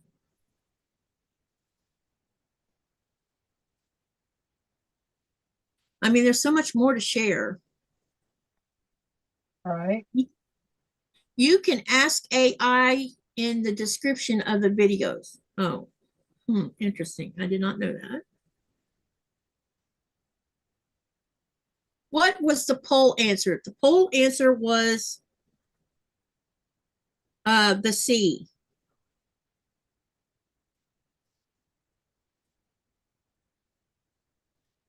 Laura says, I have quite a few of them, but not all of them. Hi, Jaja, what's up?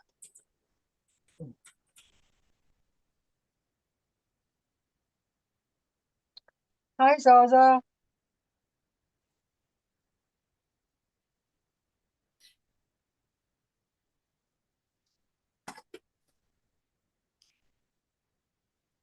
Oh, okay, Jaja.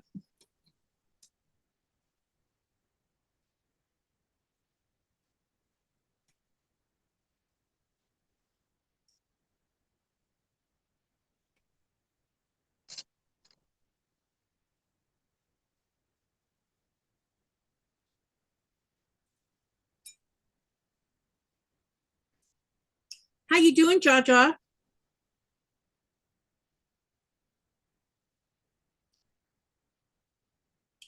You're making so much progress on that horse. I'm just amazed. Truly amazed. Yeah, moving right along tonight. Yep. This is how it is when you can just relax and listen while doing it. Yeah, when you don't have to talk. Yep. You don't have to keep up with the video or anything.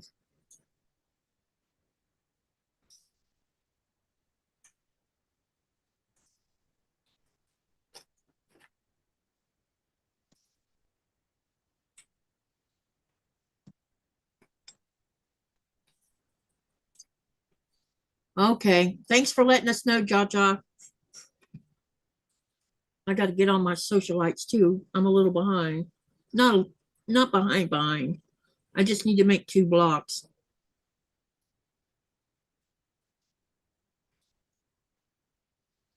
I had one of them partially done.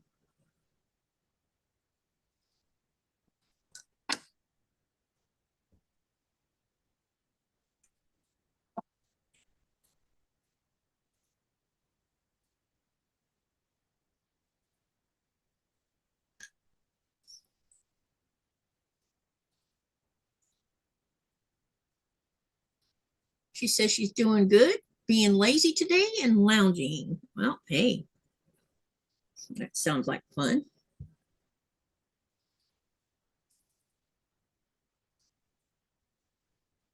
I probably won't sleep a wink tonight again. I'm like on this nasty little cycle again of not sleeping at night at all. I try. It seemed to put it to bed. Well, there was 2 or 3 times where I almost gave into it and came in here to sit back in front of the sewing machine. And I'm like, nope, gonna stay in the bed.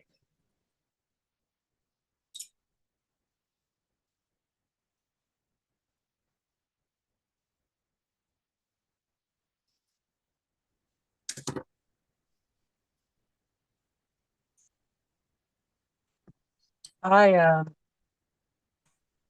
slept out on the couch the last couple of nights, and oh my goodness, I slept so good. Nobody woke me up. The dogs didn't wake me up. Brandon didn't wake me up. Oh, cool. Yeah, it was awesome.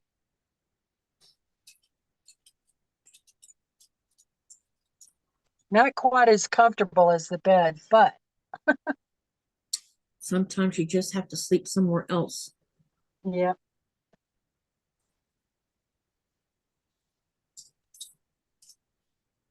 Andrea says, I get my best sewing done when everyone else is sleeping. Yeah. So don't be surprised if you don't see some lives in my wee hours of my day or morning, that is. Especially knowing that I need to be getting stuff done before we go on this trip.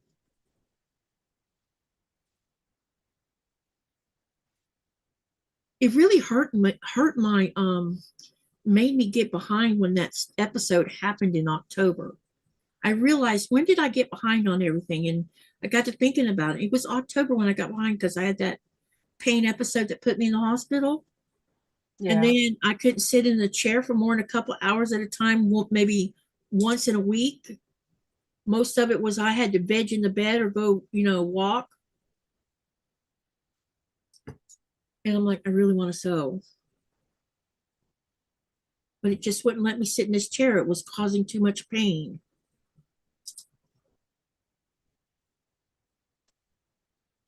And I sort of felt that pain last night in my leg, where that other pain had come from last time. I felt some twinges in my leg last night, but today it doesn't hurt. So go figure. Huh. Very weird the way it works.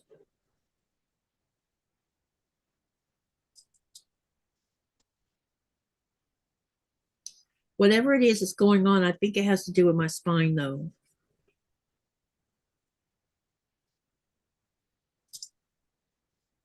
It wouldn't surprise me if I don't have another or those 2 discs or maybe shifting or something or getting thinner. Something.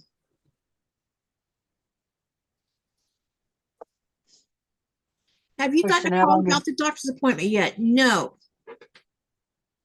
But they're going to be dealing with multiple things with me at the same time.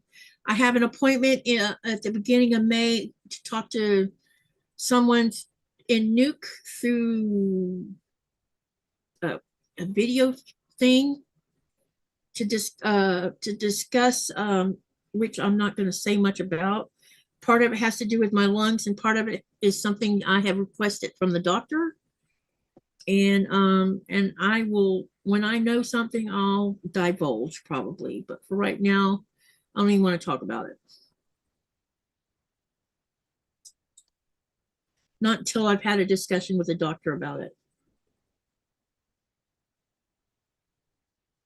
But at some point, I'll end up in Nuke probably, because they're going to have to send me to a specialist for my ears, nose, and throat. And I'm also going to ask to see a pulmonary specialist, because we need to start talking about my lungs, because it's getting scary. When they tell you you've decreased some more on the lung capacity, yeah. It explains why I get out of breath now, even easier than I used to be. That's why they're talking about changing medicines probably. Yeah. There'll be more discussion about whether they're going to put me on they have it. I'm on Flutiform right now besides the Ventolin, but I'm also on Flutiform, and the Flutiform is like it's a preventative type of thing to keep the asthma in check. But this new medicine that they're talking about possibility of me using will help with not just the asthma portion of this, but also I guess it's supposed to deal with lung capacity issues, and they labeled me as COPD, I think 2 years ago. And it's all because of, and the COPD is because of the asthma and the condition that my asthma caused from being so bad, and multiple times with pneumonia. So that cigar smoking you've been doing, Katie. So that cigar smoking you've been doing. what's cigar smoking? Okay. You mean this kind of cigar smoking? That's right. That's that. Your pretzel one. That's right. I knew you were joking. That's why I said that. Messing with you. It's all that smoking. Yeah. Have you ever smoked, Katie? No. I don't think so. She's But- had asthma. all but- right. I might as well have. Secondhand.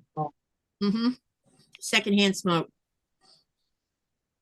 Part of my childhood.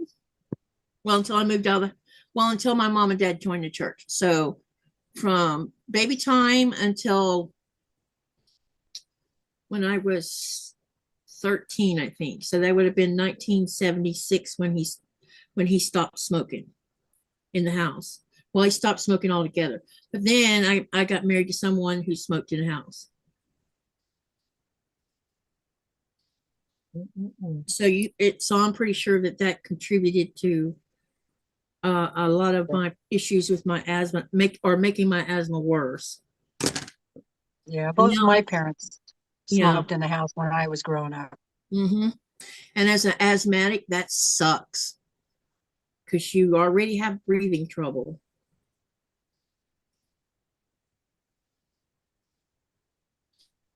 And everything smells a cigarette.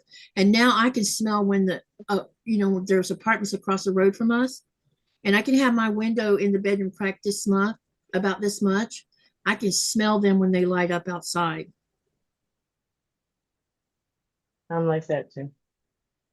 I have It's like super sensitive nose. Me too. If you have COPD, you definitely need to see the doctor. There are meds that will slow the progress down. It will help you live longer. Yeah, that's what this discussion is about to be about.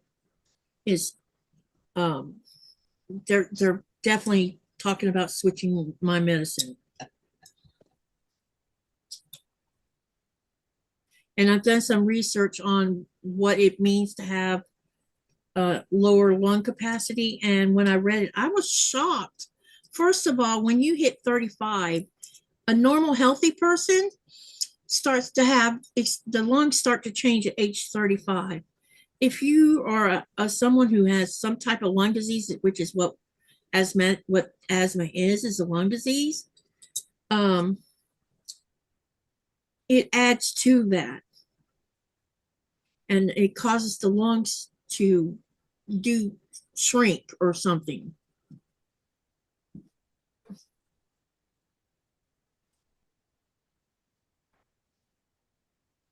Okay, I need to set this one aside because, well, I don't know.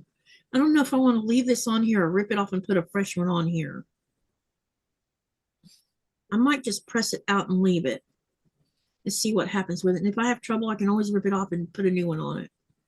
But I have to wait because I have to cut 13-inch ones. Oh, look, Hi, this honey. is the last one of that one. Oh, really? Wow. This is the last one.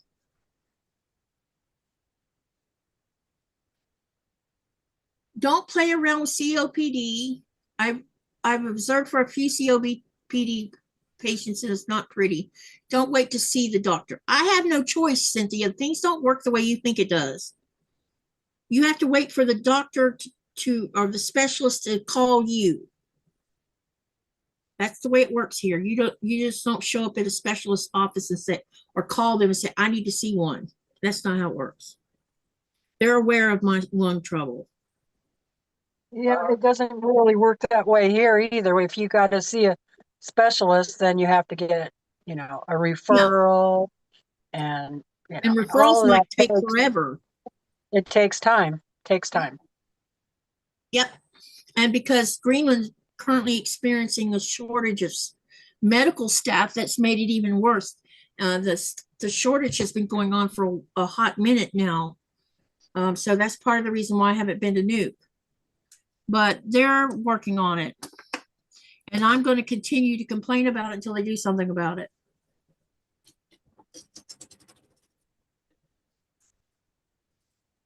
When I didn't even know they were going to do a pulmonary test until they called me and says, we need you to come up here. And I'm like, okay, for what? You're going to have a pulmonary. And I'm like, oh. And when I talked to Nikolai I called Nikolai. I said, I need your help because Asta doesn't speak English. And so he joined me. And because I knew Asta didn't. And she's the one that handles this kind of thing. And, I said, did the doctor order the pulmonary? She says, yeah, because when she was going through your records, you haven't been looked at in 4 years. I said, well, I could have told you that. I mean, I've been waiting 6 years to see an ears, nose, and throat doctor. Which one of these do I take out? Hang on, I gotta go do something. I'm sorry, I was calling it. The interesting thing about my situation is even though I've had a reduction in my lungs, because now it's below, she didn't even bother to tell me what it is this time. Because the last time they checked it was 63%. And when I did my pulmonary test the other day, it was lower than that. So that's alarming to me. And but anyway, the interesting thing about this whole situation is my oxygen count, when you put the little thing on your finger, is still staying right around 94 to 96%, which makes no sense, does it? All right. And that's why I went to look up reduction of lung capacity. And it says people can have reduction of lung capacity and their oxygen is fine for now, but they experience shortness of breath. And I have noticed that sometimes I get up and I'll pick up the speed and do something, and in 5 minutes I'm out of breath. It's crazy.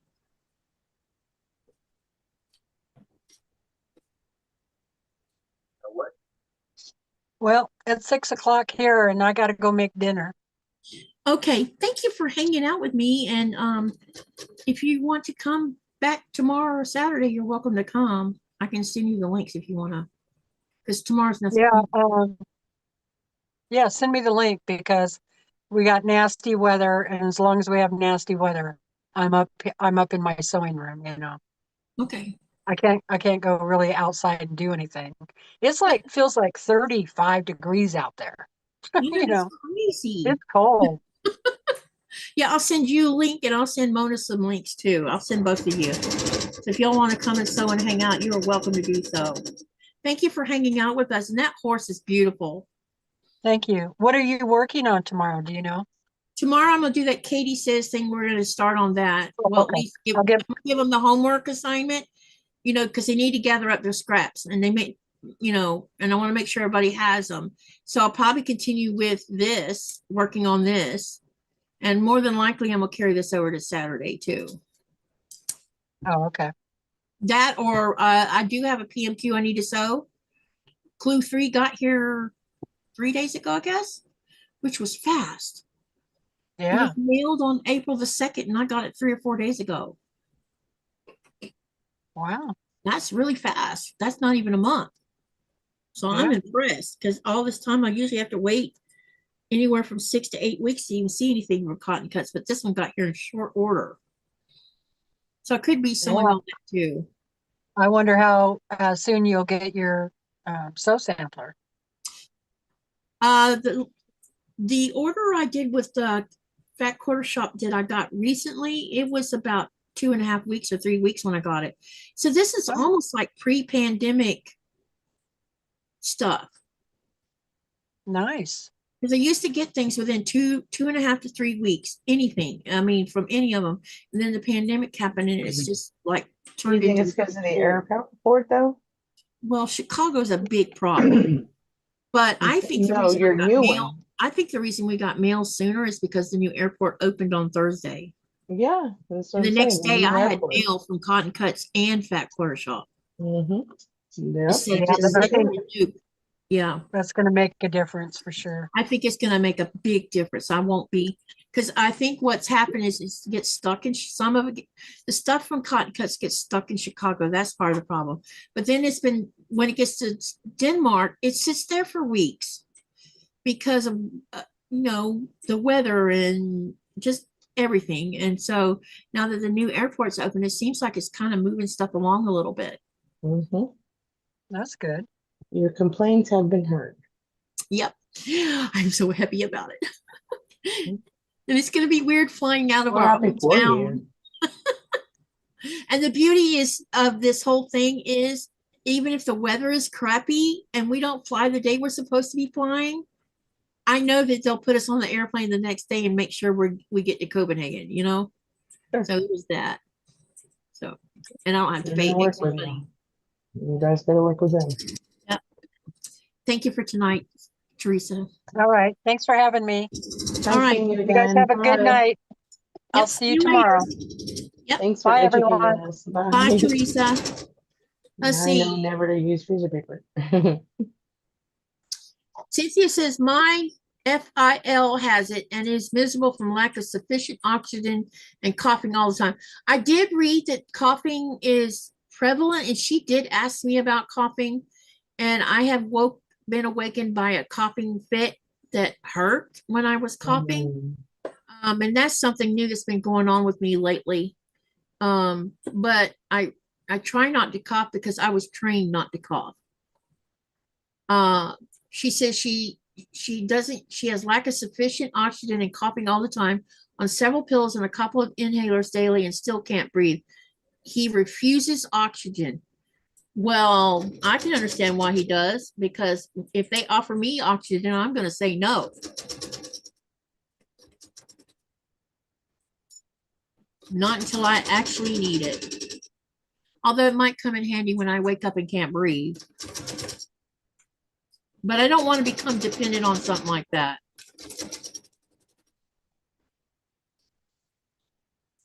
Cynthia says, I watched a neighbor deteriorate within 5 years. He was gone. Ouch. I don't want to, I hope not. It's scary. Me and Nikolai were just talking about this the other day. I said, you know, my lungs are what's going to be my demise because I've been fighting to breathe since I was born. And All right, I'm about to show you the fabric that I'm going to work with to make the project with you. Here I go. Remember I that showed you again? earlier remember I showed you earlier some stuff that I had together and I was like, I could make those, and instead of tearing it up, I'm gonna work with something else. And here you go. Okay. Oh, there's your strip sets. Hey, I recognize some of that fabric. Yeah, it's a packet I had probably from Walmart. I think I have some of that. I know I have the stripes. I have the stripes and yardage. And that one to the far left, I wonder what fabric line that's from, because I think I have some of that too, which would be on your right. Yeah, the white with the flowers on it. Yeah, that one. Uh-huh. Wow, those are cute. Are those are what you're Oh. gonna make the I'm about to put those together. I'm gonna do strips of 2, like you said, and then cut them. gonna look good. Okay, so that's what I'm gonna do. I had to switch my shirt and get all that fuzzy stuff off of me from outside. It's okay. Now, here I go. Because once you start using oxygen on a regular basis, Cynthia, your body becomes accustomed and dependent on it. That's why he's not wanting to do it. Well, I don't know. I can't speak for him, but I know that's why I wouldn't want to do it. I don't want to become dependent on it. SK Dammit says that's pretty, Mona. And so Laura says, I like those fabrics. Thank you. It's just something I picked up, and I was looking for something, and here we go. You know, you pick up stuff, and you're like, I don't know what to do with it. Do something with it someday. Here we go. Denise, that's not what I mean. Hmm.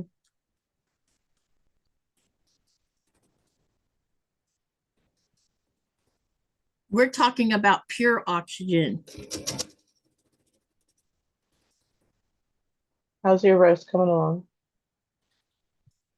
You mean was the channel so long? I think I got, I don't know, 10 or 15 of the borders I or said the roast. sashes put on, but I do have all 25 of the, no, all 35 of the 4 patches done. I did get that done. I was asking about your roast. Didn't you have a roast cooking? Oh, I had to put the crock pot down on warm now. It's Okay. ready. It's ready. Awesome. It smells and looks tasty. What'd you put it in? I'm sorry, I thought you said rose. What'd you put in there? I mixed a gravy solution up and I seasoned the roast with it, and then I took the rest of the solution and mixed it with a small amount of water and poured it all around the meat. And it's slowly been cooking in that, and then I'm gonna put rice with it, and it'll be Okay. Very nice. SK Dammit says, wear your bracelet. Amber is good for the lungs. Yep. Knew it was good for Lynette's my granddaughter, Ava. Lynette's had a necklace of amber on Ava from the moment she was born. And I asked Lynette, I said, so do you change the size of it as she grows? She says, yep.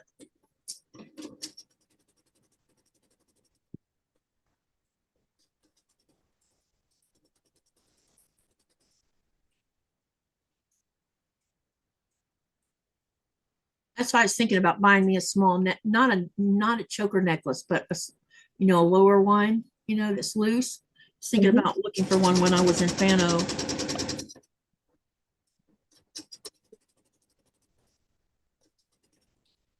I think I'm happy with a size 22.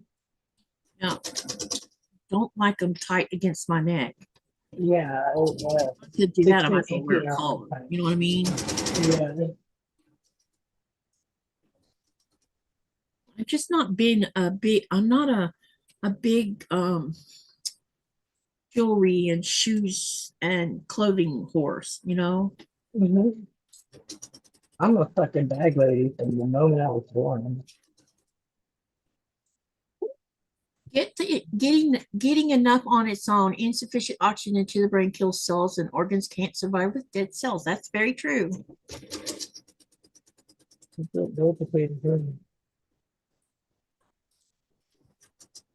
I came home from the United States in 2024, and there was a bowl sitting on the kitchen counter in there with all of my inhalers in it, my Oh. Greenland. And I asked Hanifa, I said, what is this? She says, these were all over your house. I said, they're supposed to be all over my house. She says, what? I said, why did you move them? Because I thought you just forgot about them. I said, no, there's one in the bathroom, there's one in the kitchen, there's one in here, there's one in every room in this house for a reason, not to mention several of my jackets. Mm. Because growing up, I never had an inhaler. I had to suffer. Here, you can always get some. So now I make sure there's one in every room so I don't panic. Katie, do you press to one side or you split it open? You can do either or, whatever you're Okay. comfortable with. Okay. If you're comfortable to one side, do that. I pressed all mine open I think I might do that too. because I get better results by doing that.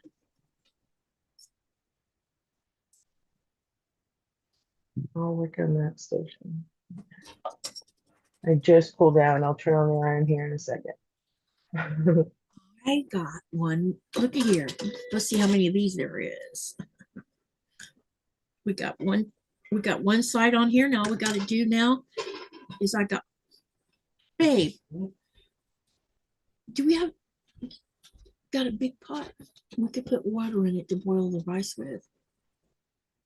Because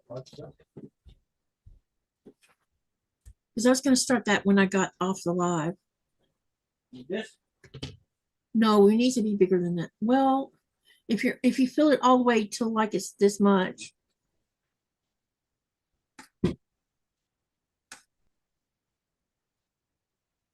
Uh-oh, this is the one that's weird. Okay.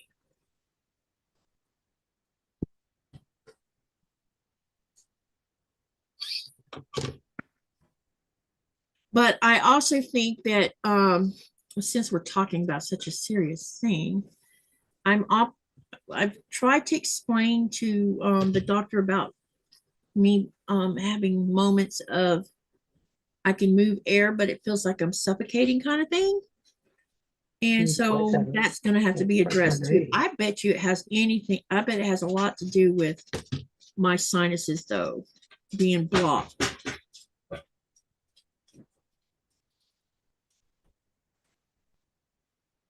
I remember when I went to Florida for the first time when I was like 10, 11, I went to Panama City and stayed with my uncle, my aunt, my uncle was in the Navy. Anywho, I got sick from the trees, the pollen. My Mhm. eyes got swollen. I looked like Rocky, so I had to come back to Texas. Had to cut my trip short. My uncle was freaking out, like, what's going on? I'm like, I don't know. But no one tested me. I just came back home and got over it. Yep. Point is that I grew up and I realized, hey, it was the pollen, it was the trees that messed me up over there in Florida. Messed me up. So yeah. It's even But harder now when my you live in daughter's a little Florida. sensitive like that now with the pollen, the live oak, everything. And yeah, it's freaking trees. Oh my goodness. I remember it messed me up. I didn't know what was going on. My eyes just It shut. sucked. I remember when I was younger as a kid, especially what the heck? During my teenage years, I was always having hay fever. And it would be a misery when you had that. Because it's as bad as having the flu or something, because it really knocks you down. Mm. I remember like in 6th grade, I realized, hey, every time I drink orange juice, I get sick. Yep. So now I can't have orange juice because I get a cold. Supposed to keep a cold away, but no, I get a cold with orange juice. Dang, her asthma was her inhaler for asthma, Denise? Because if she would, that means she waited till, you don't wait to use your inhaler when your asthma's in action. See, what hospitalized me when I was 7 months pregnant with Lynette was that we had friends over for dinner or something, and it was freezing cold outside, which my asthma was already being overactive. And they would crack the door because they didn't want to go outside and freeze their little tissues off to smoke their stupid cigarettes. And then the next morning, you know, I was already struggling with my asthma most of that evening. And so the next morning when he went to work, I was using my inhaler like every couple of hours, and I didn't feel like it was working. And by the time he got home from work, I couldn't talk. I had to write on a piece of paper, I need to go to the emergency room. Wow. And he called the doctor before we ever got there. So the doctor was waiting on me. And when I got there, first thing they did was give me a breathing treatment and put me on oxygen. And then they were also checking my blood pressure. And the doctor's like, this is dangerous. I can't believe you haven't had a stroke. Whoa. And so I was put in the ICU for I think 3 or 4 days. And then they moved me to a private room to deal with my asthma. And I had been in there like 2 weeks, and the doctor was like, kept saying, you need to stay longer. And I'm like, I want to go home. He says, not until we get this, because and basically explained that one of the medicines they were using, it was not just the prednisone they were using, but they were using something called aminophylline. And that's used for expanding the tubes that go into your lungs. And my body was metabolizing it faster than it could keep up with. And they were doing blood work left and right, trying to get it moderated. And he says, I'm trying to find the right level of aminophylline to give you so that I can let you go home. And then you have to do everything I say, or I'm just going to keep you in here until you have that baby. Fine, whatever you want.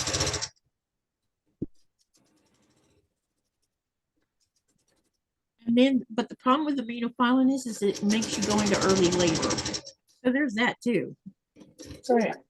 So after I went into labor the 3rd time with her, they're like, nope, you're staying here. And I had her 6 weeks early.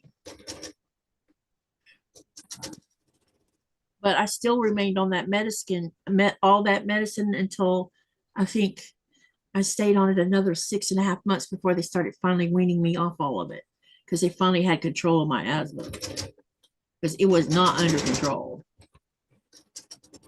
Nebulizer in the house and everything to help treat. Part of what you have too. Yeah, it's like, what's the deal here, man? There's I something remember it being crazy. bad as my teenagers. I mean, it was so bad because my mom would come in. My bedroom smelled like a freaking methylatum rub factory. It was the Burn only your thing eyes. she knew to do because Larry wouldn't let her take me to the doctor. And if I'd have been to the doctor as a young one, I probably would have not had such bad asthma. But it already took its toll on my lungs by then. Yeah. My mom had asthma, but her asthma was mild, I guess you could say. I mean, I remember a couple of times when she was having breathing problems and she was squatted down doing something and she'd go to stand up and she'd pass out. Last time she did that, she was checked out. It wasn't nothing. It was something to do with her lungs. But her asthma got milder the older she got. Oh, wait a minute. This needs to be longer. I'm about to make a mistake. I need a longer one. I stayed up late last night. Shit. Did you? Yeah, I had coffee during the live and Kept you awake? I was up all night. I was up real late. I could And hear then I got William up in early.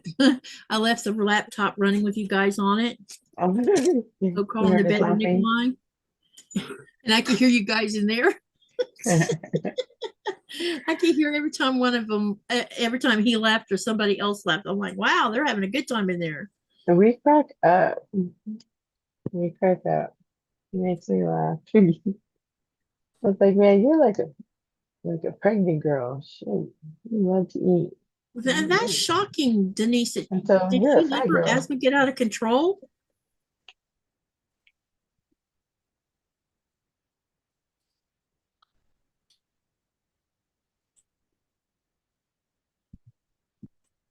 She probably was to the point of no return and didn't think, because sometimes asthmatics will say, well, when do I go to the doctor? Because sometimes it's hard to decide when to go to the doctor. I mean, it took me a long time to know that when something a certain thing happens, I know I'm in trouble. And mine is usually I lose the ability to talk. So, and that's a big alarm right there.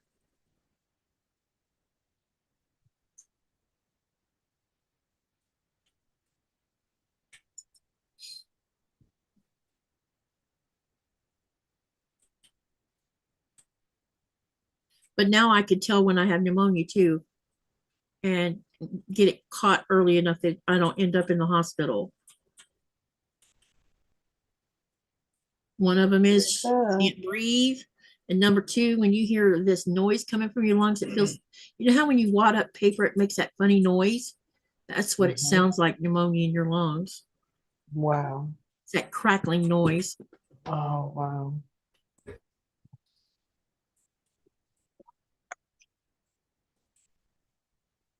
Did Mona know that I can make you giddy totally without you touching the alcohol? You can make what? When we go to the ice cap? Yep.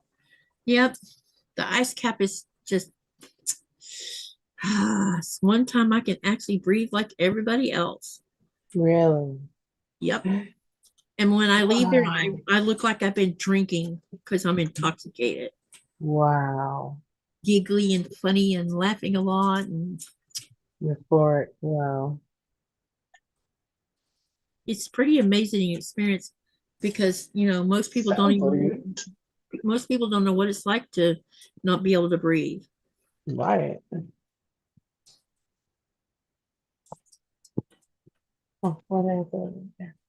Cynthia says, fortunately, you don't have to suffer now. Those factors are out of your life. You control your life. Now research what you can do to prevent or slow down the damage from COPD. Yeah.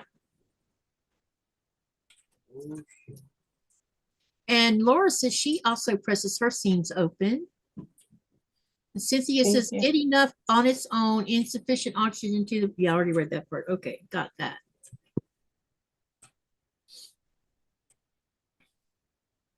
Thank you, Laura. I'll split them.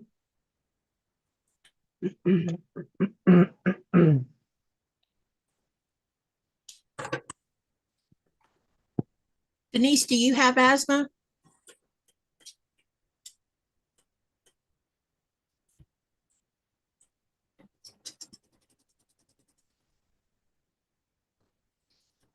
It's the same, Denise. I think she said she has neuropathy and her. Yeah, so she has her show. Fine. You can go to the doctor for annual physicals so that you can stay on top of the disease earlier. Yeah, things have been a little tough here is what's happened. And normally they would be already doing pulmonaries yearly, but since the pandemic, it's been really weird. Katie, can I ask a personal question? Sure. Insurance. How's the insurance in Greenland? We don't have insurance. Okay. So when Our you see health the care is taken care of by the government. Yeah, we have national health care. Okay. What our tax dollars pay for. That's what I was part of it. Anyone who lives in Greenland has health care and access to medicine that you don't have to pay for because our tax dollars pay for all that. Amen. Did you put salt in the water? It's about to boil now. Okay. Hey, you need to put, babe, run a chopstick across the top so you can loop those onto the chopstick. Teach them how to cook. Yeah, we don't have to pay for health insurance.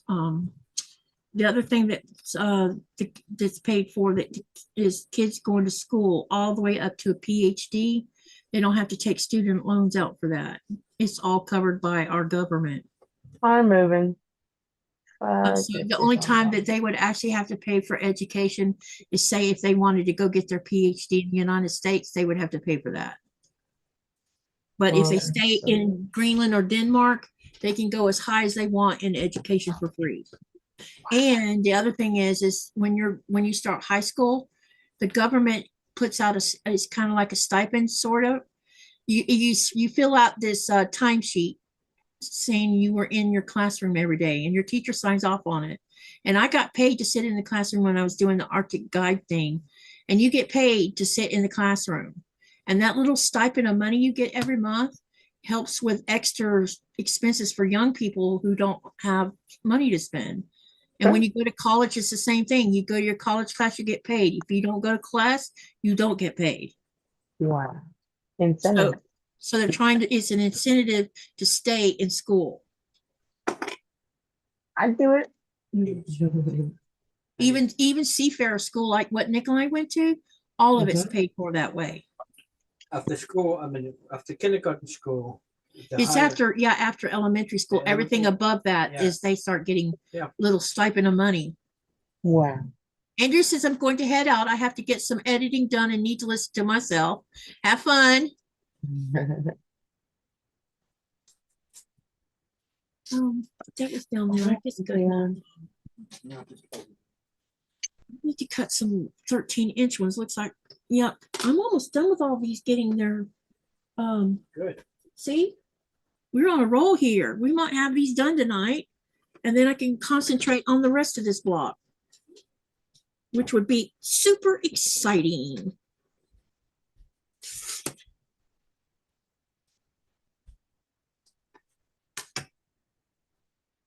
Yeah, it's pretty cool how everything works over here. A lot of European countries do this, where you have national health care, national education, all of that. And Finland is the only country in all of the world that does not have homelessness.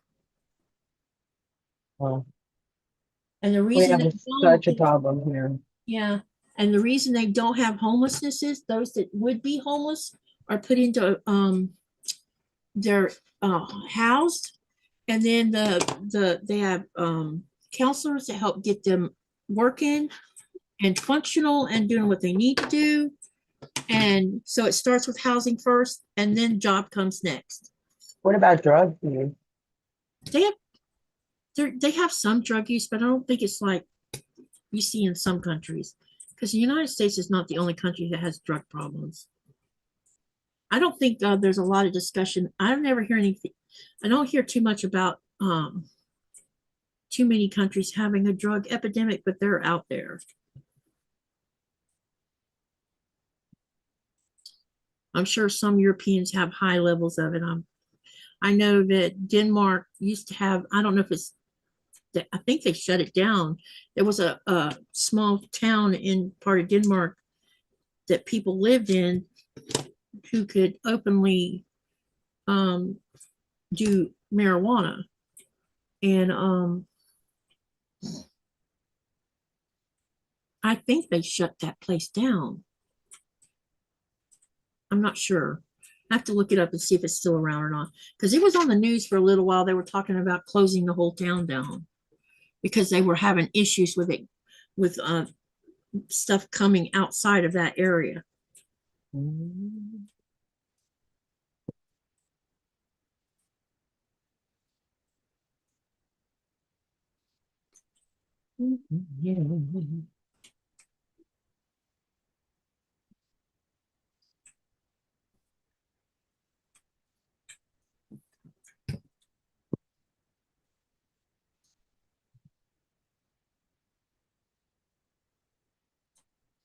I think I I've cut been one of these. drinking a lot of water. I noticed that Nora's been drinking a lot of water lately.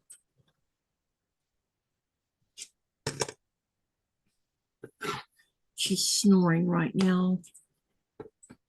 She's so funny.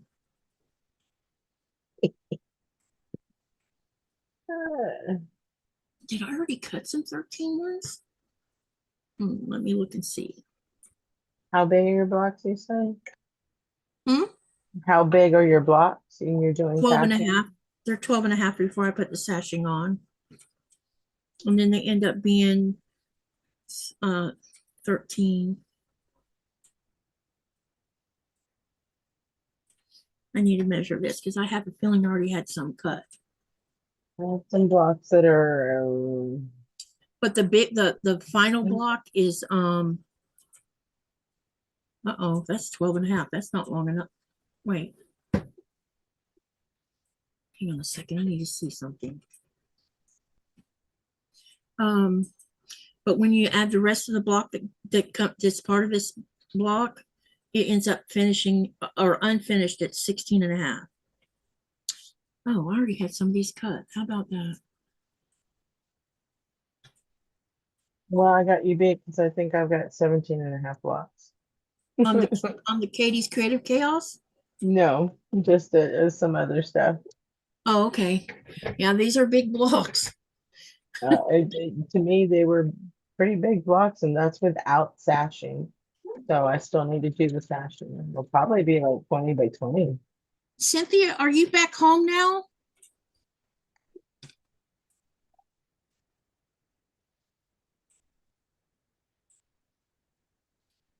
I wanted to find out if she was still back home. I would answer that, but I'll let her. Because if she's back, I can send her links for her to join us on the live this weekend. She's gonna be in Oklahoma for 3 weeks, is what she said last night. Okay, so she's still gone then. Okay. Mhm. But Because I couldn't remember when Don't she wanna said she was speak going to for come her. home. I didn't remember when she said she would be back. don't take that to the grave, but I could have sworn that's what I read or she said last night. She says she doesn't like listening to herself either. I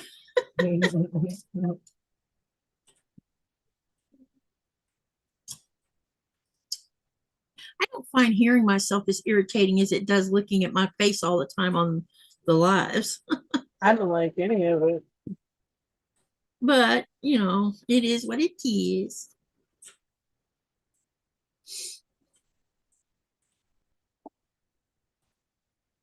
I'm super duper excited about these blocks being almost ready to be put into the bigger part of the block. Now I've just got to finish all the little stuff that comes with it.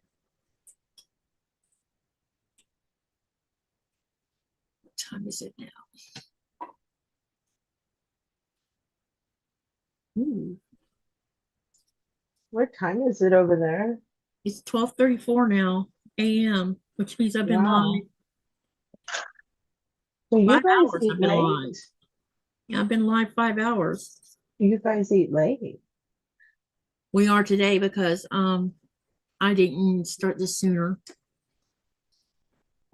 We don't do it all the time, just sometimes.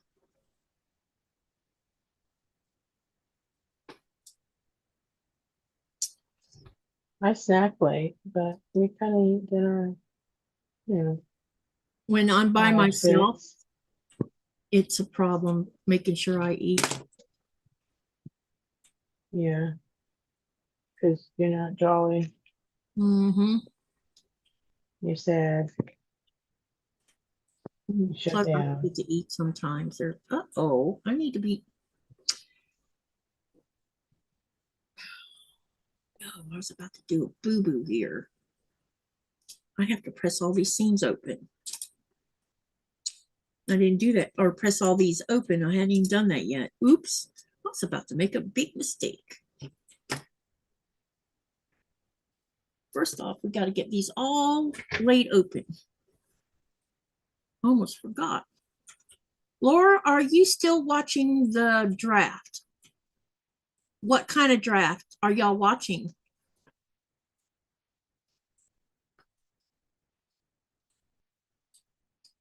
Talking about a football draft?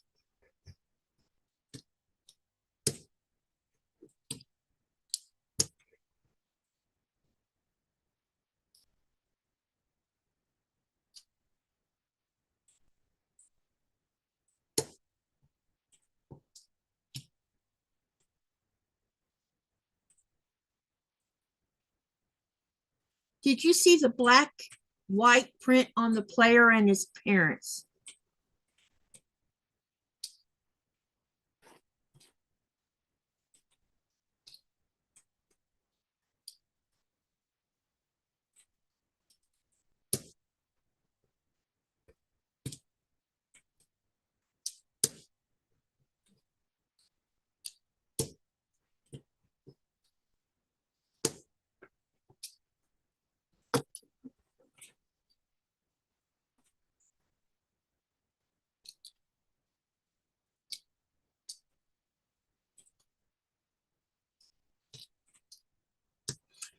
Laura says, I love seeing how excited the pics get.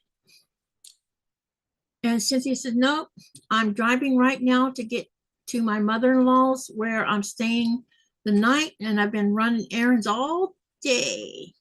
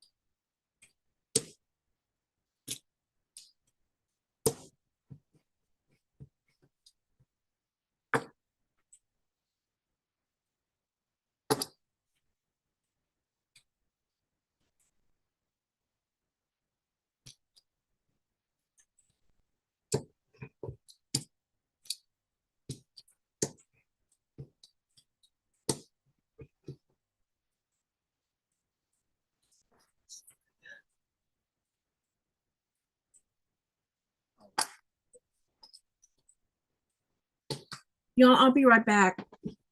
I gotta fill up my cup.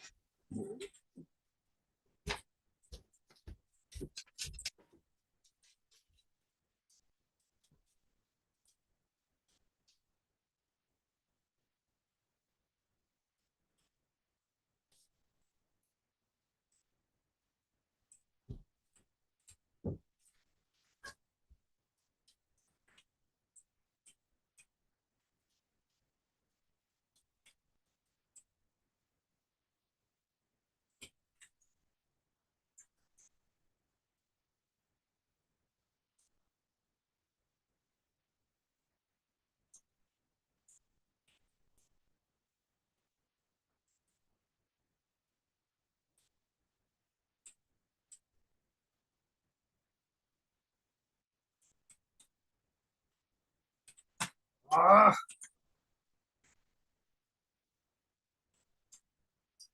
shit.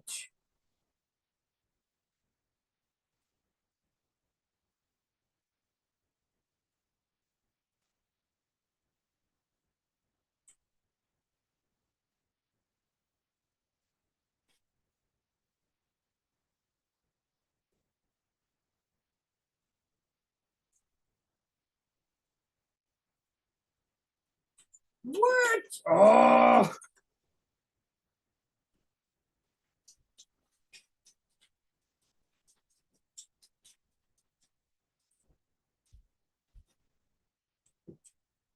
Damn, bear.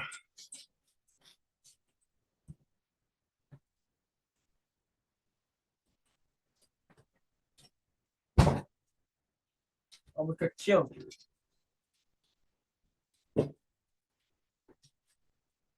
I escaped the cave. As soon as I escaped the cave, a cave bear attacked me. Uh-oh. But I barely escaped. Is that on Skyrim? Yeah.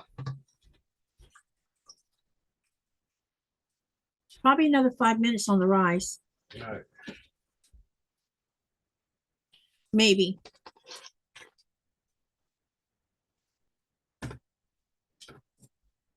I have Wi-Fi at my mom-in-law's house, but I don't plan to stay with her after tonight. I plan to be at my aunt's house for the weekend. She does not have Wi-Fi.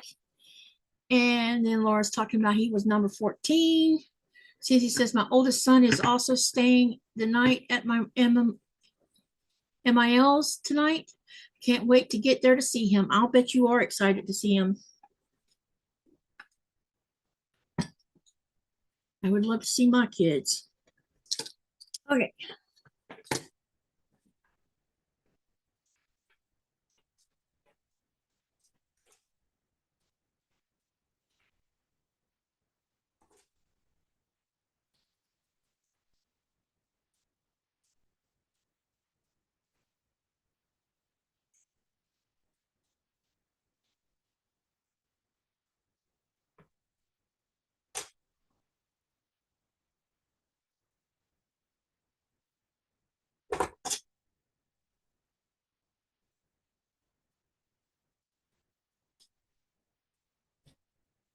Oh, you have noticed that I've closed the door.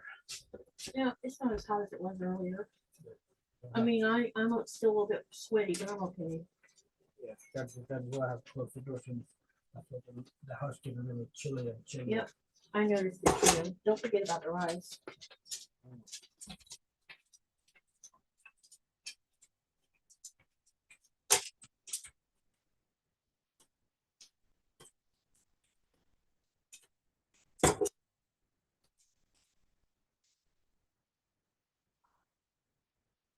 Did you finally win it? Escape. Oh, you escaped. Okay, gotcha. And now I'm just running away from that area. 'Cause I have to. I was on a mission where I just found a cave that's when I walked in. That's trying to. I know that how dangerous it is, but suddenly I was attacked by two. Ah. I was attacking one. But when I turned around the other side, suddenly the other one attacked me from my behind. Now I have escaped the area.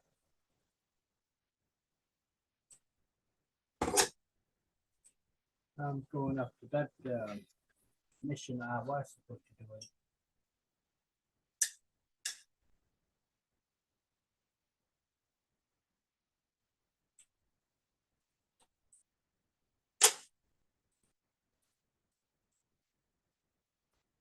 Are you, if you stop, do you get killed?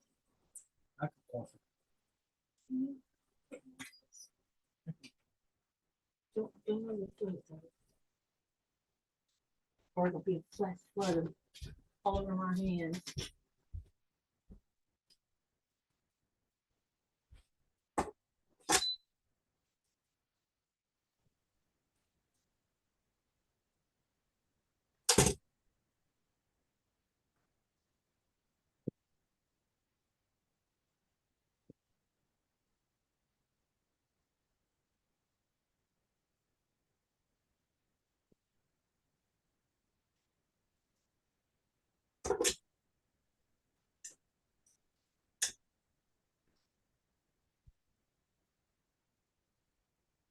I think that's terrific too. What's on your desk is cute. Oh, thank you. These colors are amazing, huh? Mm-hmm.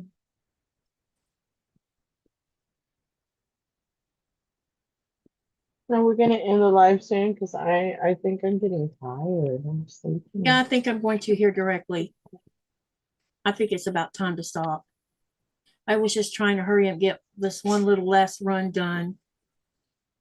But I might do it after the live. Because someone's going to be Regroup, eat and regroup. yeah. He's gonna be Mr. Hungry, or what do you call it, hangry? Eat and then catch up. Yeah. Uh-oh, she just said something. That's been mentioned tonight. I did it on purpose. There you go. There it is. I did it on purpose. you know that only one person has said anything about the wall behind me? I was gonna mention again. I know, but I was gonna mention again. Yes, I It didn't looks notice. you're looking naked. Yeah, it's looking mighty empty back there. You're looking naked. Let's had a purple scale now. Just Huh? Hang on, I'm coming to go look. I'll be right back again. mhm. And I want to turn that clock up so it can come back to me. Yeah, it's fine.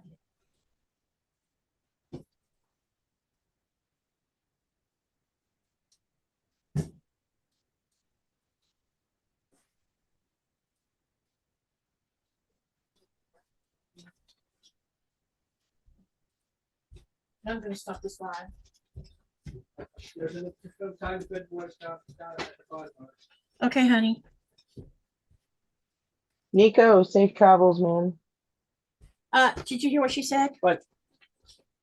Safe travels. She said something to you. What? Safe travels, dude. Oh, Have a good thanks. trip. Be safe, and I had to because I had some, I've enjoyed you being home. well, thanks, but I had to because I have some brats to come home to. That's right. That's right. I got two, like one and two legs or four legs. I know I'm not the only one. You've got a bunch of ladies on your side. Yeah. Right. Okay, everybody. I think, let's see, what time is it now? It is now like 12:48 a.m. in the morning here. So I've been live a little over 5 hours. So thank you all for, oh, they're saying, Nico, be safe. Oh, shoot. They're talking about football and baseball and let's see. Yeah. Anyway, see you guys tomorrow. Well, it's today my time now, but tomorrow your time because I'm in the future. See you Saturday at 4:30 Eastern Standard Time for some more Sewing on Friday. Also, make sure to have a good night. Remember to live, laugh, love, and dream. What do you do with that? You make something beautiful, and I will send you a link for tomorrow and Saturday in case you want to come. Okay. And if you don't want to make anything beautiful, go do something beautiful for someone else. Because if you put a smile on their face, it might change their whole world. So see you guys on Friday's live. Good night, everyone. Good night. And let me see here.